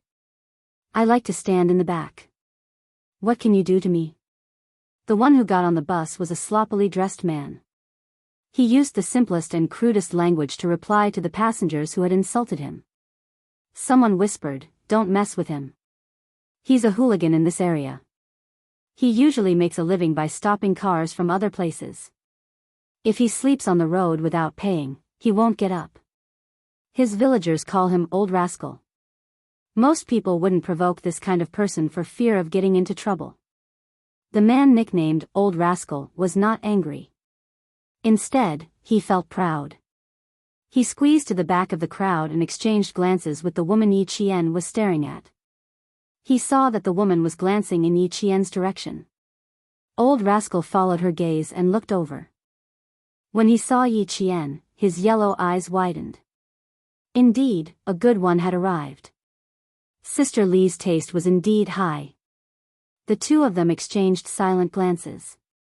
Then the old rascal walked over to the young man sitting with Yi Qian and said, "Stand up, I want to sit here." His voice was just like his nickname, rascal and barbaric. "I'll count to 3. If you don't stand up, I'll beat you up." The young man was naturally unwilling, but when he saw Old Rascal suddenly pull out a knife from his pocket, his expression changed. He lowered his head and hugged his old backpack tightly. He silently stood up. Yi Qian did not open her eyes. As the car swayed, her body swayed as well. She maintained her balance and did not move left or right. Chapter 1484. Little girl, it's so tiring for you to sit like this. Come, lean on my shoulder. I guarantee you'll be comfortable. Less than 2 minutes after they sat down, the sloppily dressed old rascal began to speak rudely. Don't be shy. Don't you think it's right to rely on your friends when you're outside? After he finished speaking, he reached out to grab Yi Qian's shoulder. His action made Yi Qian's eyes turn cold. She opened her eyes and stared at him like a newborn calf without a trace of fear. You'd better get your dirty hands off me. Otherwise, I'll call the police. After getting into the car, this person made eye contact with his target. They were going to put on a show. Yi Qian knew very well what was going on. She pulled a long face and stared coldly at the man who wanted to touch her. She needed to enter the village to meet Fu Hui. After the police investigation, the only person who could reassure the committee member was his mistress who had been with him for 6 years, Li Yi. The woman's name was Li Yi. She was the mistress of the main culprit of the evil cult, the committee member. At the beginning of every month, she would rush from the city to the mountains and tell the committee member everything that happened in the city. The man who wanted to touch her was definitely someone that Li Yi had deliberately called up. Aya, little girls from the city are different. They like to call the police. The old rascal didn't dare to take her hand. Sister Li was staring at him. He had the intention, but he didn't have the guts. He only put his hand on the back of Yi Qian's seat. He licked his face and smiled wretchedly. Little girl, we're too far away from the police. They can't do anything about it. Besides, I'm worried that you won't be able to sleep well because of the shaky ride. I'm lending you my shoulder. I'm just being nice. Normally, Yi Qian would have beaten him up without a word. But now, she had to endure it and pretend to be afraid. Faced with the old rascal's harassment, Yi Qian pursed her lips and looked around. She needed to confirm if there were any of Li Yi's accomplices in the car, in case something went wrong later. A few passengers who made eye contact with Yi Qian turned their heads away and didn't look at her anymore. They misunderstood that the girl who was being pestered by the old rascal was asking them for help. Li Yi also misunderstood, but this was the kind of misunderstanding she wanted. Big brother, I'll switch places with you. She got up and walked over. At the same time, she reached into her bag and pulled out $200 bills. This is my sister. She's visiting my relatives with me. Just now, she was a little awkward and was a little unhappy. I'm sorry, big brother, can we exchange seats with you? Li Yi, who was wearing heavy makeup, was 36 years old. Her facial features were delicate and pretty, and she was very recognizable. He was wearing a black undershirt, a black knee-length leather jacket, a red scarf around his neck, a pair of black skinny jeans, and a pair of mid-length leather boots. Among the group of plainly dressed villagers, he looked particularly Western. In the words of the villagers, one could tell at a glance that he was a city dweller. She took out the money and acted as if she was trying to avoid a disaster. Everyone on the bus thought that she was really Yi Qian's older sister. The old rascal didn't dare to take the money at first, but Li Yi forced the money into his hands. Only then did he take it with a smile. While playing with the knife, he deliberately said, "Why didn't you say so earlier? If you had said so earlier, we wouldn't have had to be a good person." After taking the money, he immediately got up and asked the driver to stop the bus and let him out. Once he took the money, there was no need to give it back. Even if it was Sister Li's money, he still took it. It was normal for him to collect some fees for doing things. Chapter 1485. As soon as he got out of the car, the atmosphere in the car was much more relaxed. Li Yi sat down and said to Yi Qian earnestly, "Sister, you have to be careful when you go out alone. Now that the world has changed, there are too many bad people. How can a girl like you be so bold? I see that you're dressed well and even use a mobile phone. Which village are you going to visit?" In addition to being the mistress of the committee member, Li Yi also had another identity. She was the boss of the Golden Bath Center. Her identity was also revealed from Charlie's mouth. She had been active in Yuyang for a long time, taking in girls who had been abducted and sold. Through various illegal and cruel means, she forced the girls to engage in illegal activities. Now, Yi Qian was the girl she wanted to abduct. She, who was in charge of Yuyang, had the backing of the committee member, the leader of the cult. She hired members of the cult to specifically find girls who liked to reap without sowing and then used various reasons to abduct girls in Yuyang.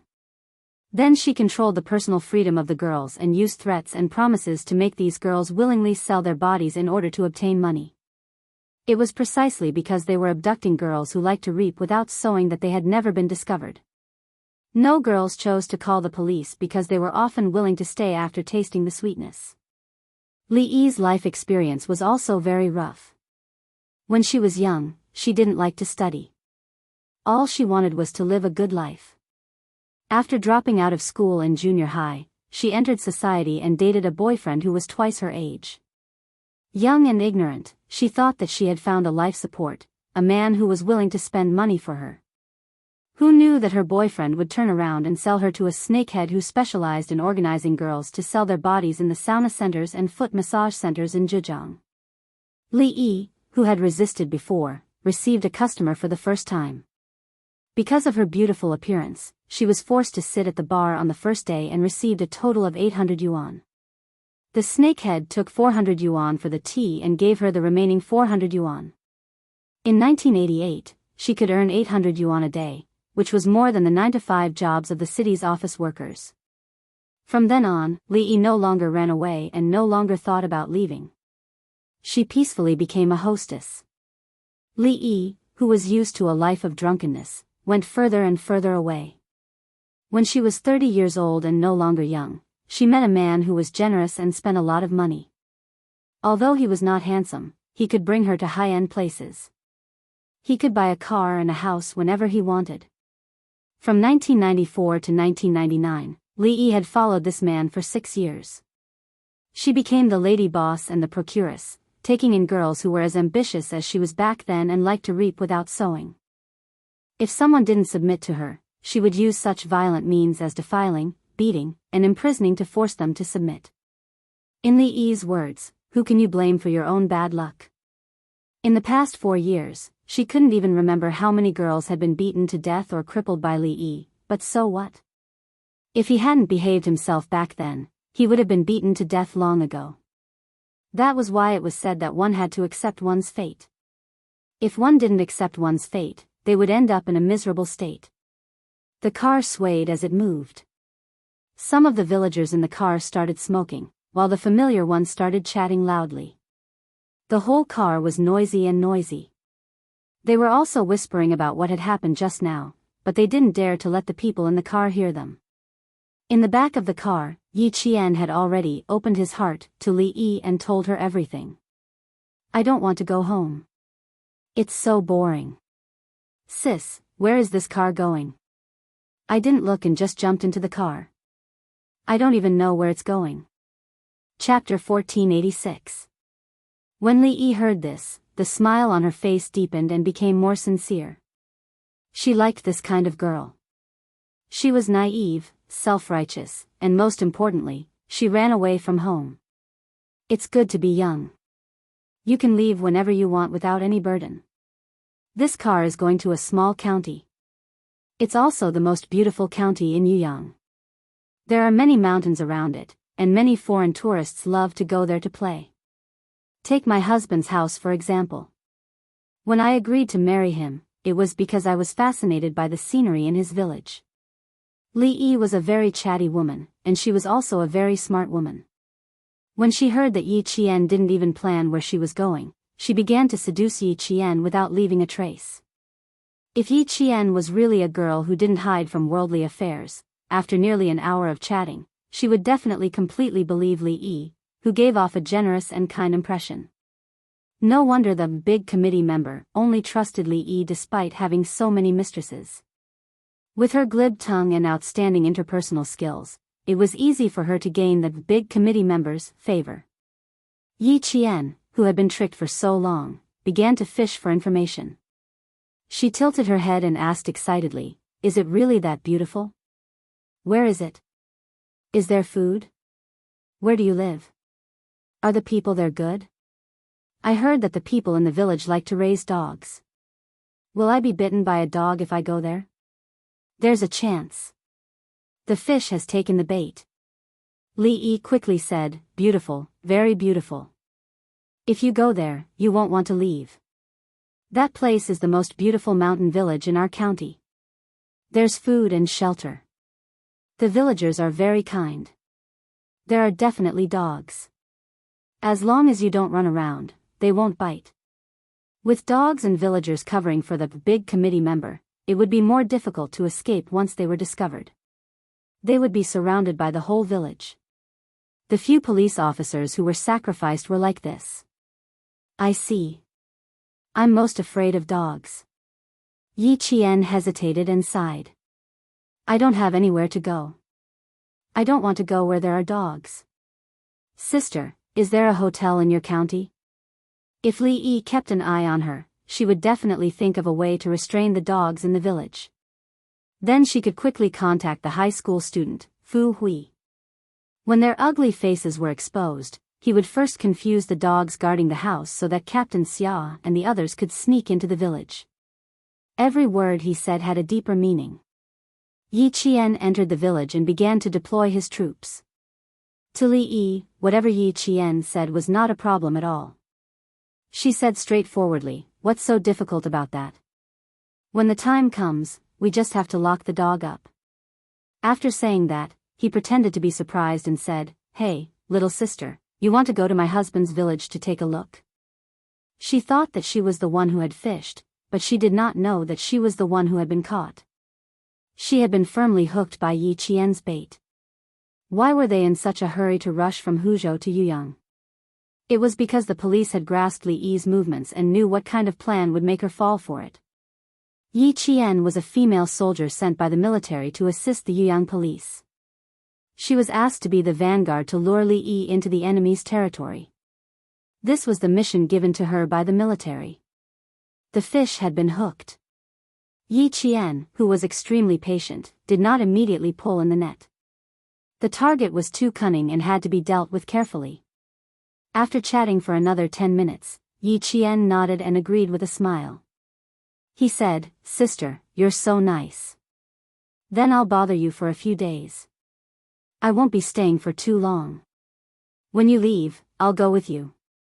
The smile on Li Yi's face was unusually deep. She did not expect to gain so much. A few hours of driving was worth it. Chapter 1487. Looking at the girl's fair skin and beautiful appearance, especially her pair of black eyes that were as bright as the stars in the sky. When she looked at people, there was a hint of seduction. Suddenly, Li Yi felt a little uncomfortable in her heart.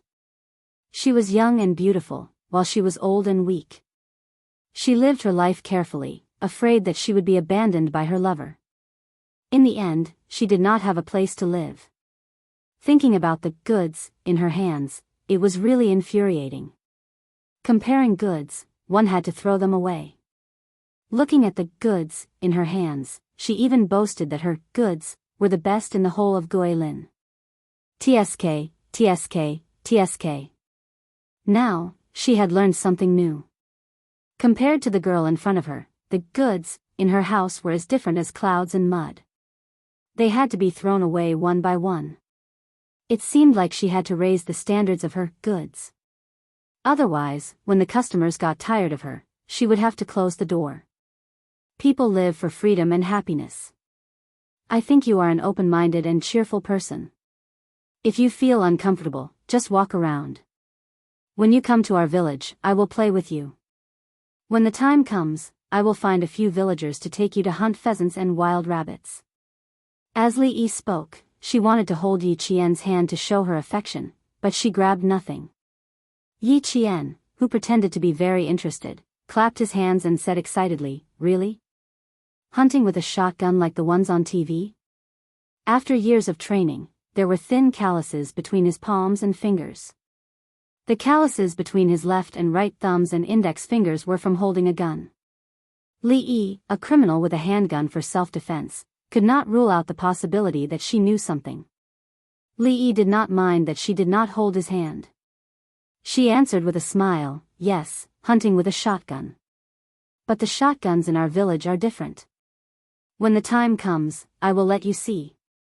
There were guns, but the number was unknown. Yi Qian's pupils constricted slightly. He picked up the bottle of mineral water and took a sip. The overseas organization provided guns, bullets, and drugs. She needed to find out if these dangerous items, which were banned by private individuals, were in the village. As such, she had a few things to do before she could contact Captain Xia. First, meet with Fu Hui. Second, find the remains of the sacrificed police officers. Third, find out the location of the prohibited weapons and the approximate number. Fourth, draw the terrain of the entire village. Find out if the entire village was a member of the evil cult and if there was support from the neighboring villages. However, he could ask Fu Hui about it first. 5. The dogs in the village need to be dealt with collectively. Yi Qian's mind spun as she sorted out the things that needed to be done one by one. Her expression did not change as she looked at Li Yi, who had exaggerated in order to trick her. Yi Qian's gaze turned slightly cold. According to the information, Li Yi's crimes were monstrous. She would send people to beat, scold, defile, and torture the disobedient young girls she had abducted.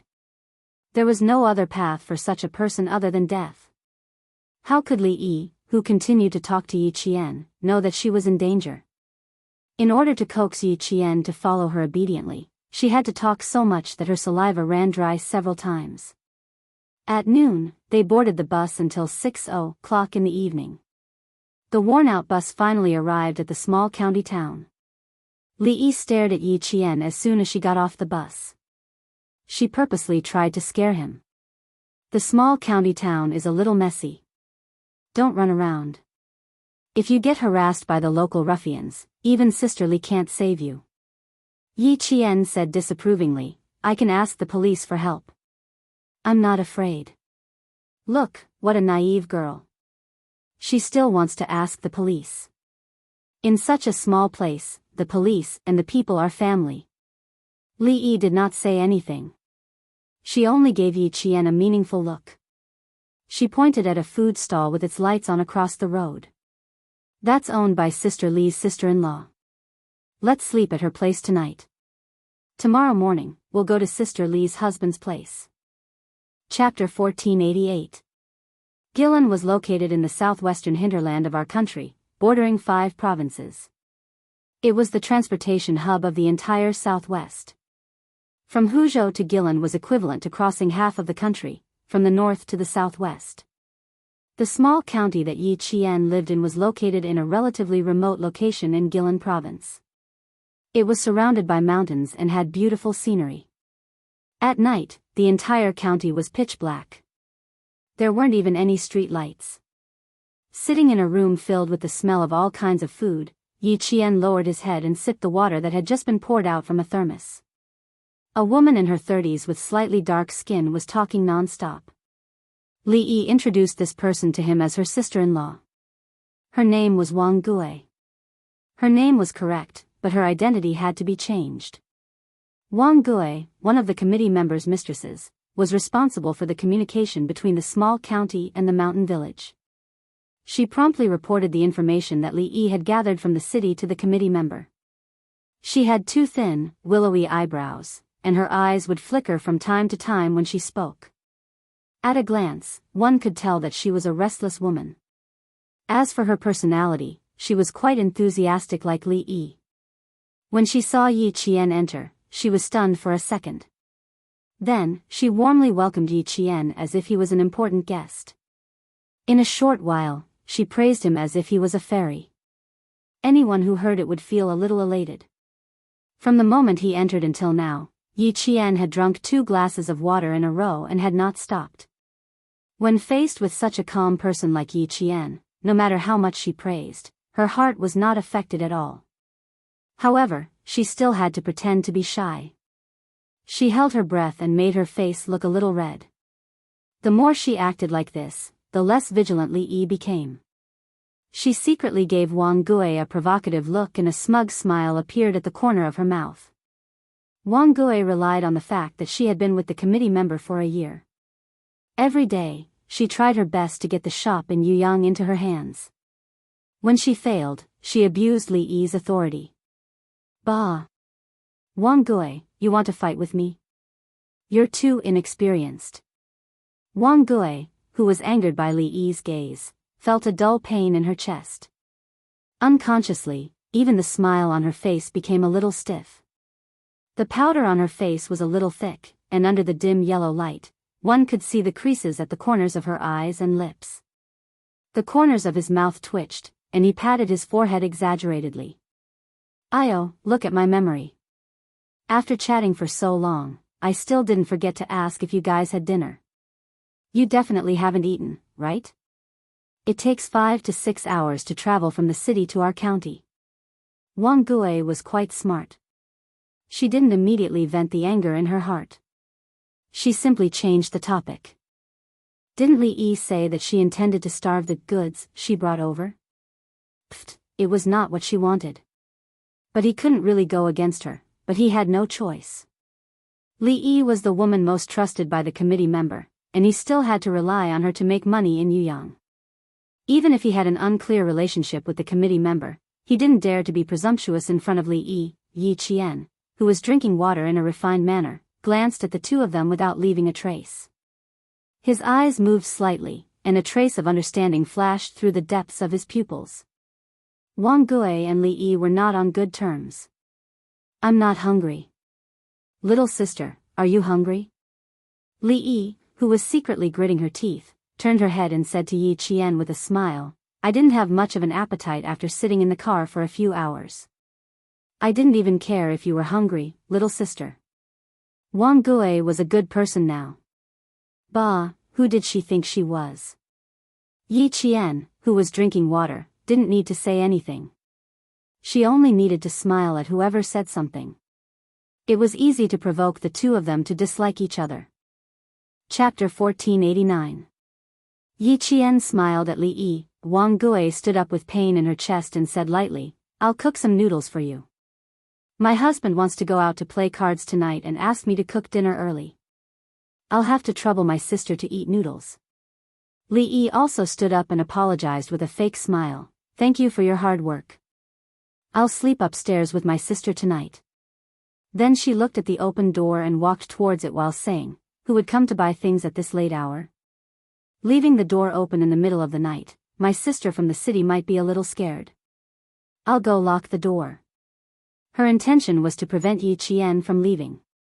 At this time, Wang Gui had to put down her complaints about Li Yi. Okay, lock the door again. The streets haven't been peaceful recently. The ruffians in the county are getting more and more lawless. They even dare to come to other people's shops to ask for money. Brother-in-law likes to go out to play cards at night. Then you should be careful at home alone. Don't get bullied. Li Yi's words were sarcastic. What a promiscuous woman. No wonder the ruffians in the county like to come to your house.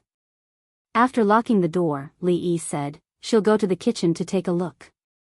Then she felt relieved and left Yi Qian alone. She followed him into the kitchen. Yi Qian looked at her back as she left. The faint smile at the corner of her mouth suddenly became cold and bone-chilling. Then she quietly got up. It was not difficult for her to deal with Li Yi and Wang Gui. Oh, our house is small. Don't dirty your clothes. Wang Gui said sarcastically as she rinsed the pot until it made a hua-hua sound. She used so much strength that it seemed like she was going to scrape off a layer of Li Yi's skin. The committee member called and said that she'll send someone to pick you up early in the morning. She asked if you brought everything. She did not know what the committee member was like. A woman who was almost 40 years old was really concerned about it. Li Yi did not enter the kitchen. She leaned against the door and lazily flicked her fingertips. I brought everything. Did she say anything else? I didn't say anything else. It's just your stupid idea last time to get rid of the policeman who entered the village. Now it's great. The committee member is so busy now. Wang Gui pushed the blame even harder, as if he couldn't wait to see the bottom of the pot. He probably thought that he was making fun of someone he didn't like. Hearing her mention the previous incident again, Li Yi's face darkened. Hasn't the matter been resolved? Why? Is there a problem? Outside, Yi Qian clenched his fists. There was a cold glint in his dark eyes, like a sharp blade. The sacrificed policeman was actually killed by Li Yi. With his back pressed against the cold wall, Yi Qian exhaled softly and continued to listen carefully to the voices coming from inside. Suddenly, Yi Qian moved his feet and returned to his original position as quickly and nimbly as possible. Li Yi, who had quietly walked out, sneaked a peek outside. When she saw that Yi Qian was sitting properly, she felt relieved and returned to the kitchen. What's there to see? She's already in your hands. Do you think she can escape? Wang Gui directly grabbed a handful of chopped green onions and sprinkled them into the bowl. She turned to look at the cautious Li Yi, lowered her voice, and mocked, I don't know if there's a problem, but I know that the small county hasn't been very quiet recently. My mahjong friends at the bus station said that recently, there have been some people who don't look like ordinary people coming over from time to time. Hearing that, Li Yi's heart skipped a beat. Ever since she had gotten rid of the policeman in the village, she had not been able to calm down for a single day. It turned out that she would only be able to come over 2 days later. When she received the call that day, she immediately left. She did not bring anything else but her passbook. Chapter 1490. You're thinking too much. What's the problem? Suppressing the panic that suddenly rose in her heart, Li Yi answered angrily, but she paid attention in her heart. Whenever there was an unusual person or a good car in the county, Wang Gui's mahjong friends would come over to inform her in advance. If they said that there was a problem, then there was probably a problem. Yi Qian, who held his breath a little, narrowed his eyes slightly. If that was the case, then Captain Xia and the others needed to cover for them. The criminal, whose real name was Chen Jiafu, had a great influence in the small county. The cult's power was like a net that enveloped the sparsely populated county.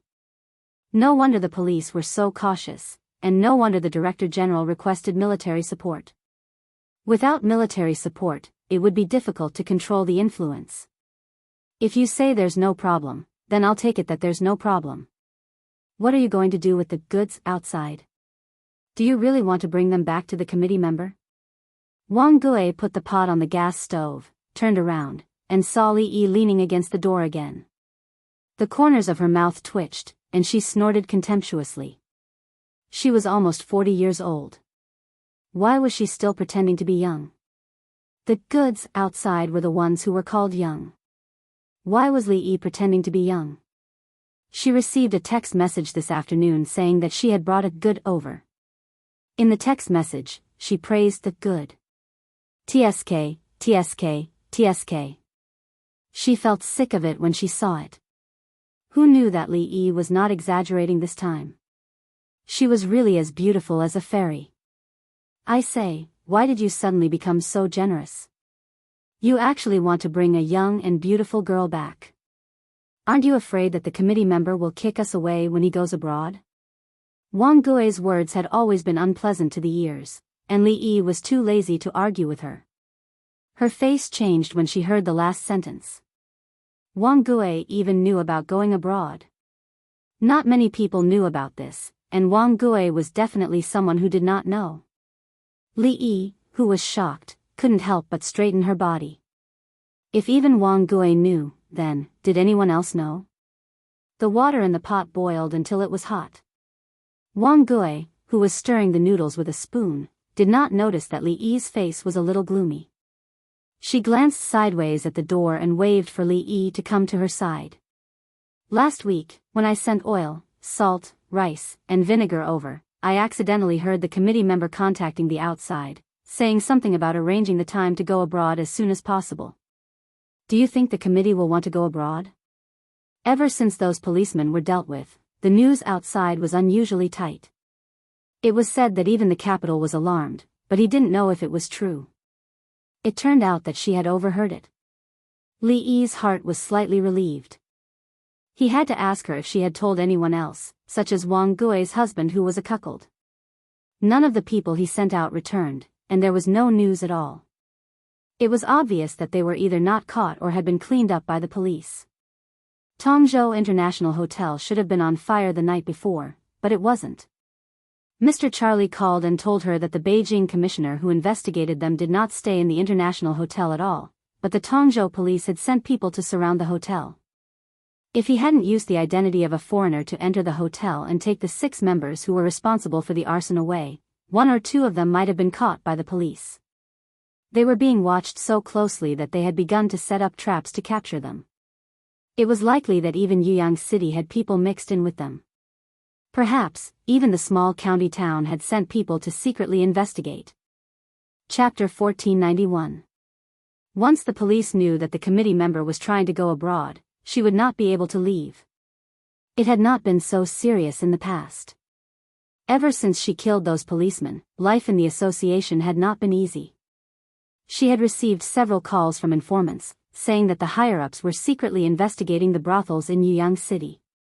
She must not cause any more trouble. Wang Gui could not be left alive. Li Yi's face turned cold when she had the intention to kill. However, Wang Gui did not notice anything with her back facing her. She was also scheming in her heart. Li Yi was the committee member's most trusted woman. Any news from her mouth could not be fake. She rolled her eyes a few times. In the end, because she was uneasy, she could only smile and ask carefully, "Don't you have any news in the city?" I heard the committee member's tone. "It's really not very good. You're probably going abroad." Li Yi could become the committee member's most trusted woman. How could she be a simple person? Hearing that, she rolled her eyes and deliberately mocked, Wang Gui, what bad ideas are you scheming again? I didn't even know that the committee member was going abroad. How could you eavesdrop?" she said in a tone of disbelief. Did Li Yi not know? The committee member did not want to take her out? Wang Gui's abacus was rattling in her heart. She had never thought of going abroad. She only wanted to use the committee member's hands to make a fortune and then live a good life. However, she did not know that because of her words, she had attracted a fatal disaster. She had heard the committee member say that he was going abroad and even mentioned a Mr. Charlie. She knew that it was a foreigner's name. However, Li Yi said that she did not know if the committee member was going abroad. Lying to her? Or did Li Yi really not know?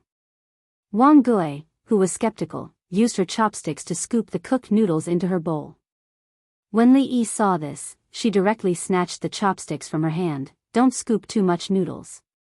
Do you really want to feed her? Wang Gui, even if you have a problem with me, you have to know your limits. What can I have against you? You do it yourself." Wang Gui turned her waist and simply ignored her. When she saw that there were less than 5 mouthfuls of noodles left in the bowl, Wang Gui pouted and muttered to herself, "A woman's heart is the most vicious." Li Yi, who had always been cautious, did not want to talk to her anymore. How could she let a girl who had not been completely seduced be completely full? Even if she brought her to the shop and locked her up, she would not let them be full. The reason was very simple. Humans, once they were full, they would toss and turn. However, she was someone who disliked tossing and turning. "You really don't know that the committee member is going abroad? Li Yi, let's have a heart-to-heart talk. The big committee member is going to go abroad. If he stays, we will have to suffer." When Li Yi was about to leave with the bowl, Wang Gui, who did not give up, suddenly asked again. "I don't know." Li Yi, who was holding a bowl of hot noodles, replied coldly with a flash of ruthlessness in her eyes. "I'm afraid that Wang Gui can't be left alive. He has brought up the matter of the big committee member. If I really want to deal with him, I have to talk to the big committee member."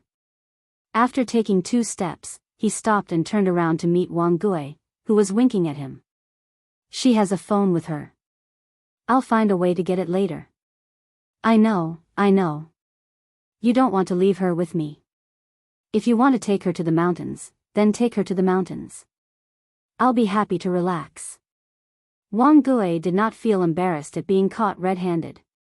She crossed her arms in front of her chest and pouted with an unwilling expression.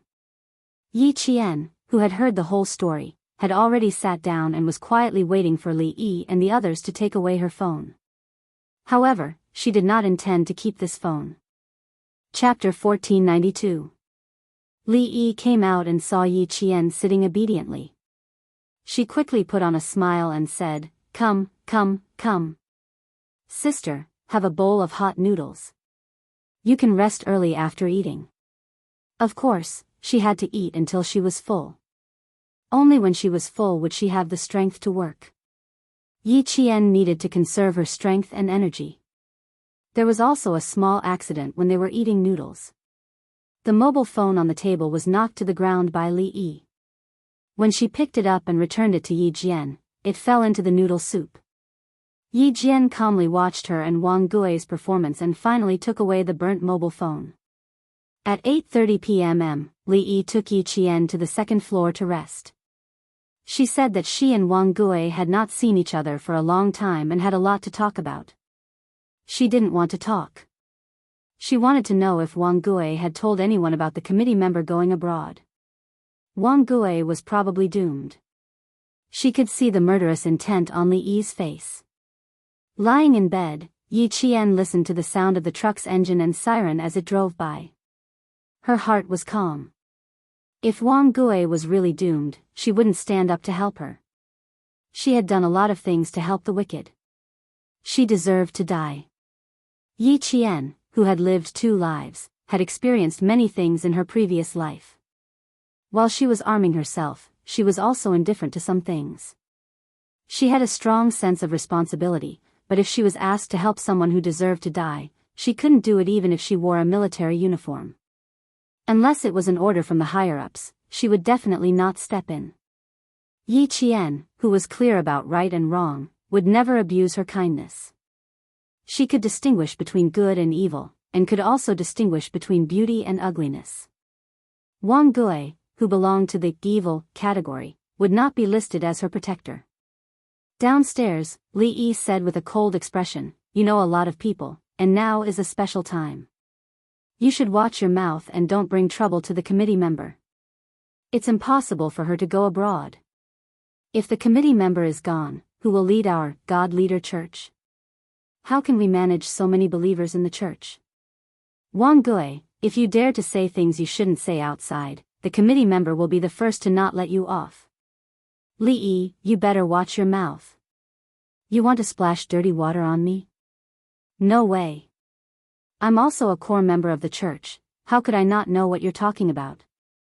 Wang Gui jumped up and slapped the table. She had wanted to quarrel with the other party for a long time. Now that the other party had come knocking on her door, there was no need for her to be polite. "You old bitch.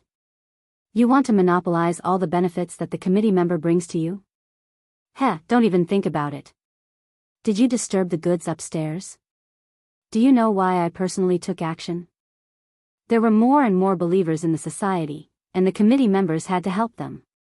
If I don't work hard to earn money, how can the committee member help them? How can we make those believers believe in us and do things for us?" Li Yi saw that her expression didn't seem to be lying, and her heart was relieved. If Wang Guizhen was someone who didn't know the gravity of the situation, the committee member wouldn't have nurtured her as a backbone. There was another advantage to being a backbone. If something happened, they could be pushed out to take the blame. After learning that Wang Gui did not tell anyone, she immediately called the committee member to see how to deal with it. Committee member Chen Jiafu never took the initiative to contact the backbone below. Even if Li Yi looked for him, she had to go through the backbone left in the village. One more person knows, one more danger. Charlie is still applying for passports for us. We have to wait to deal with her.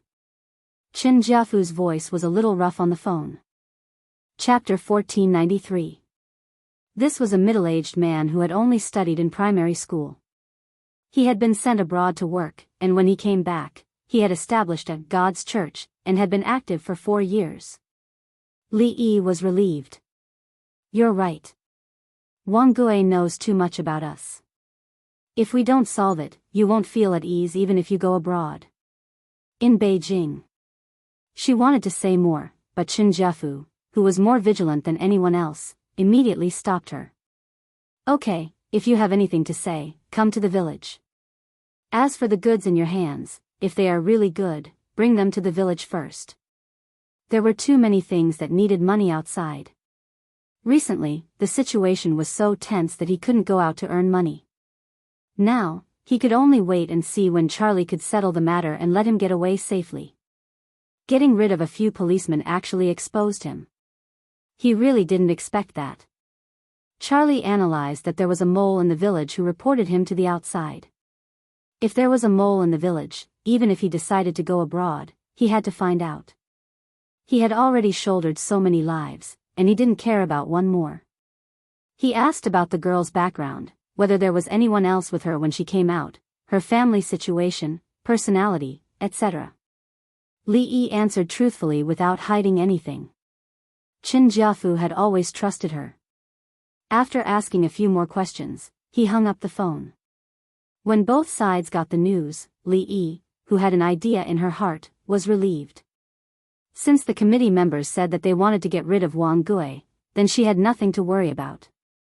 When Li Yi came back, it was already past 11 at night. Yi Qian, who was alert, heard her unlocking the door and tiptoed into the room. The wind blew, but Yi Qian didn't smell the blood on her. It seemed that Wang Gui was still alive for the time being. After entering the room, Li Yi didn't turn on the lights. She only flashed the flashlight in her hand. She saw that the girl she had kidnapped was lying on the bed without a trace of suspicion. She gently picked up the small bag that Yi Qian had been carrying and walked out of the room. 5 minutes later, Li Yi returned to the room with the bag that had been checked clean. She took off her clothes and lay down. At 2:00 in the morning, Li Yi, who had a lot on her mind, was still awake. Yi Qian, who woke up from his sleep, gently closed his eyes and continued to sleep in the same position. After a while, he fell asleep completely. After the sky was high, a tough battle began.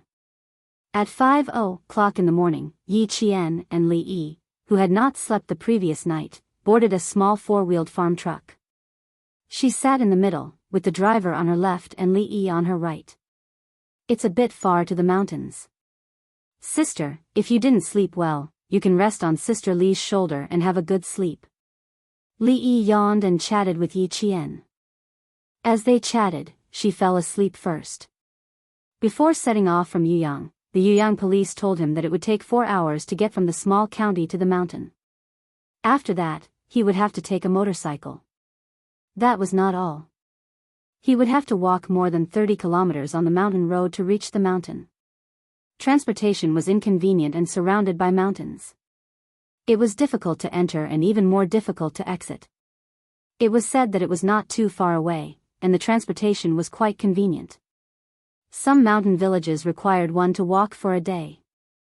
After getting off the four-wheeled farm vehicle, they sat on a shabby motorcycle. After riding for about 3 hours, they arrived at a poor and backward mountain village. 2 men who claimed to be relatives led the way and began to climb over the mountains. It took Yi Qian an entire day to arrive at the place where the committee member, Qin Jiafu, was hiding. They set off at 5:00 in the morning and didn't enter the village until 7:00 in the evening. Chapter 1494. Li Yi did not bring Yi Qian to see Qin Jiafu. She came here for an urgent matter. Yi Qian was only here to lure him back. When they entered the village, she arranged for Yi Qian to go to another villager's house. This was a small village with no more than 30 families inside and outside the mountains. It used to represent poverty, backwardness, and the elderly had no one to rely on. But now, it had become a mountain village where every family had money to spare, especially Qin Jiafu's sisters and relatives. They had all built 2-story buildings and lived the good life in their hearts. Qin Jiafu had a certain level of intelligence to be able to survive in such a small village as an illegal organization that made use of rumors, spread fallacious theories, deceived and bewitched members to control and recruit members in order to save mankind, spread religious doctrines, and collect money by any means necessary, thus endangering the stability of society. He knew very well how to unite the villagers, and he also knew how to seek protection. Even if the villagers in the village had become his shelter, they had also become his eyes and ears. Qin Jiafu would immediately know if there was even the slightest bit of movement. The few policemen who had been sacrificed were tipped off by the villagers. Li Yi had come up with a plan, and in less than half a day, they had been cruelly killed by them. Yi Qian, who was walking on a muddy path in the dark mountain village, followed closely behind a villager. Behind her were two middle-aged women from the village. They were supposed to be escorts. Li Yi did not follow. She had already gone to look for Qin Jiafu. After climbing up a small slope, Yi Qian couldn't help but raise his head and look about 300 meters away from him. That was the direction Li Yi left in. A villager was holding a torchlight at the back, while she walked in front towards a 100-year-old maple tree that was lush with leaves that couldn't be concealed by the night. Qin Jiafu lived next to the 100-year-old maple tree. Yi Qian did not stop. He glanced at the villagers from the corner of his eyes and followed them. Sister Li, where is she going? After taking a few steps, Yi Qian deliberately stopped and asked. The two villagers at the back looked at each other. One of them, a middle-aged woman, replied, she went to her husband's house. It's getting late. We'll send you there and still have to go home. Let's go. She did not want to say a single word to Yi Qian. She was on high alert. Yi Qian did not ask any more questions. If he did, it would arouse their disgust and alertness. Moreover, she only needed to know that the direction Li Yi was heading in was indeed where Qin Jiafu was. However, he still had to ask a few more people to confirm. But what she didn't expect was that Li Yi actually arranged for her to go to Fu Hui's house. Fu Hui was the only girl in the village who had attended high school. She was also the only girl in the village who had read a lot of books. If it wasn't for her report, the Guilin police wouldn't have been able to find out the origin of the master church, and where the main crimes were committed. As for Fu Hui's parents, they looked honest. It was hard to imagine that their hands were stained with evil. The man and two women who were in charge of watching over Yi Qian pulled Fu Hui's parents to a dark corner and whispered, Sister Li will be bringing him back to Yuyang in a few days. Keep a close eye on him, and tell your daughter to be more alert. Leave it to my family. Sister Li's business is our family's business. Fu Hui was extremely anxious. She pulled Yi Qian into her room. Where did you come from? Why did he come here with Sister Li? Do you know where this is? What's your family's phone number? Hurry up and tell me.